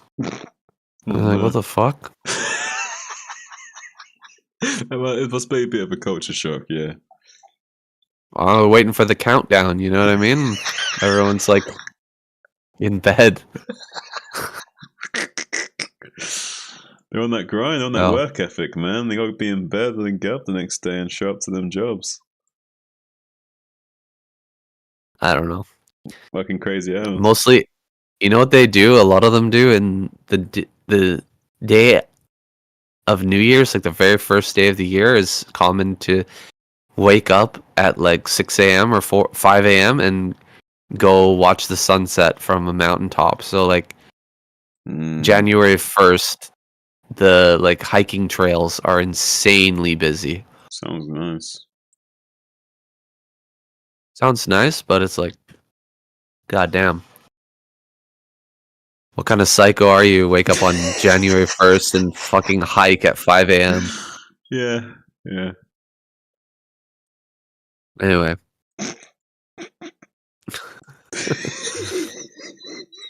Definitely not for me. Jesus. A lot of psychos in the world, Sam. Yeah, it is what it is. It's at least 5% of the population, probably. Probably. If not more. Yeah, that's just what we know about.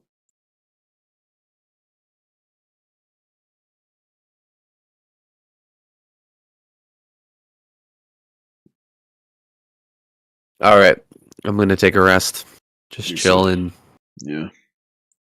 drink soup or something like that. Hopefully I'll be better tomorrow. Yeah. Well, you just let me know either way. All right. Sounds good. Good luck with the edit and shit. Good job, my guy. Good cast. Thanks. You too, man.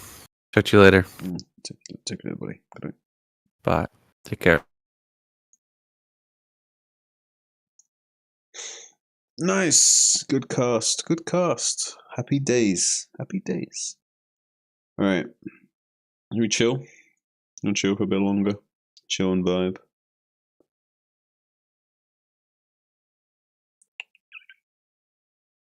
What did you think of the cast, Dustin? Did it wet your whistle?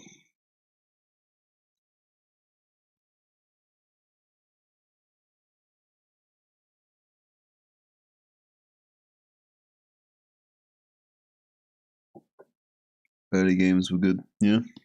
Preferred the early ones. Maybe you're not wrong.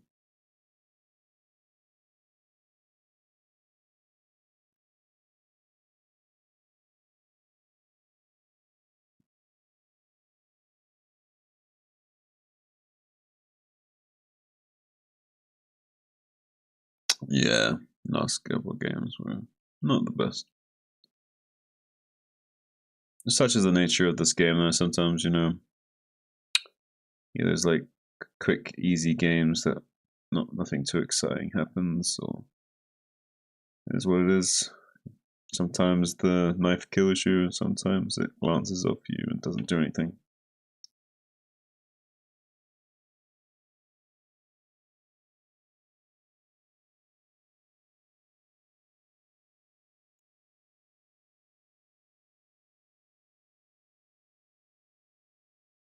There's some interesting shit on YouTube, man.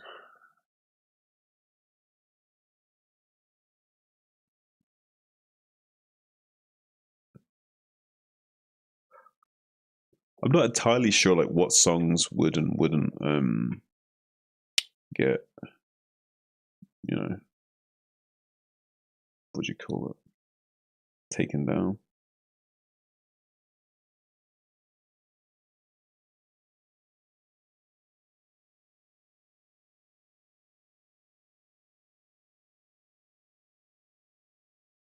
Daily dose.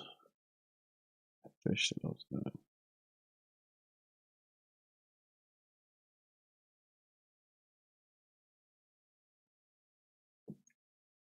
Let's watch a daily dose quick. Hello everyone, this is your Daily Dose of Internet. For some reason, this fish loves going out of the water. Come here. Come on, ready? Ready? 3, 2, 1, Mr. You know what's a lot That is bigger than the not action safe. ticket is? The real answer is a stoplight! This is the eye of a tuna fish. They have vision that is 20 times better than humans. You can see how the Oh, eye shit. acts like a magnifying glass. And that's why they're so hard to catch. What the They can fuck? see everything. God damn. This student had to make a video for an assignment, but messed up and submitted it on accident. And I was born in Tennessee, and I lived in The crazy thing is that the professor wrote this comment on the video.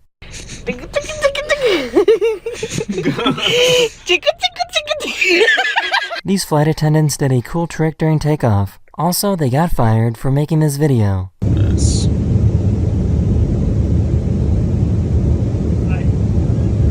like seeing the same people play it. He doesn't want to play with you, Vicky. Yeah, I know what you mean. I found a YouTuber that has been trying to make his own Iron Man suit. His dog was upset because he came home late.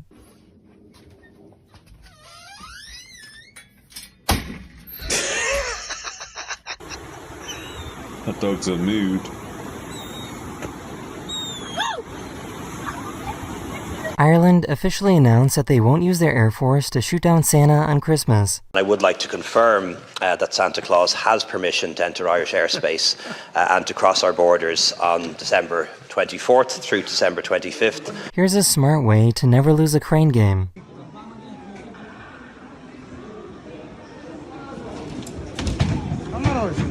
For some reason, this microwave only works when the door is open. This person is playing on 4 machines at the same time at this casino. He's losing 4 times the amount of money. Good job. This baby saw a Christmas tree for the very first time.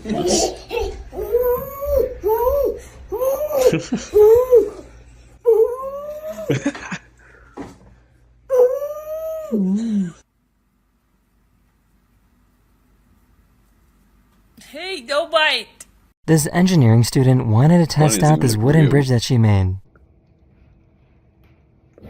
Engineering, motherfucker. Oh. Trust in it. Trust in it. Looks good. Oh. Looks good. Looks strong. Okay, you know what? It didn't break. Yeah, yes, you did good. Looks good. That is the end of this video. We hope you enjoyed. And I'll see you guys again very, very soon. Later.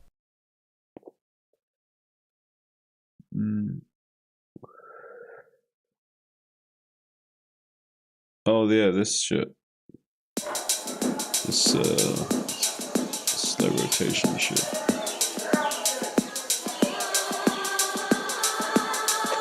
Interesting vibes. Should put on a game.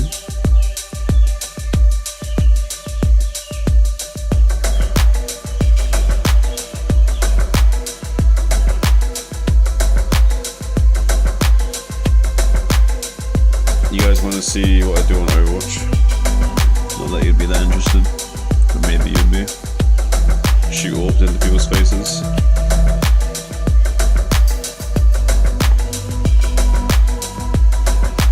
I have to change the stream title though. I'm getting confused as fuck.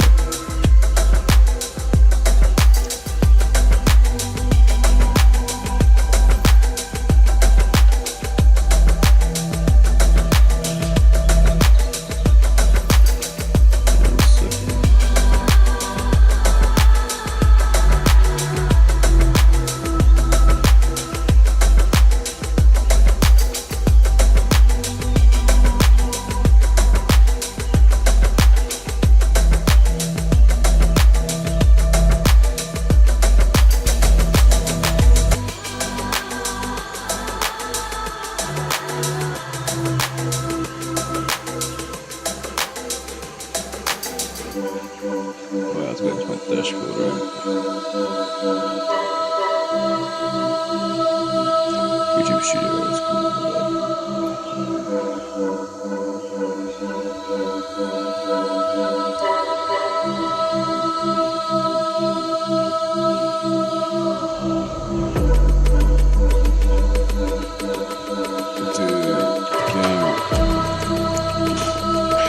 Grandmaster Zen Gaming.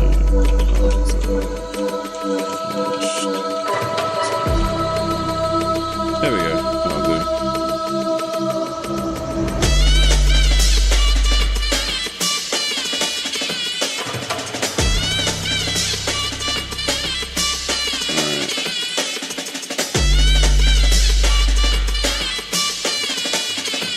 I guess we're gonna see them. Oh, we got 2 damn shit, nice.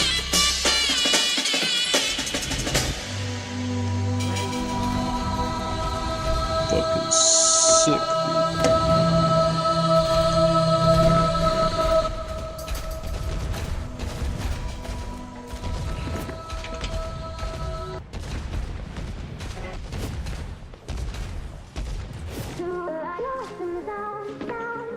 Okay. So this character is usually not that strong, support character, but and the orb's like really hard to land because they're like these projectiles, so it's hard to hit people. I've been playing this character a lot over the years, and I like shooting people in the face on my balls. It's not easy, but it's fun. I like playing a squishy, passive character aggressively.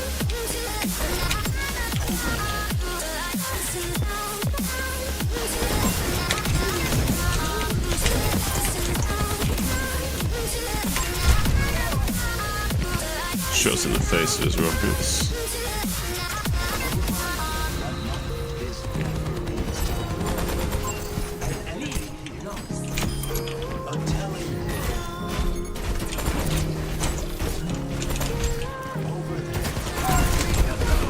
That soldier from me. Sent you a short video. What did you send me? What is it?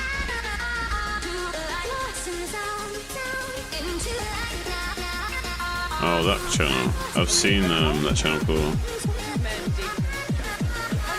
Keep doing that without feeling super creepy.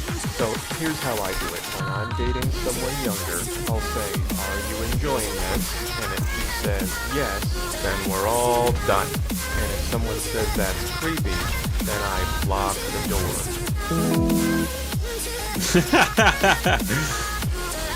Nice. Long shorts, wifey material. There is a mystery zone in human consciousness where something is happening and it's very obvious, but it can be denied using tricky language. Wait. Here's how. Chill with that shit.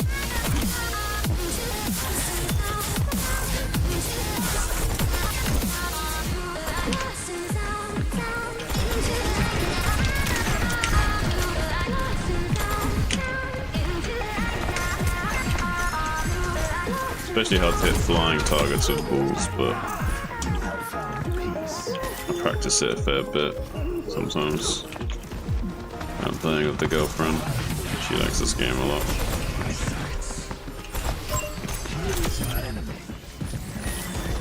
Pretty much the game that we play together.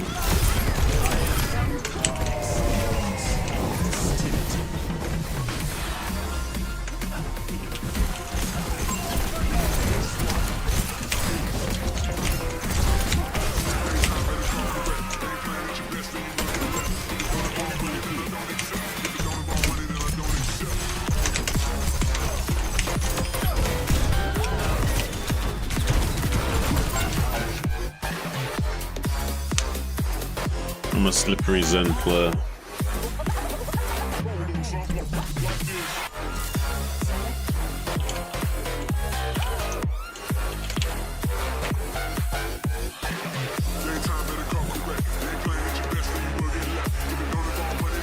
Well, usually we're just up against him in deathmatch.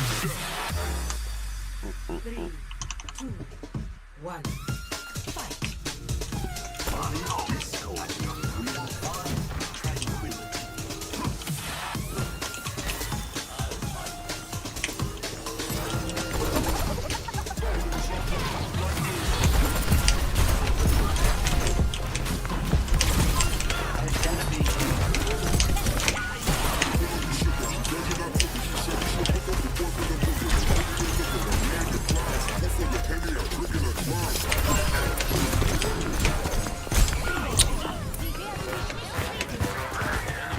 A shame. They got their res off as well because of that.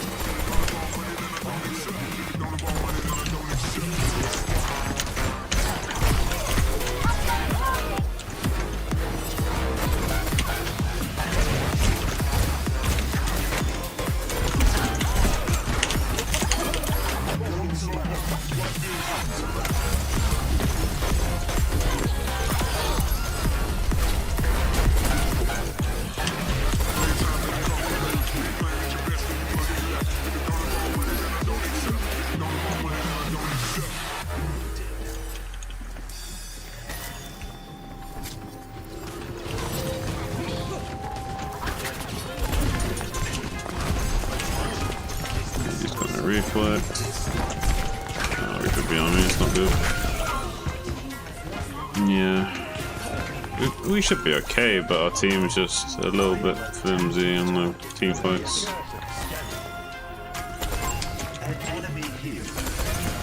Okay.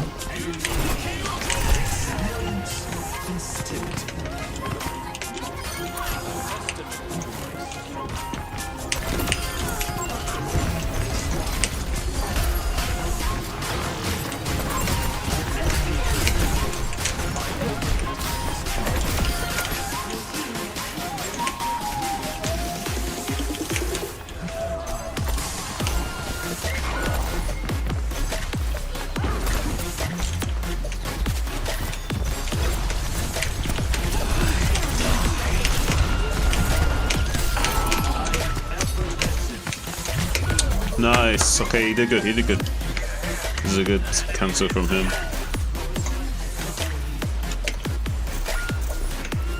We should commend the enemy when they do well. Sometimes.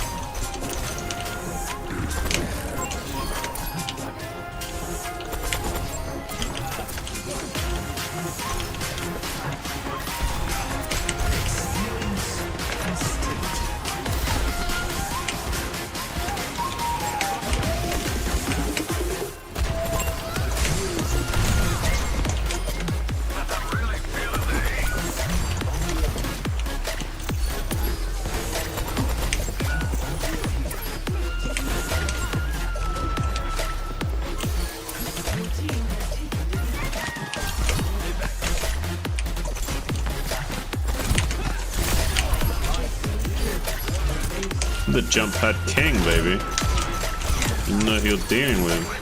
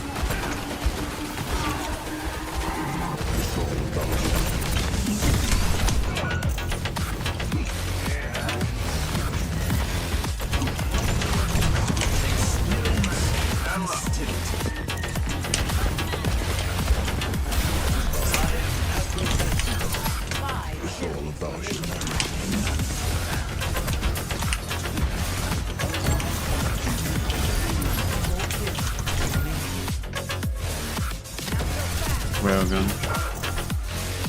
is a balanced ability.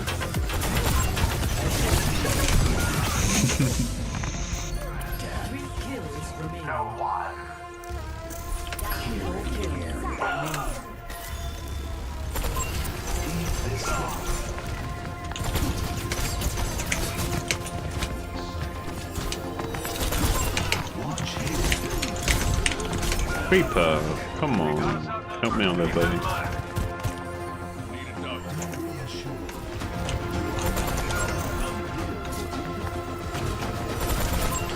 We're like 3 versus 4.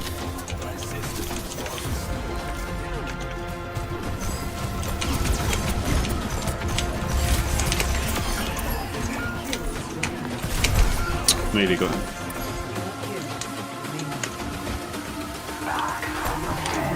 Play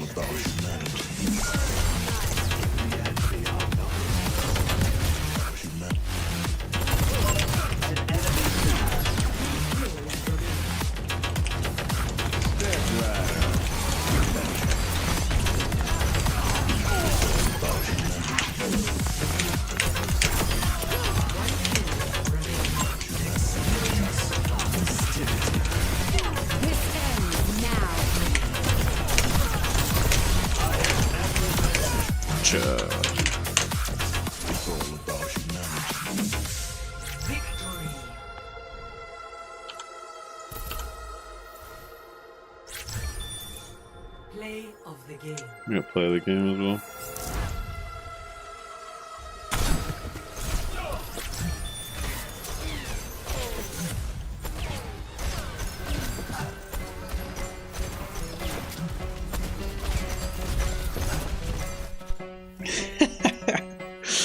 What a dumb play of the game.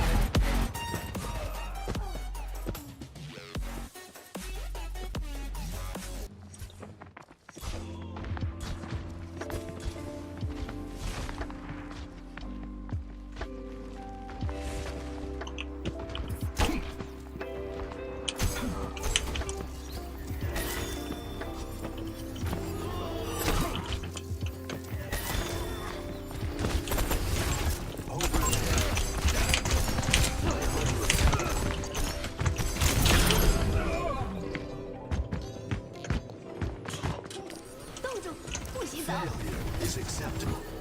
Give up. Here is an enemy.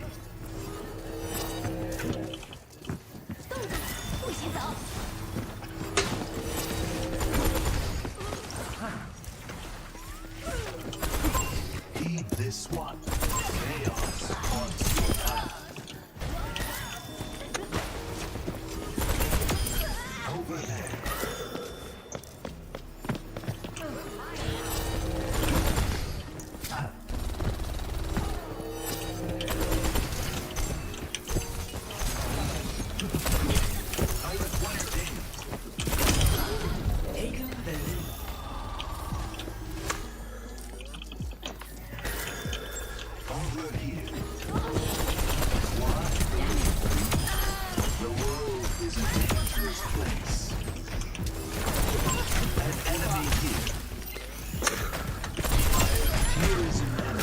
I'm vaping, so I'm like semi-distracted.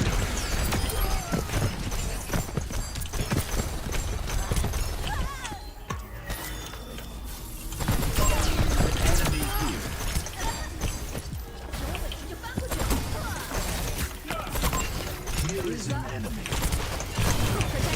Experience festivity. Intention. Magic hands.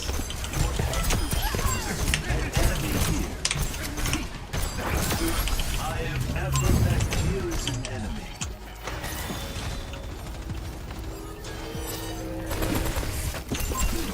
This one. A chance for us all to burn. My system. Over there.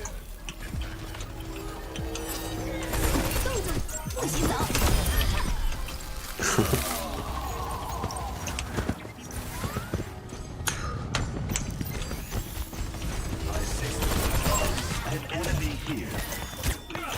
Whoa, chill. Here is an enemy. Energy transfers between us.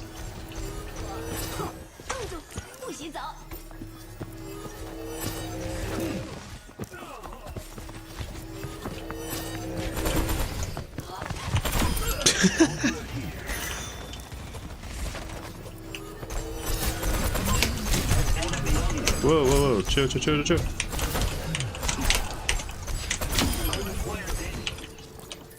Chill, Mr. L.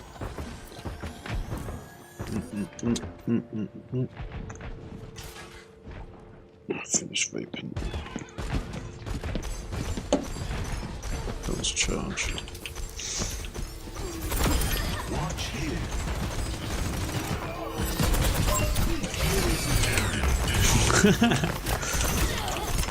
Whoa, whoa. Alright, okay.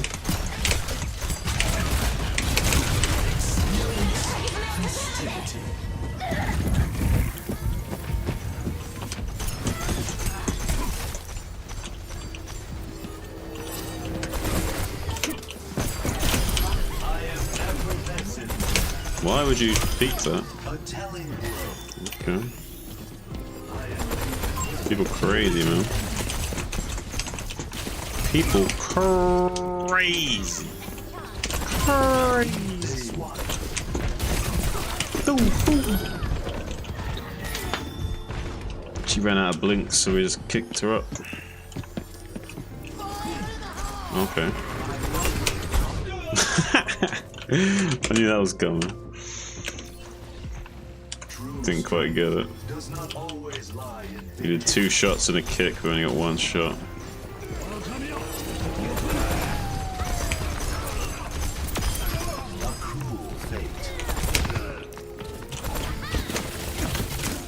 Hello. Oh, he's alive. I miscalculated his HP. What about 5?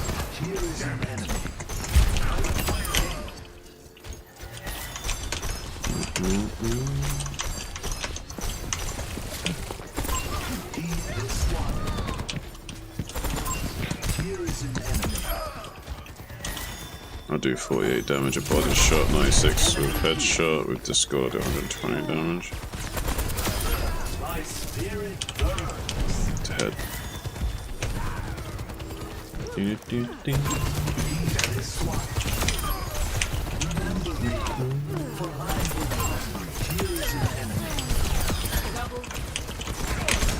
Ooh.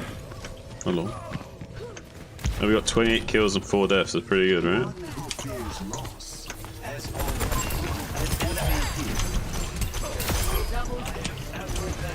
The guy was AFK, you don't count. Whoa.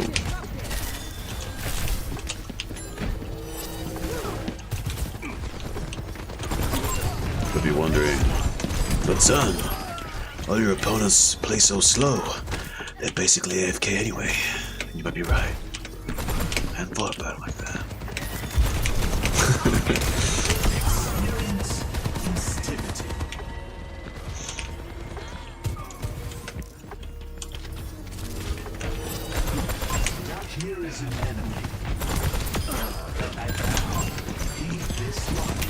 Oh. A wild soldier appears from the pits of hell.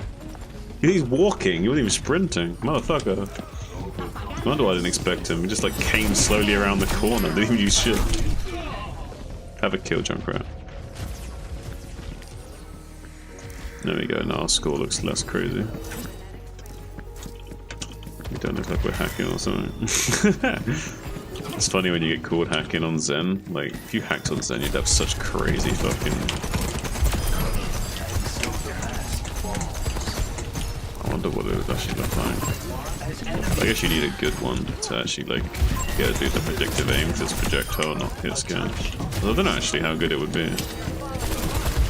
I'm curious. I've seen Hanzo ones that are crazy, so I'm assuming the Zen one's crazy as well. Or could be crazy.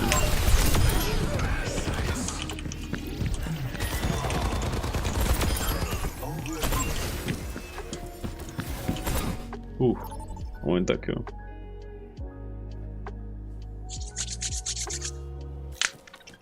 Prepare for battle. Select your hero. Hey, what's up, guys? Got a lever again, man. Got 3v4 again. Can you believe this shit? Can you believe this shit, Legion? 3, 2, How about you, Jarvis? I also. That's a terrible volley. Just shoot into the terrain.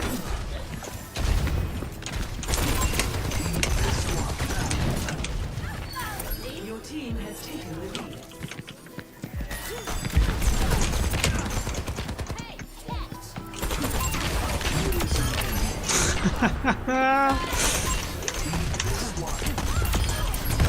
Fucking hell, I love Zen, dude. Some people say to me, how can you play that character that much? And I just say, well, try it, dude. It's fucking Zen. Feel pretty Zen when you play it after enough time, you know what I mean? Hello. Where do you think you're going? Mr. DJ?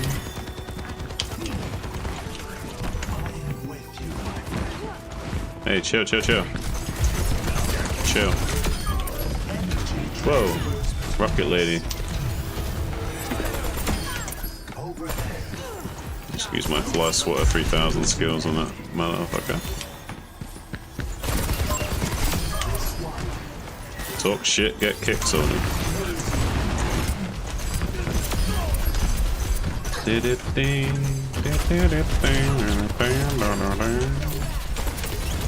Chill. Man, that guy's gonna get it. He asked for it, didn't he, Soldier? He asked for it. He was like, yo. And then he asked for it.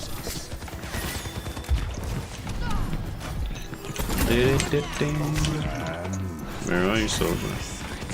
Oh, he told us where he is. Come over here. You run faster than me, it's not fair. Yeah? You like that shit? I'm not really there, Soldier. Where am I? Who knows? Or dares to dream? Hey, it was mine! They stole my kill. It's okay.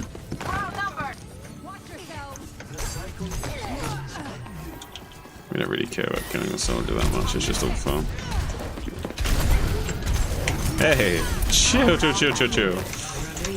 Where does she come from? It's go time.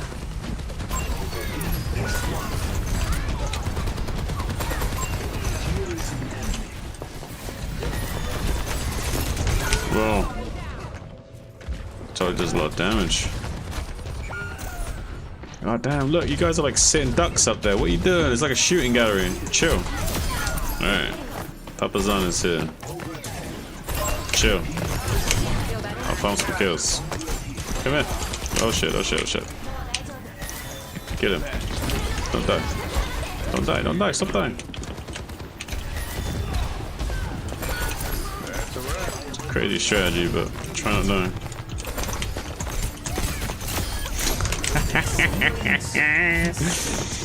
Tried to save us so bad.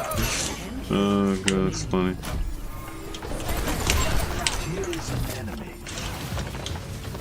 Alright, let's go for the crazy play that might not work, but it's fun, so we do it anyway. We didn't get the shot on him, but we went for it anyway. Whoa, bad by me. Bad flick. Overcompensation aim. Indicative of a tired Jean.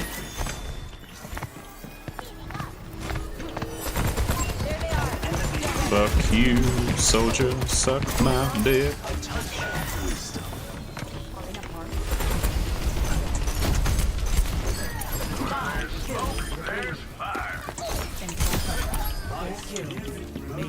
Looking a little worse for wear. Hey baby, how you doing? Good job. Giving me the L that time. I deserved it as well. Being way too cocky there, soldier, right? I deserved it. Oh shit. It's an explosive topic of conversation, baby. Oh, you wanna go for the remap? Go for it. Go for it. I'll just snag that kill quick.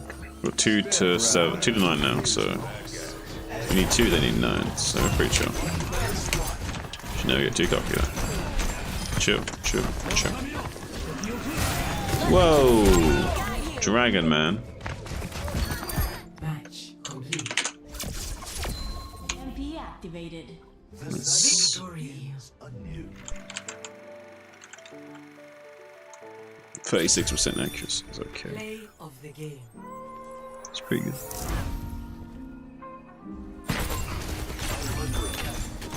That shot's nasty, dude. Oh my god, dude. Nasty.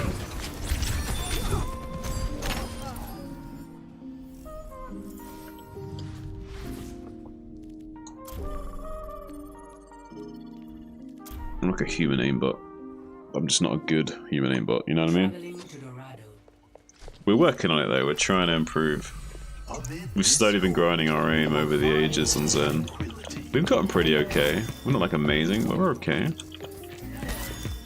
We hit Grandmaster, we're not super terrible, you know? Let's be honest, it's not good either.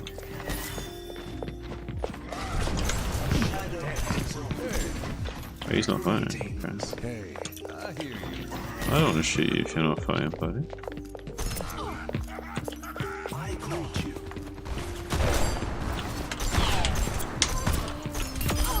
What takes the lead comes around. Peace be upon you.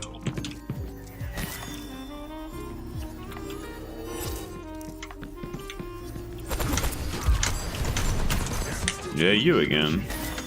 Come. Come.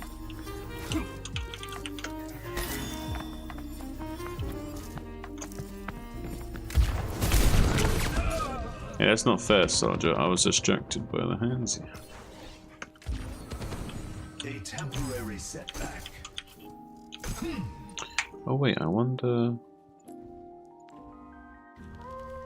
Oh,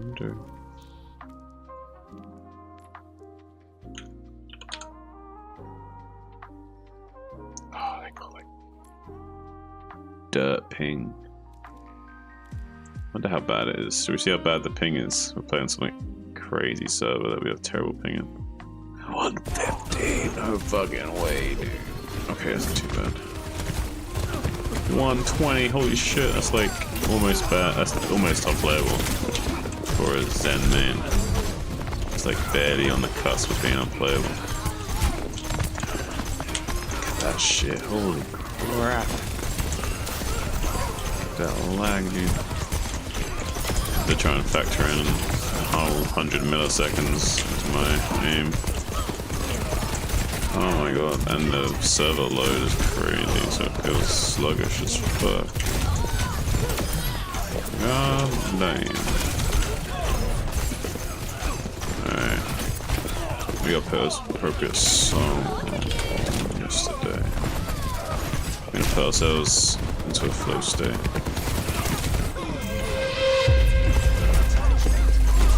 Even in really tough conditions.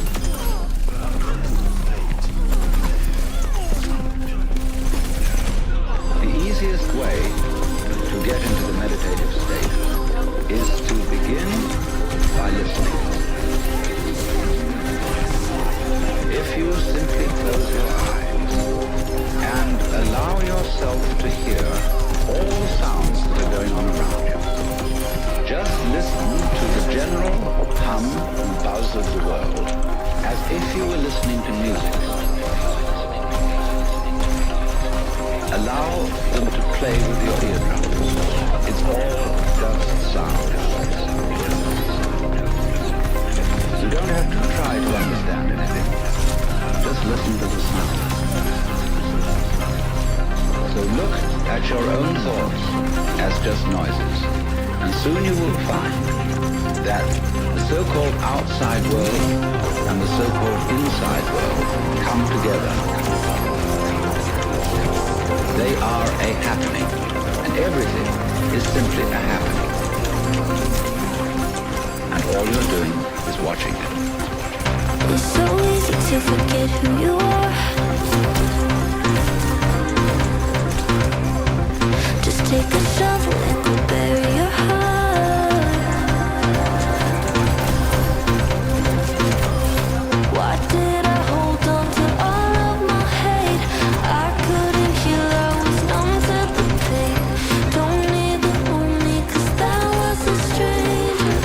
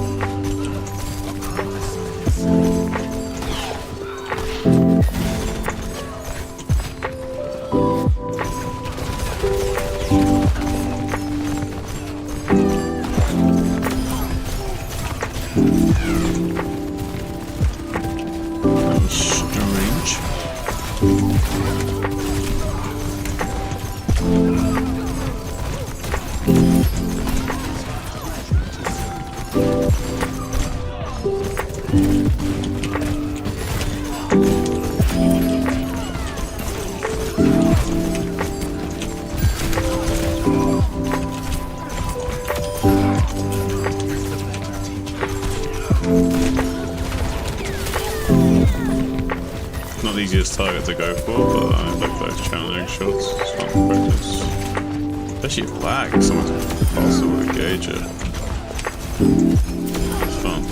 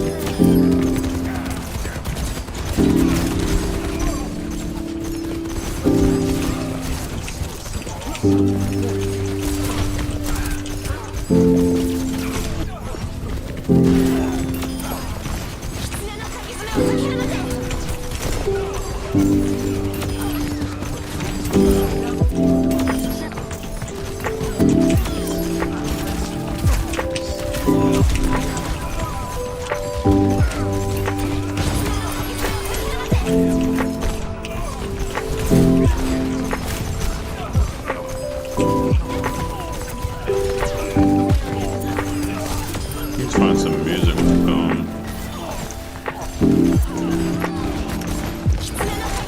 What should we put on music for, I think? Oh, do you know what? What did your head at? I don't go there.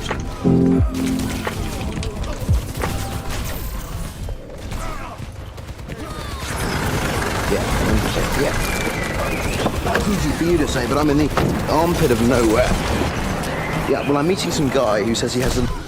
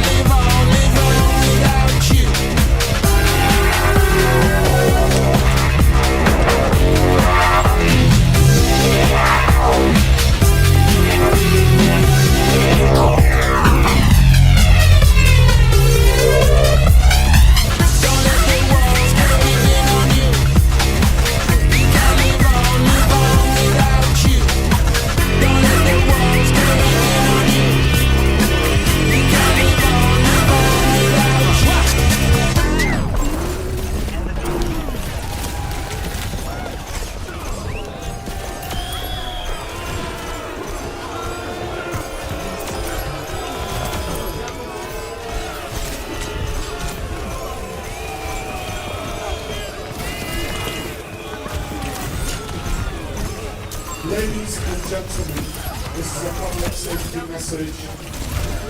All people to the right of the stage by the sea must move back towards the West Pier. In the interest of safety, please follow the stewards and police advice. Cause you got that. Cause you got that. Cause you got that. Cause you got that. Cause you got that. Cause you got that. Cause you got that. Like you. Cause you got that. That I need in my life. So give it to me. Cause you got that. Like you. Cause you got that. That I need in my life. That I need. Cause you got that. Like you. Cause you got that. That I need in my life. So give it to me. Cause you got that. Like you. Cause you got that. That I need in my life. That I need. Cause you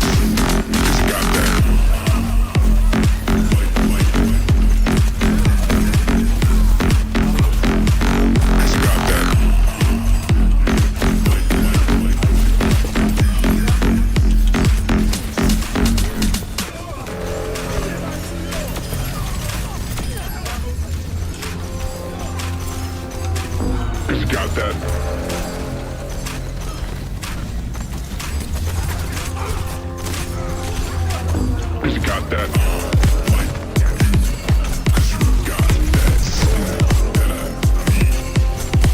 Cause you got that. That I need.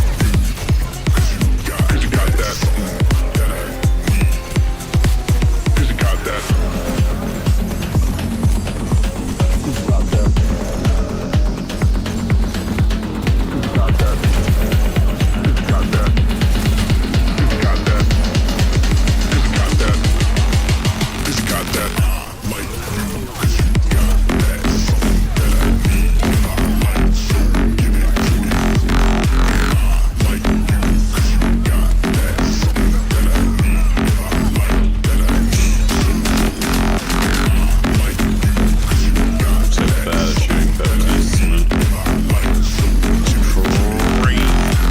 that.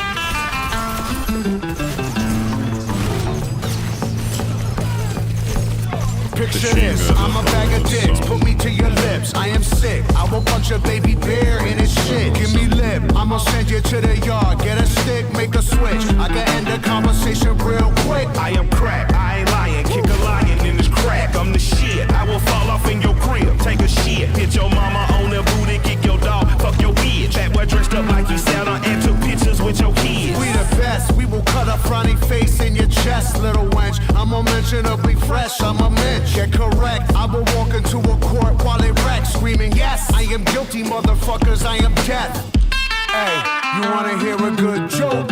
Nobody speak, nobody get choked.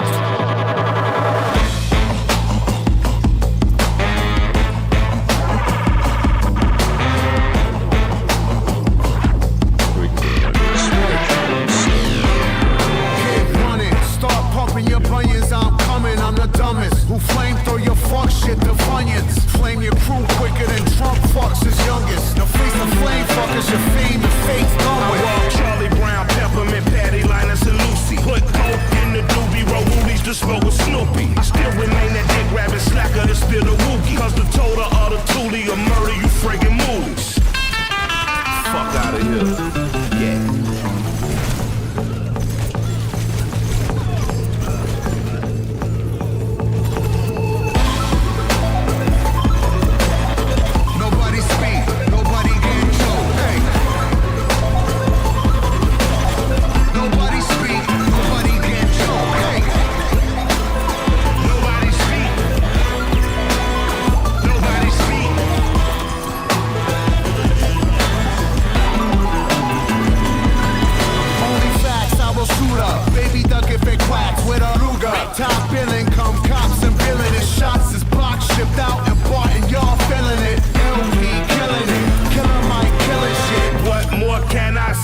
top dealing it. Valiant without feeling it. Viciously found victory. Burn towns and villages. Burning, looting, and pillaging. Murderers try to hurt us, we curse them and all their children.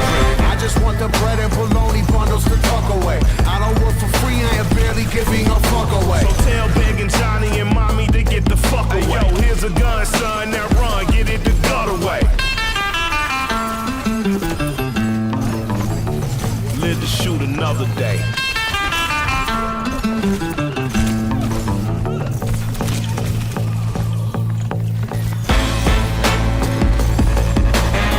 Nobody speak, nobody get choked. Nobody speak, nobody get choked. Nobody speak,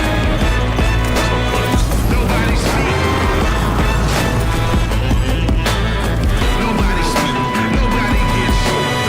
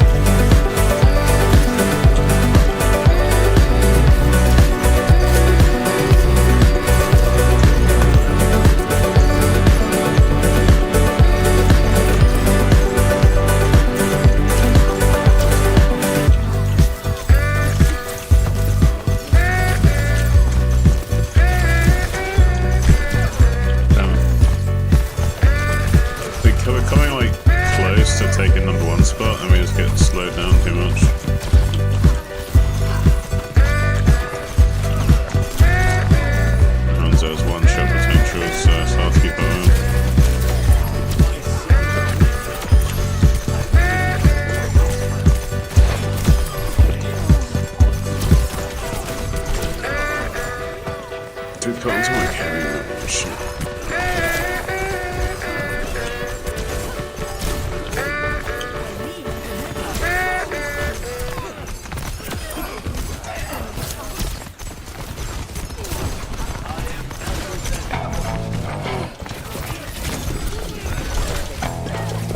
Now when I was a little boy,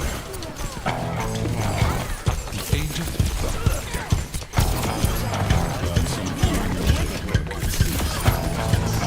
keeps it all, keeps it all. Now I'm a man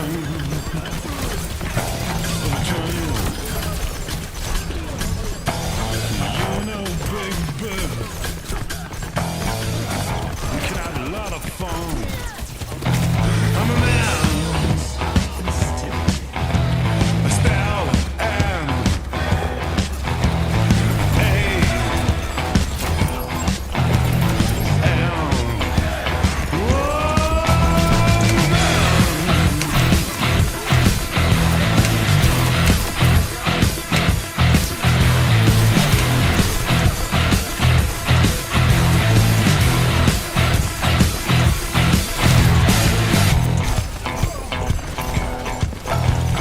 all you pretty women standing in line. I can make love to you, baby, in an hour's time. I'm a man. I still am.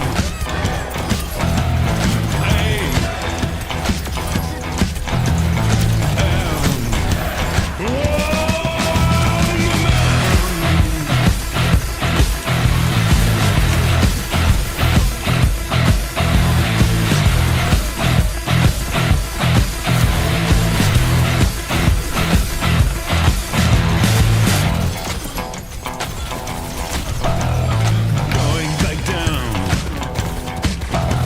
to Kansas. Bring back the second cousin, little Johnny the Cockaroo. I'm a man. I still am. Hey.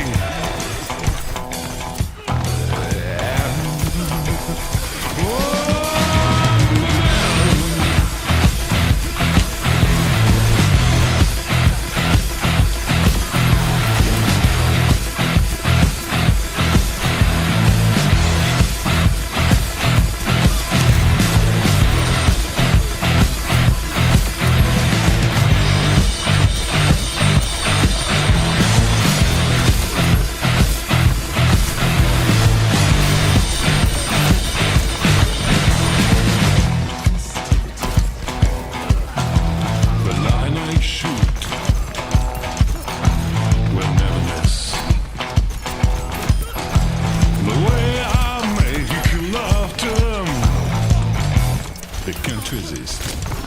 I'm a man. Style and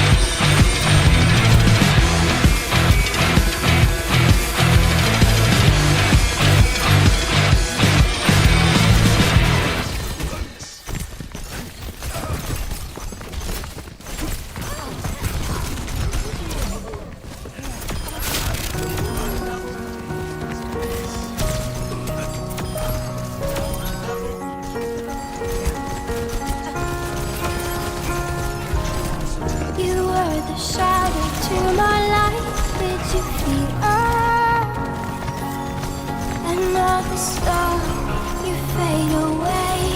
Afraid our aim is out of sight. Wanna see you alive. Where are you now?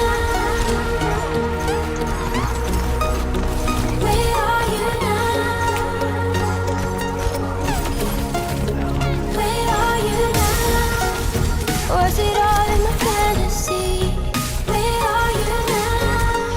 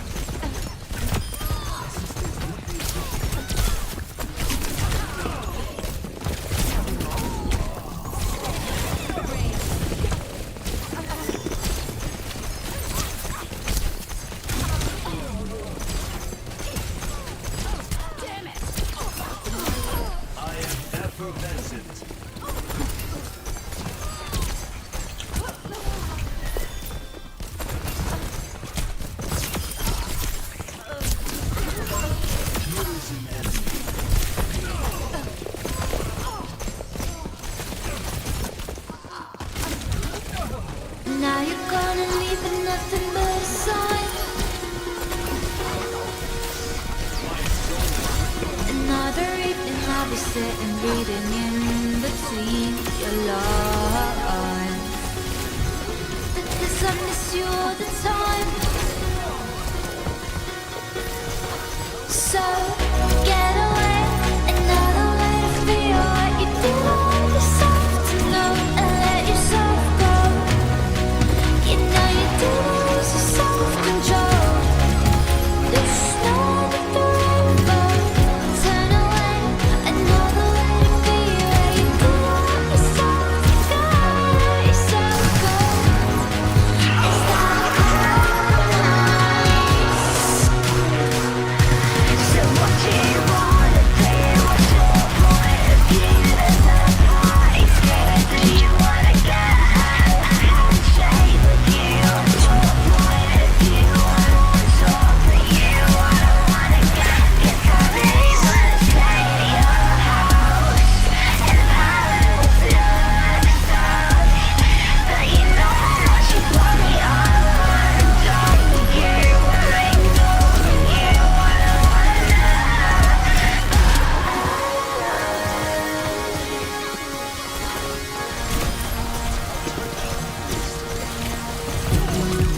And I'm aware you were lying in the gutter. 'Cause I did everything to be there by your side. So when you tell me I'm the reason, I just can't believe the lies. And why do I so wanna call you? So what do you wanna do? What's your point of view? There's no point scared. Do you wanna go out? Handshake with you. What's your point of view? I don't talk for you. I don't wanna get somebody wanna stay at your house and palace looks suck. But you know how much you put me all alone. Talk with you. I ain't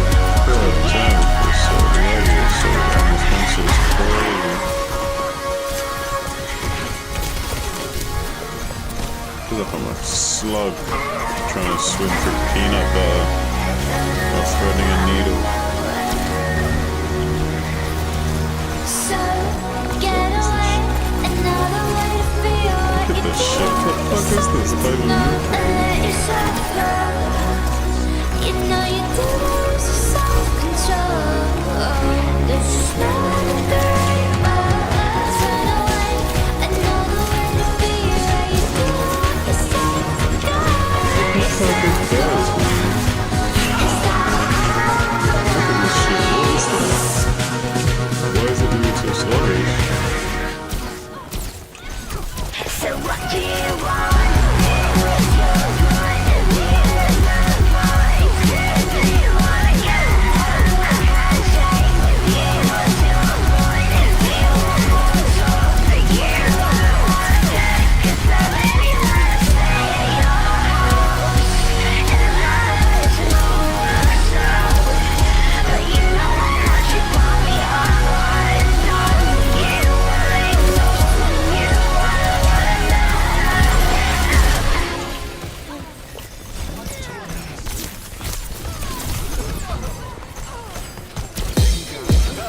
Fucking guys, Alright, motherfuckers. Let's fucking party tonight. Let's go. I got a big bald head, all the better to make love. You find me in the club, fucking it up. Tuck my dick up in my legs and I tape it up. Now I look so pretty, I'm $1,000,000. I'm a cross-dressed man and I'm here to dance. I got an inch one snuggle in my boot cut pants. If you see me cry, you better walk on by. Cause I don't wanna share the pain that's inside. 5'9" in my 6-inch boots. Ladies, would you like to get loose? Ladies, would you like to get wild? Ladies, would you show me that moose? Knuckle, the buckle of my belt's untied. The shade's jet black, but the mustache white. I just wanna sniff cocaine all night while I shake these thighs in the laser lights. Give it to me. Give it to me. Give it to me. Come on, baby, give it to me. Give it to me. Give it to me. Give it to me. Come on, baby, give it to me. I'm an angry man, but I'm a soft old sod. I got a couple mates and they lost the plot. Don't need a girlfriend or a stable job. I I'll be sitting on the bog just hopping a wonk. No need to drive, I just drop to me hands and feet, as scuttle like a beetle.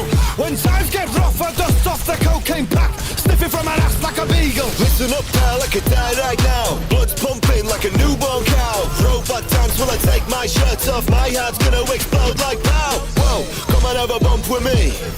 One'll be enough for me. Come on, baby, fuck with me. I got the horn and I'm giving out my love for free. One time for the ladies, come on. One time for the men, come on. One time for everyone in between. Yes, you gotta love them. Come on, come on. One time for the ladies, come on. One time for the men, come on. One time for everyone in between. Yes, you gotta love them. Come on, come on. 1, 2, 3 to the bastard 4. My ex-wife is a bastard whore. 5, 6 to the bastard 7. Bigger than the balls like David Beckham. 8, 9 to the bastard 10. Picking on a crotch like a free-range hen. Raising a glass to the gays and the bis and the trans and the girls and the big bald men. You better not assume my pronouns. You ain't got a clue what I feel inside. Shake my ass while I play Beyonce. You wanna come fuck me, then get in line. I'm a top shelf piece of ass. Don't touch what you can't afford. If I spin that pole, better give me cash, and then I clap them cheeks and I'm out the door. Give it to me. Give it to me. Give it to me. Come on, baby, give it to me. Give it to me. Give it to me. Give it to me. Come on, baby, give it to me. One time for the ladies. One time for the men. One time for everyone in between. Yes, you gotta love them. One time for the ladies. One time for the men. One time for everyone in between. Yes, you gotta love them.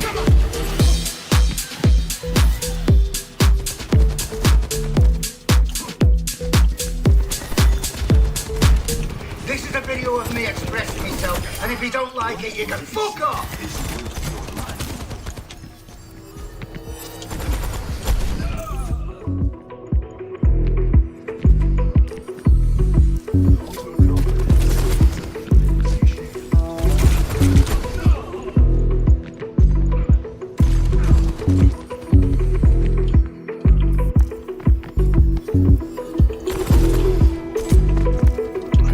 Discord, it just messes my muscle memory too much.